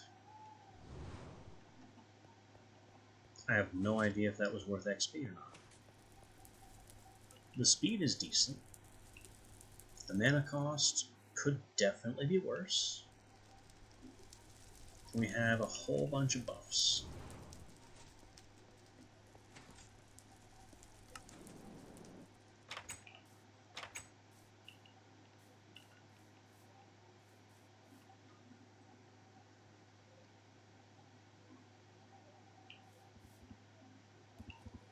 Oh, right. That. I should probably cap... Well, no, I shouldn't cap this off. That's... Oh. Boing. Boing. That's a leap spell, alright.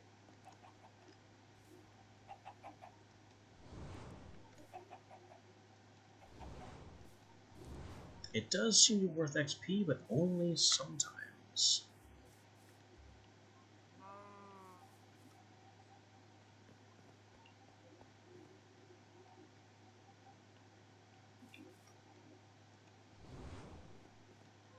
also has to be frequently recast because its duration is not the best.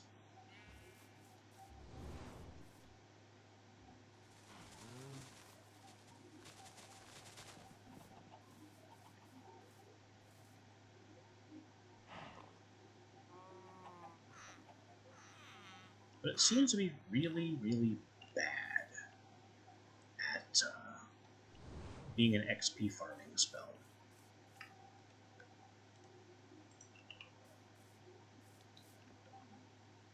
I can also learn something here. Does dealing lightning damage? It does not cause a charged creeper. Good to know. It has to be an actual lightning strike. What? Where? Who? It's under the ground. Right around here somewhere, somehow. But I don't know of any hole there.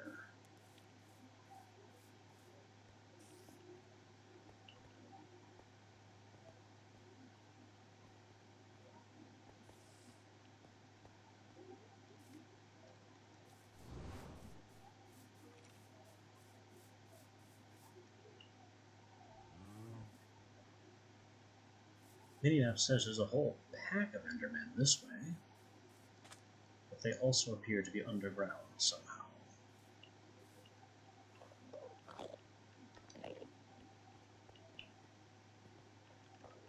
Well, there's one.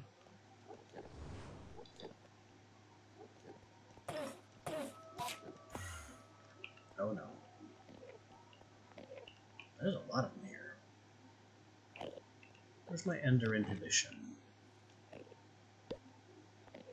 Hey, you guys. Stop teleporting.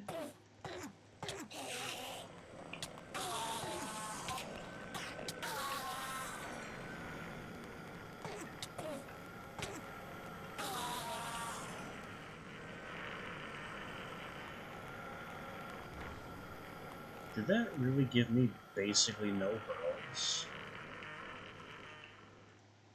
I got 1 pearl for fighting 4 of them.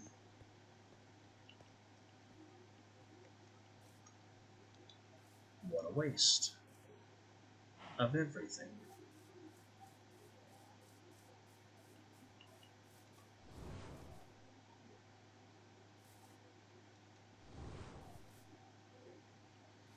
Also, it seems like I only get experience from this if I double cast it.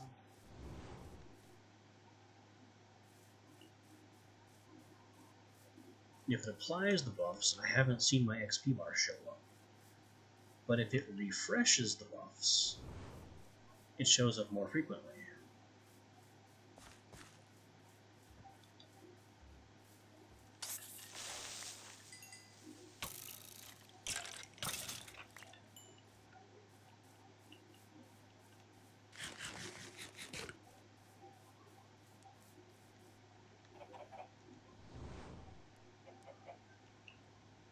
Also, the regeneration component doesn't last nearly as long as the other buffs. I can understand. But having an asymmetric buff structure is still not ideal. Also, these Hermitics are ready to do something with. I've been waiting on these for a while. They need to have their reading increased. And eventually go into Spectral. The Agrarians, we're not farming today. I will swap over the Secludeds, because they're kind of cool.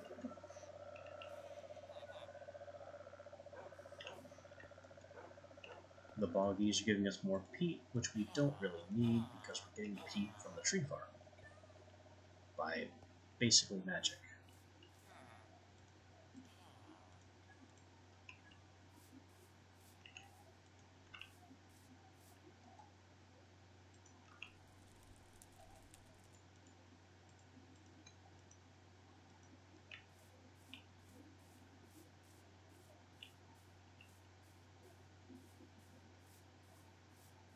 And our fissuation, pulled up a mystery. Some kind of mystery creature. What are you, strange mystery creature? A pig. We fished up a pig.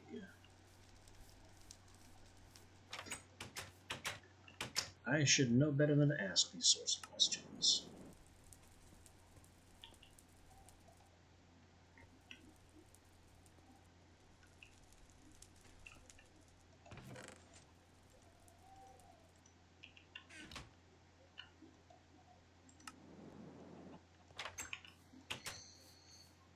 So I guess our best option for just farming experience is to pull out Ice Edge and beat on the dummy, like I was doing at the beginning of stream.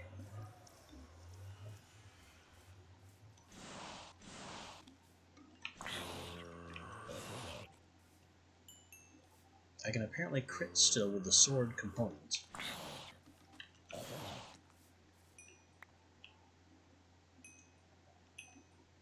So 6 attack damage plus the ice damage. So that's 10 if we crit. That's actually not that bad.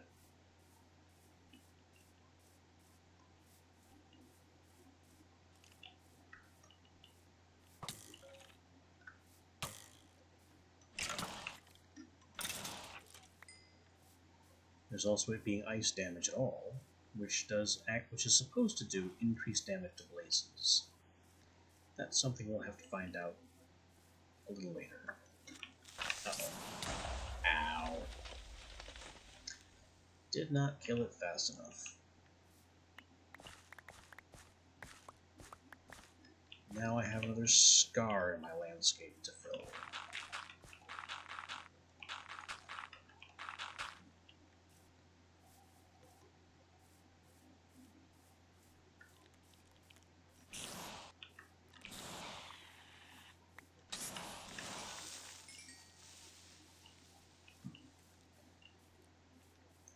All it takes is for you to miss a few swings, and the creeper explodes and everyone is sad.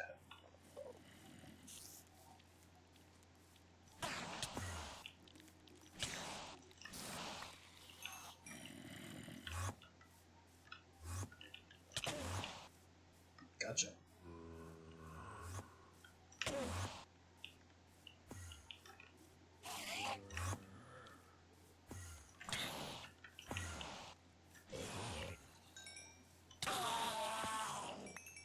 Got a pearl out of him and I wasn't even using fortune.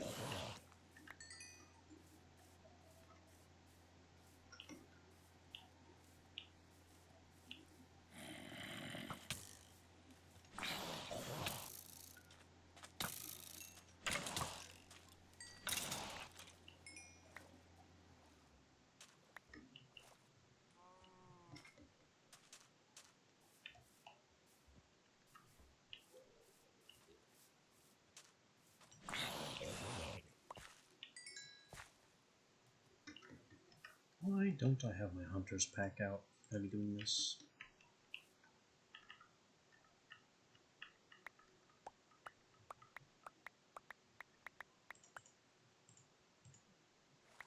Apparently Foresters 2.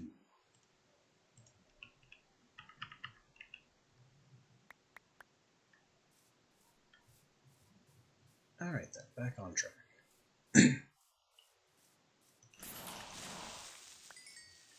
Cutting everything up with my ice sword.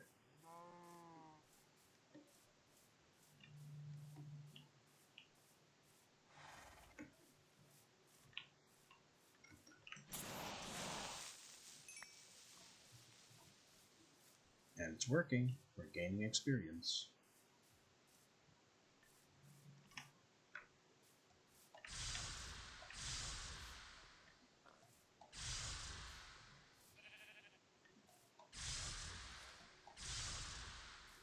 Throw out some zaps on those creepers. There's a lot of skeletons here.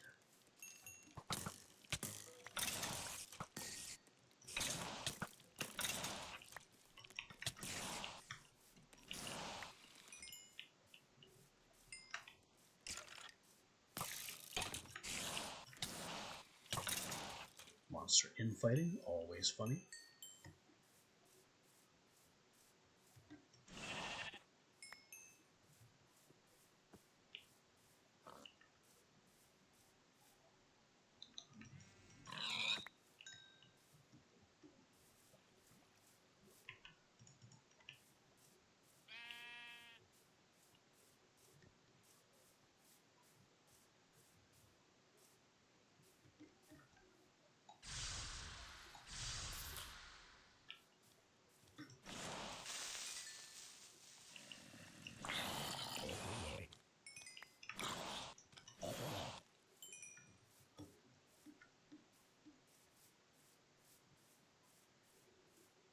Now there comes a point with leveling up in Ars Magica where it just naturally starts giving you skill points above blue.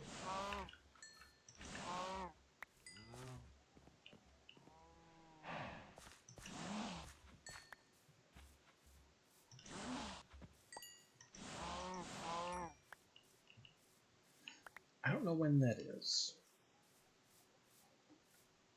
But I need to get the green skill points.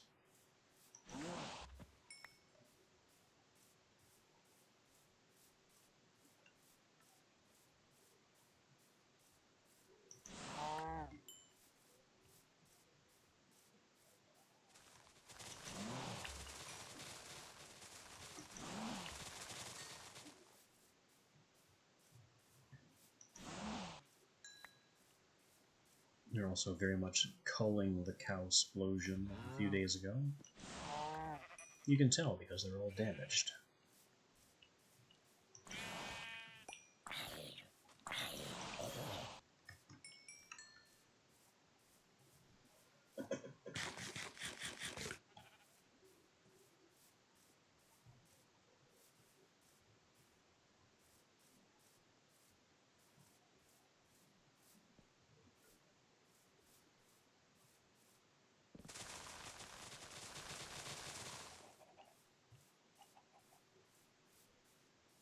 I wonder if I could fight the Wither with a Demon Bane, Undead Bane gas.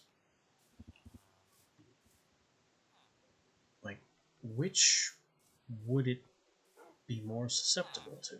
Is the Wither a demon, or is it undead?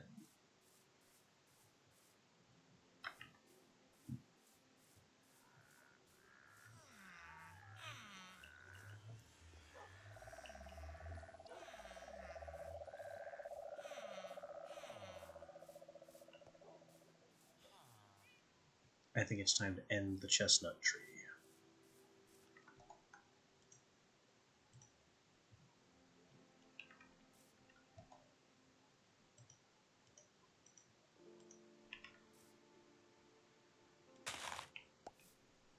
Hello, chestnuts.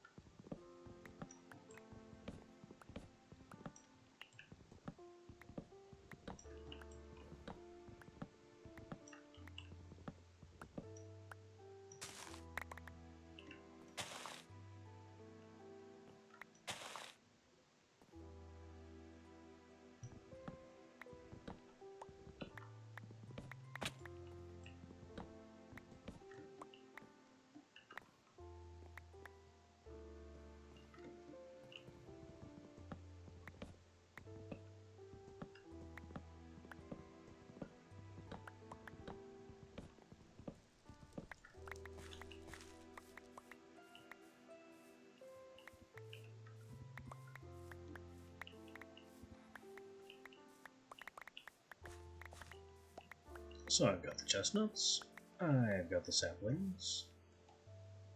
We're doing pretty alright tree-wise. One of these is slightly mutated, that's not good. I want my trees to stay mostly pure.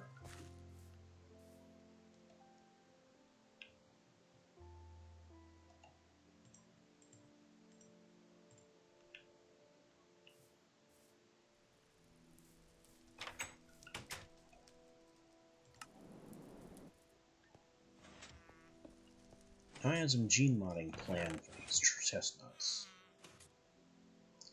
Basically all three of these.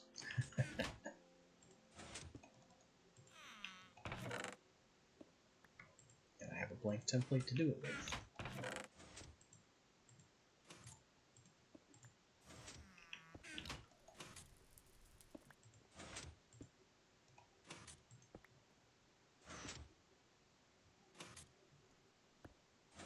One by one. Check.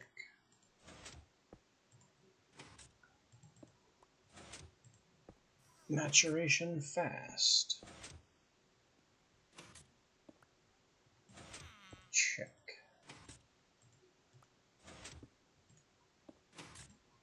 Yield high.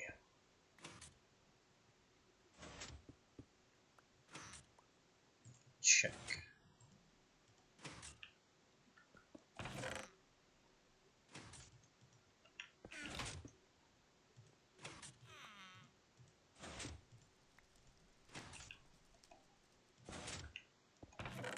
But we're not through yet with that.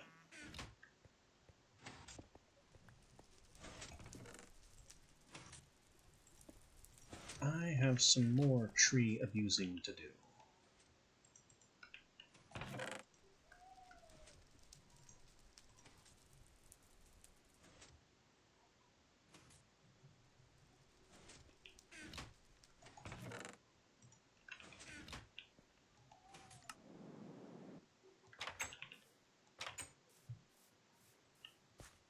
It's time to go up there.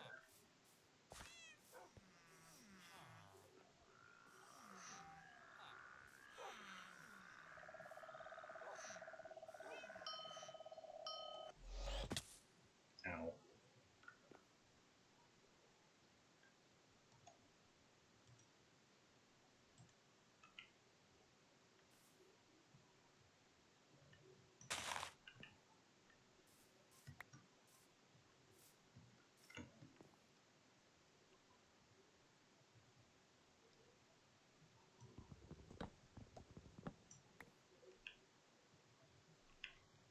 Apparently I may have to use my electric grafter for saplings here. Because we're not getting a whole lot out of this thing.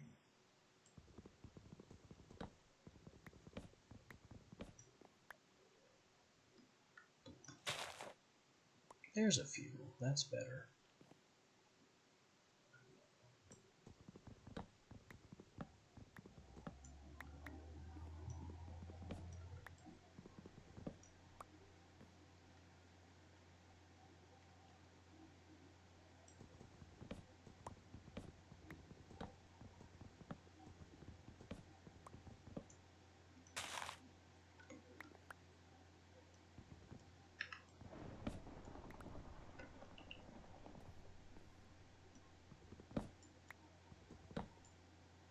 Now it's time to tear this tree apart.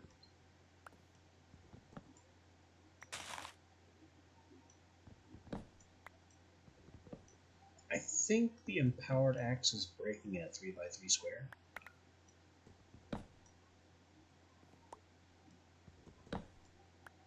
It's bigger vertically. So it's 3x3 horizontally, and then vertically it's more like 5. An interesting shape.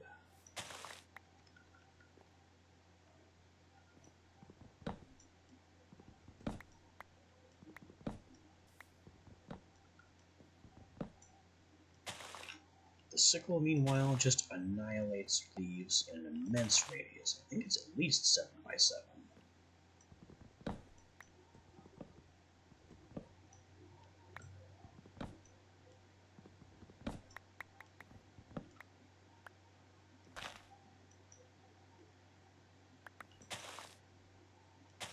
This tree don't need no stinking leaves.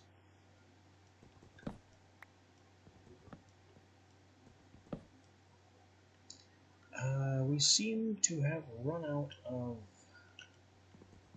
frankly, a lot of things. But now I can just get down to the ground.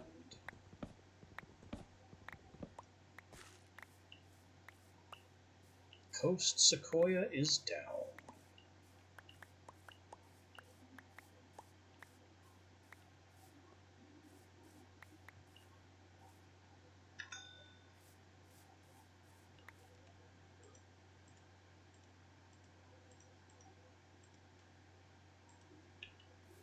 Hope that was everything it dropped.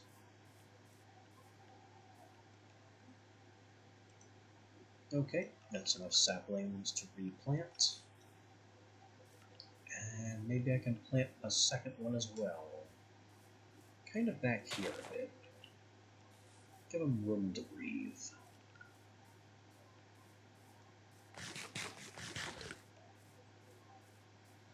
The rest of these are going to get examined. And maybe I can find the largest gene.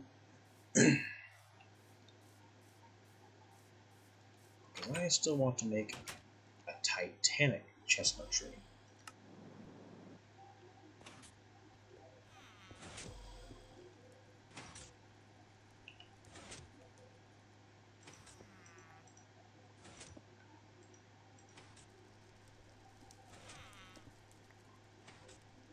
This sweet chestnut's going to be destroyed. These seeds I can do something about. The carrot gets destroyed. Actually, no, the carrot doesn't get destroyed. We have open out carrots now.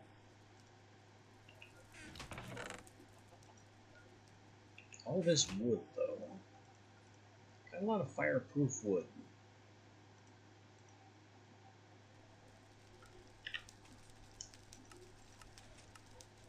Which, as you might expect, cannot be charcoaled because it's fireproof.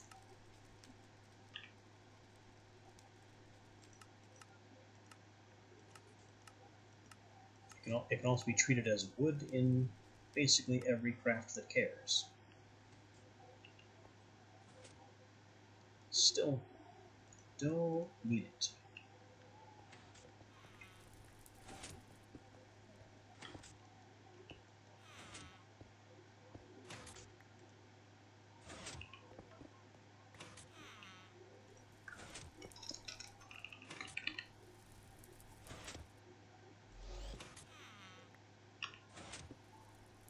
I was here for the seed oil,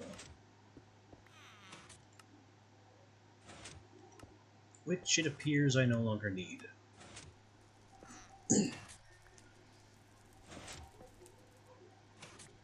Oh well, that's the way of forestry. You figure out how to optimize something just in time for you to no longer require it.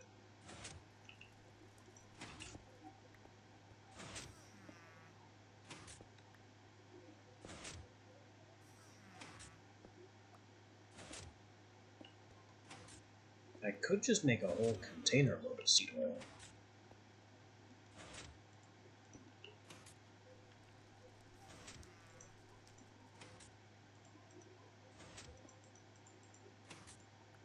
Could I do that? Would it end up in here?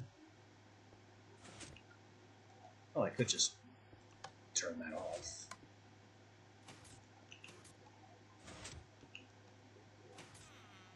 It's slightly too late on that.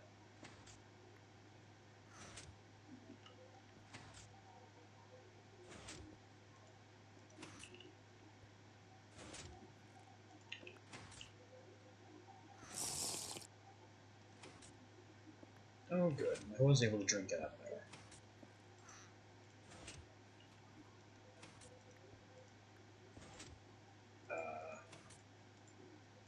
But now I can't put this seed oil container back in here to collect more.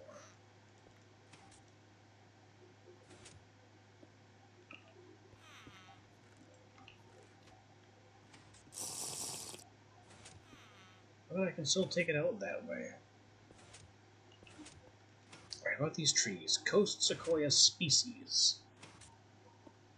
Plant planes. I don't care about either of these things.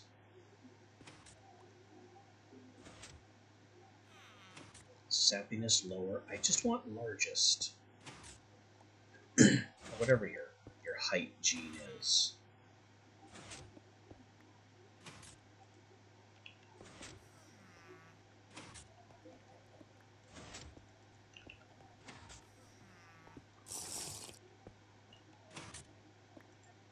Effect none. No trees have an effect.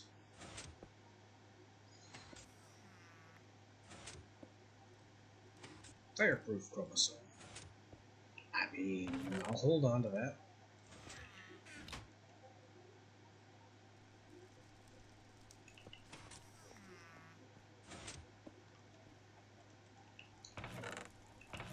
Maybe one day the ability to gene mod any tree with being fireproof could be useful. That's what I want. Height largest.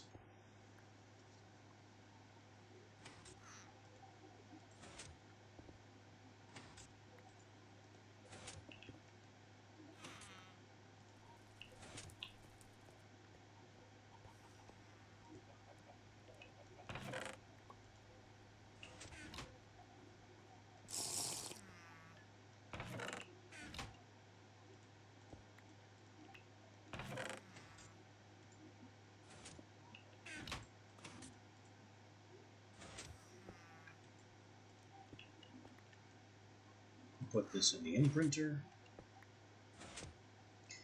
Put our sweet chestnuts in here.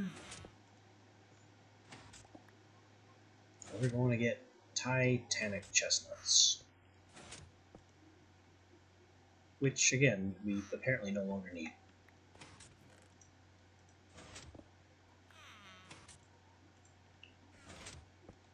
But still, it's the closure of having finished this particular series of experiments.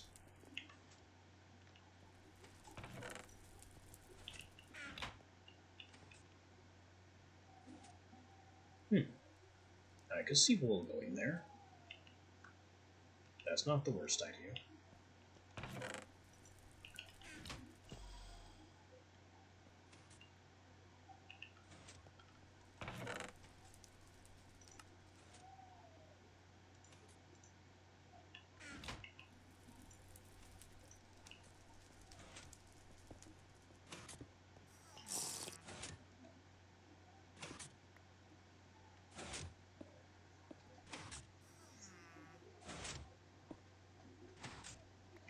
How is this doing on our power? That's not very happy power-wise.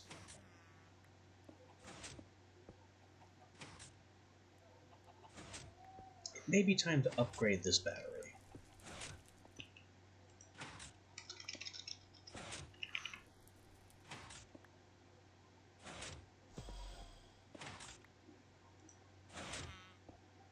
And that just means plating the one we have in Enderium.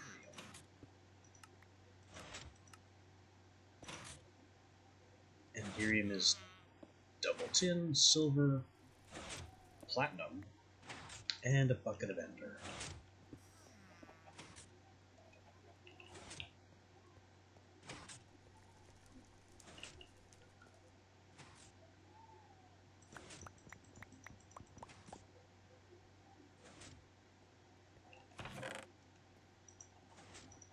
Don't need that. I have one on standby.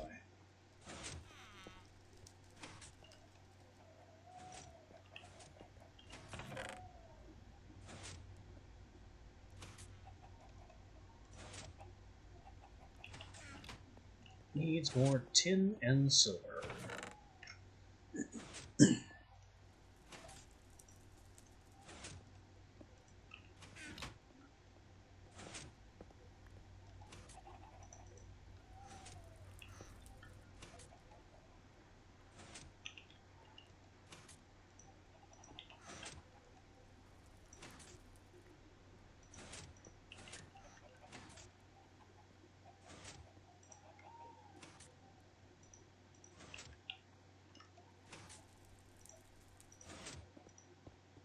Oh, we have the tin.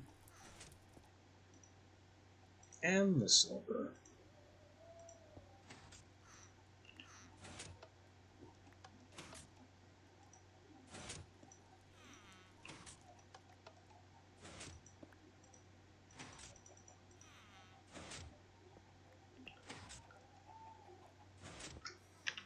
Enderium requires pyrotheum to smelt.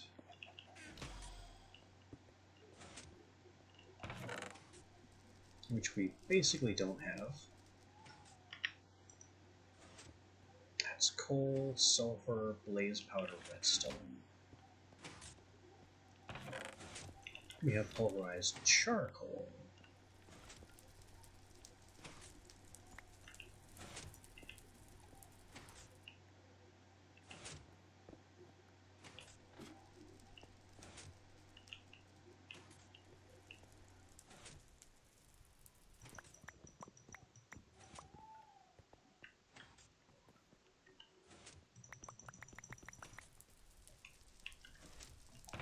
I'm just grabbing arbitrary amounts of all this stuff.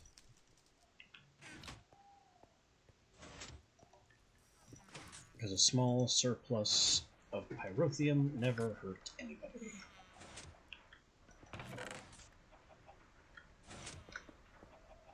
And we were kind of low on blaze powder.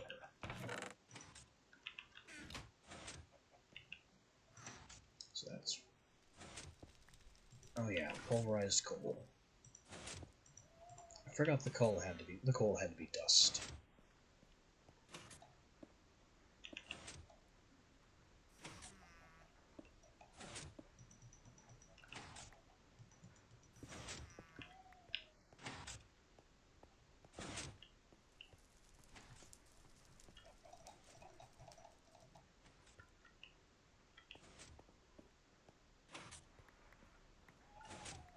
You need to be ready to smelt my stuff.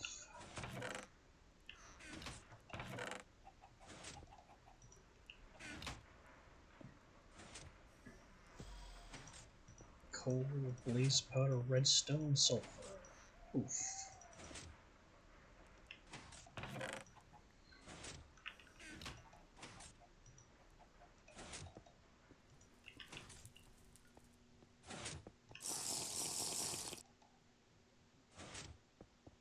It is still slowly squeezing chestnuts. And this is with plus 50% speed.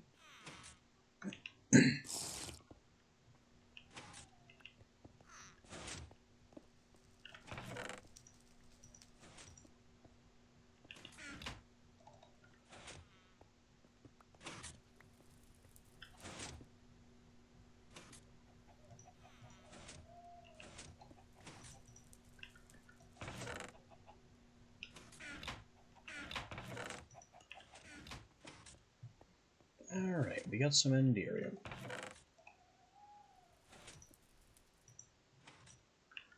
Very expensive stuff. You, battery. Come here a second.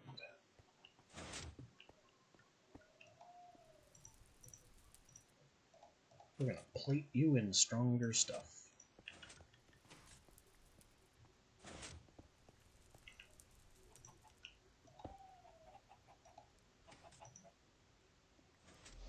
Its configuration has been adequately preserved.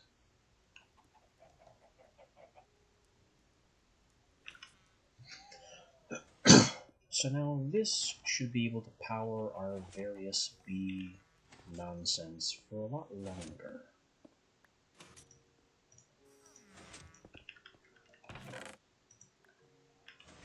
And I have super chestnut trees. You know, just because. Are these in any way necessary to anything? No.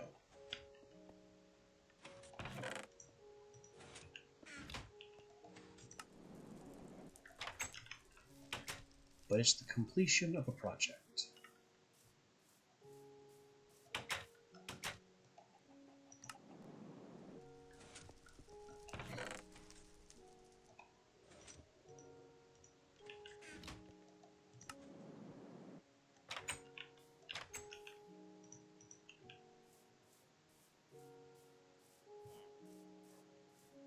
So first we have our replanted coast sequoias, which are just huge. Boom. And the second one goes boom.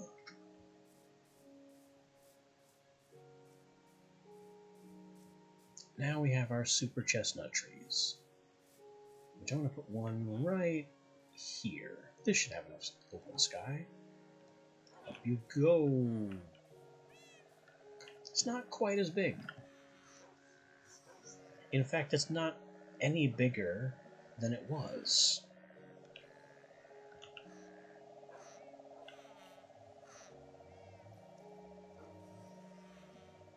Well, that's annoying. I spent all that effort cramming the next largest gene into it. Did it not take?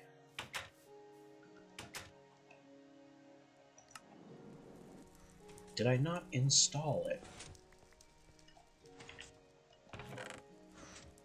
No, height largest is in there.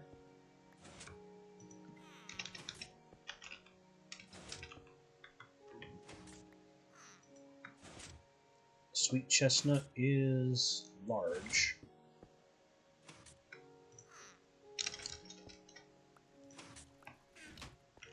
So there's supposed to be larger and largest on top of that. And this got it.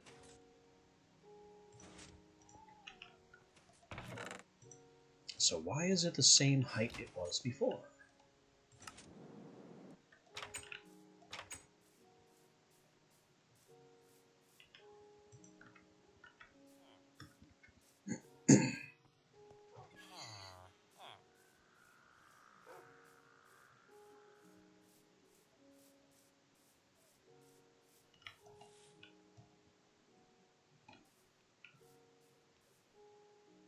Yeah, these aren't any bigger. They got the 1x1, which was an important update, but they are not anywhere near the height that they're supposed to be.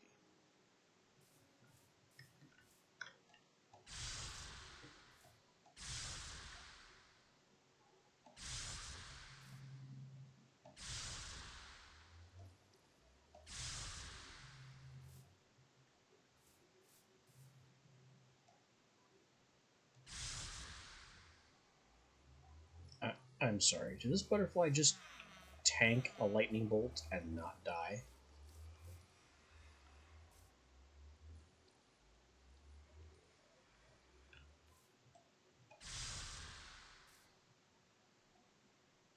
That's a pretty impressive butterfly.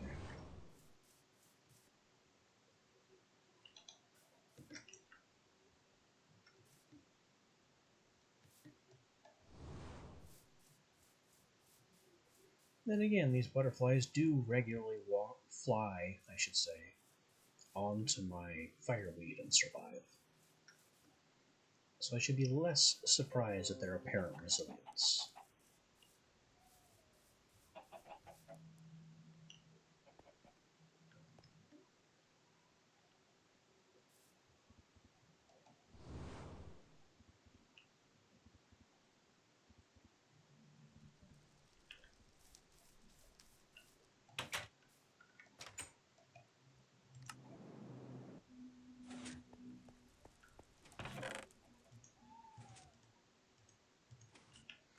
I also don't remember at all what I was doing with those hermetic bees. I mean, it has been a couple of days.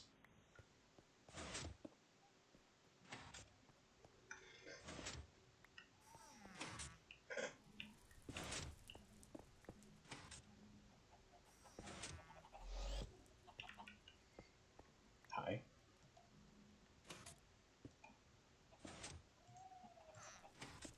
More soap.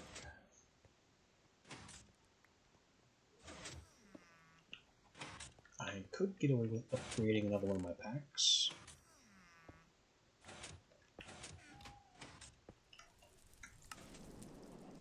But if I grab some more silky combs, then I might have enough to upgrade both of them.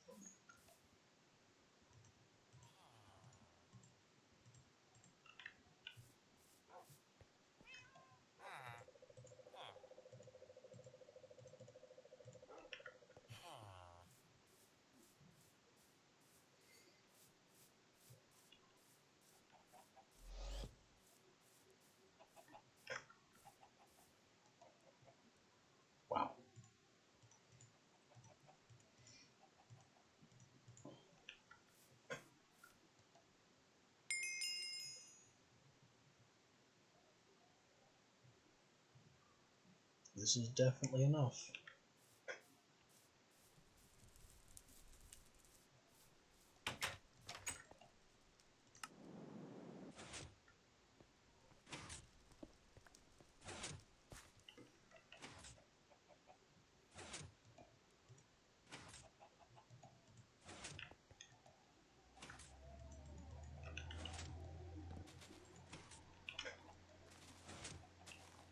We will get those spinning. You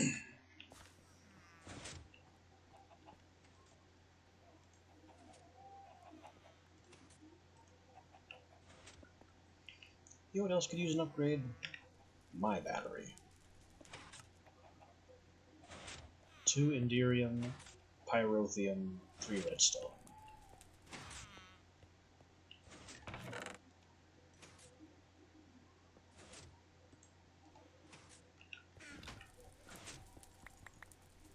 What else is Enderium good for? Because this is the final material.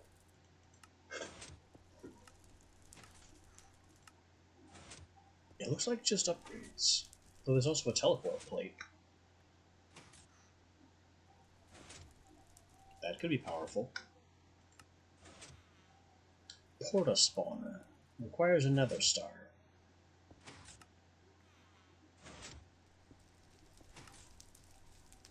With a Tesseract.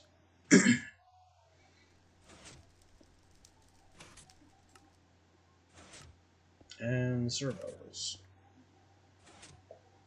More powerful flux duct. That's 32,000 RF a tick. That's quite the upgrade.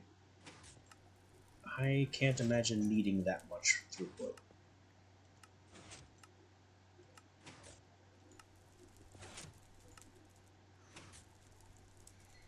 It also makes the advanced pressure valve from advanced generators. That would be a heck of a generator upgrade. Very expensive. In order to work with advanced generators, I'd probably have to replace a whole chunk of this back wall area with a big gen. And change the coal pipes and change all the wiring. It's doable, but it'd be expensive. Advanced generators requires a lot of iron to build.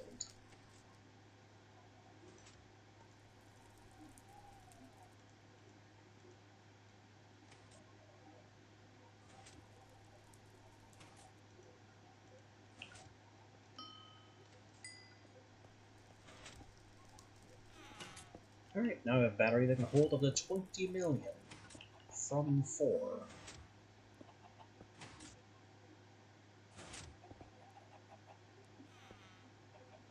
Which I think I have enough power currently to charge. If I can just get power into this thing fast enough.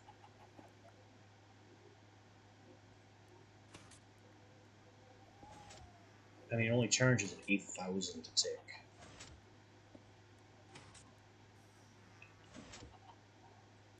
I could upgrade it to Signal, and that'd be faster.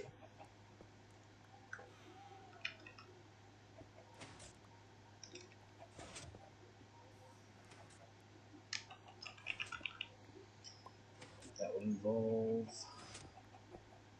Where are the frames?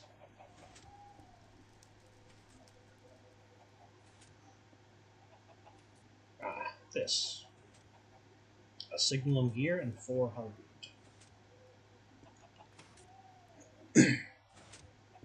I could do that, and honestly may need to at this point.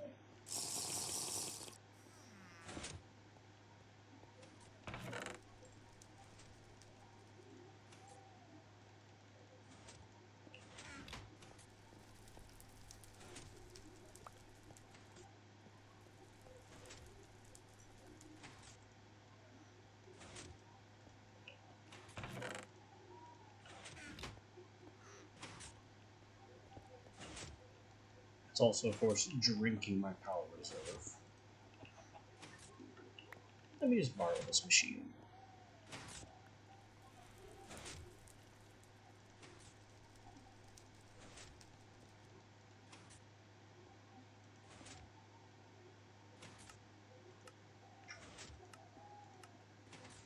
I might be able to put a processing speed booster in it, but that would be terrible because I'd be wasting an additional 50% power on top of already charging it.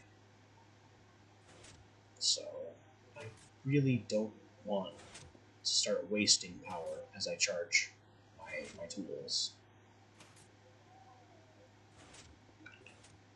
That removes the entire point of having a rechargeable tool.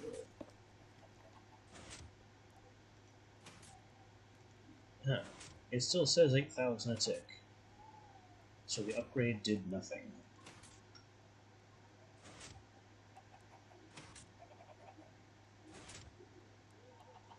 I thought it would increase its throughput. Apparently not.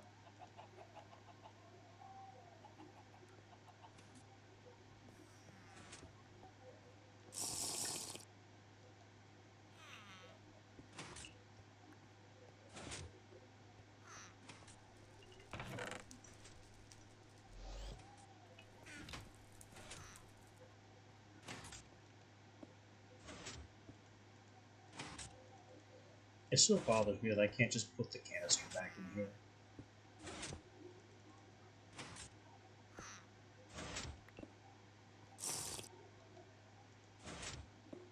I could put the canister here.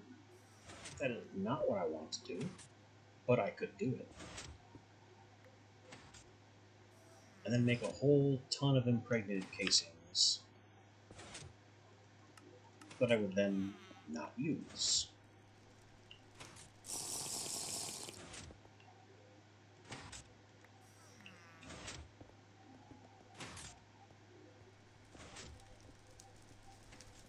Oh good, the grass is almost fully propagated here.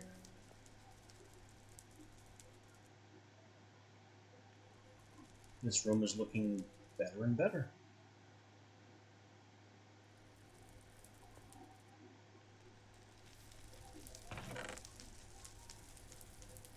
This oil can come downstairs with the rest.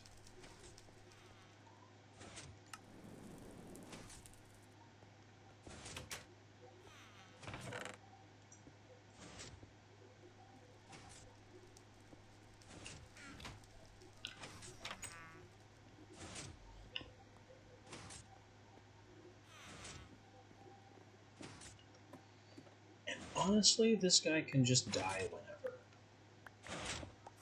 He's done. His job is done.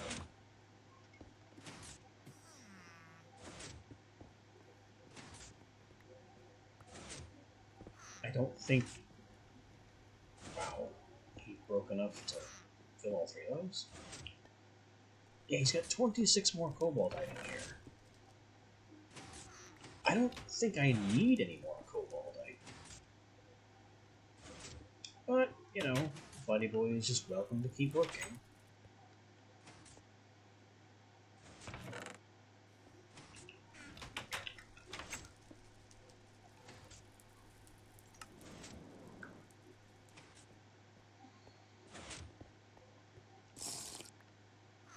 I think that is about enough nonsense for one day.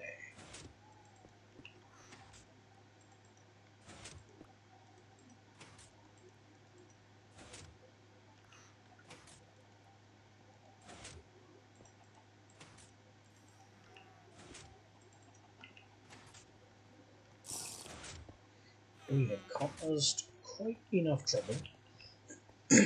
Done a little bit of AM2 farming. Mostly ended up increasing progress in other ways. And still didn't manage to gain even a single magic level. So, Ars Magica 2 was never intended for grinding. And it has many measures to prevent you from doing exactly that.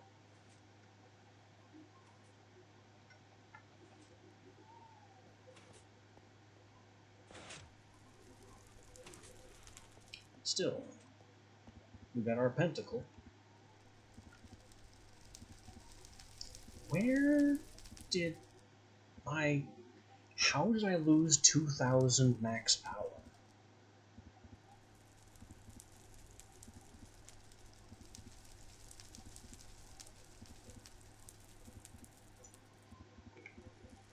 You know what? I think it was the chestnut tree.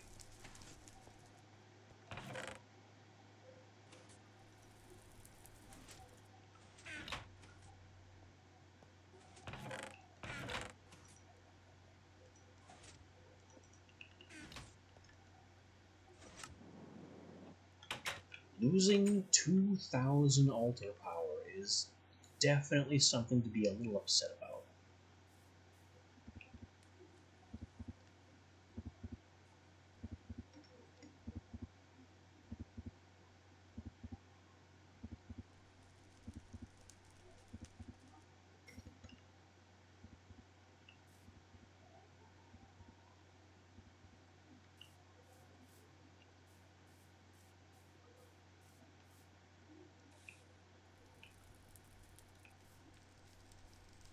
Boom. New giant tree.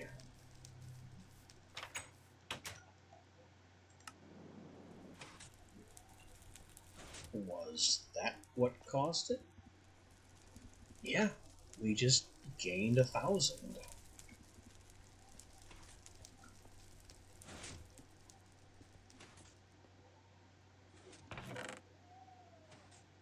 I guess it is slightly undocumented that forestry woods are another new type of tree.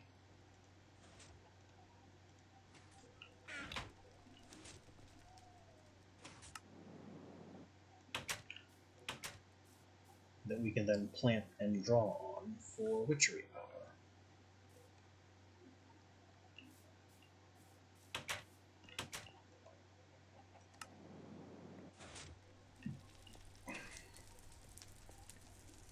The various wikis make no mention of this.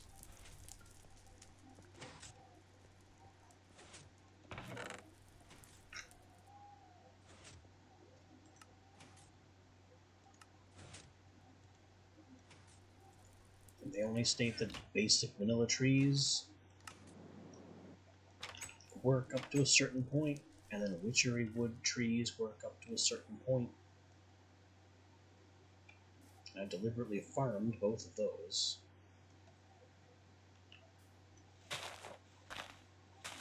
And built them up to the maximum available. I need that specific leaf block gone, and only that leaf block.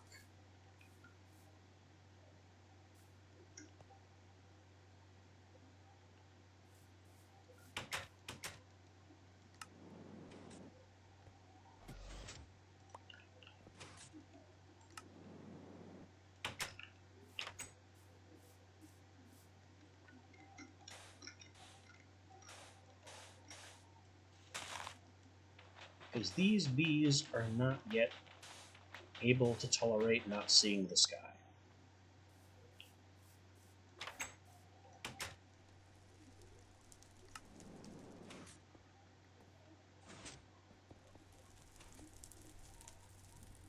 Yeah, that's brought my power back up. And there's still more power yet to be claimed, apparently, if I keep planting forestry trees near my altar setup. Maybe that's how we improve the witchy battery. Just start cramming more forestry logs up there.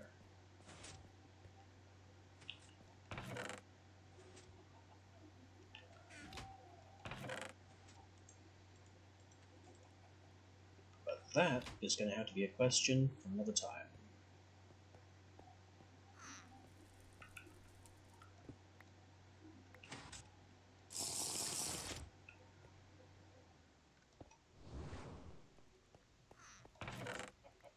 For the moment, we are improving.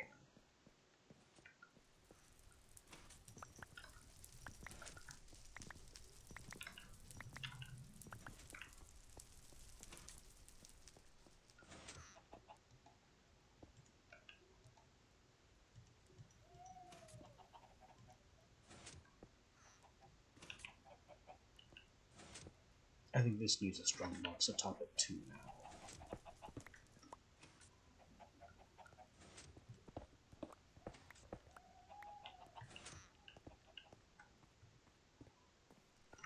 And that will be the last thing we do today.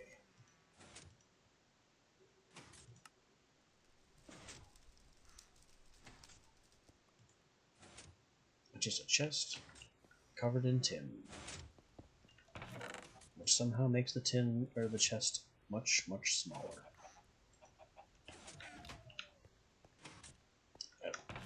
Why ever would you want to do this?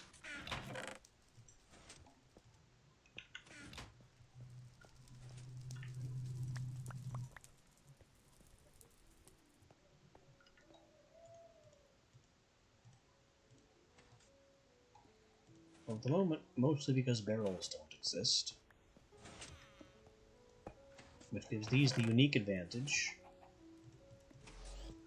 of being able to open even if there's a block above them, which vanilla chests can't do.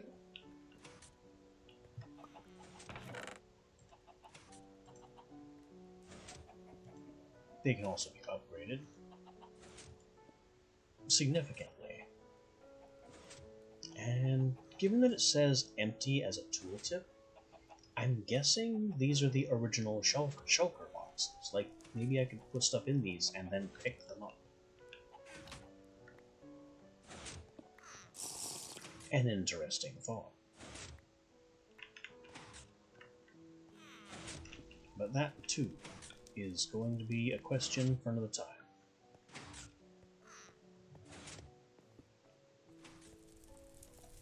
Because right here and now, we have done enough crazy damage.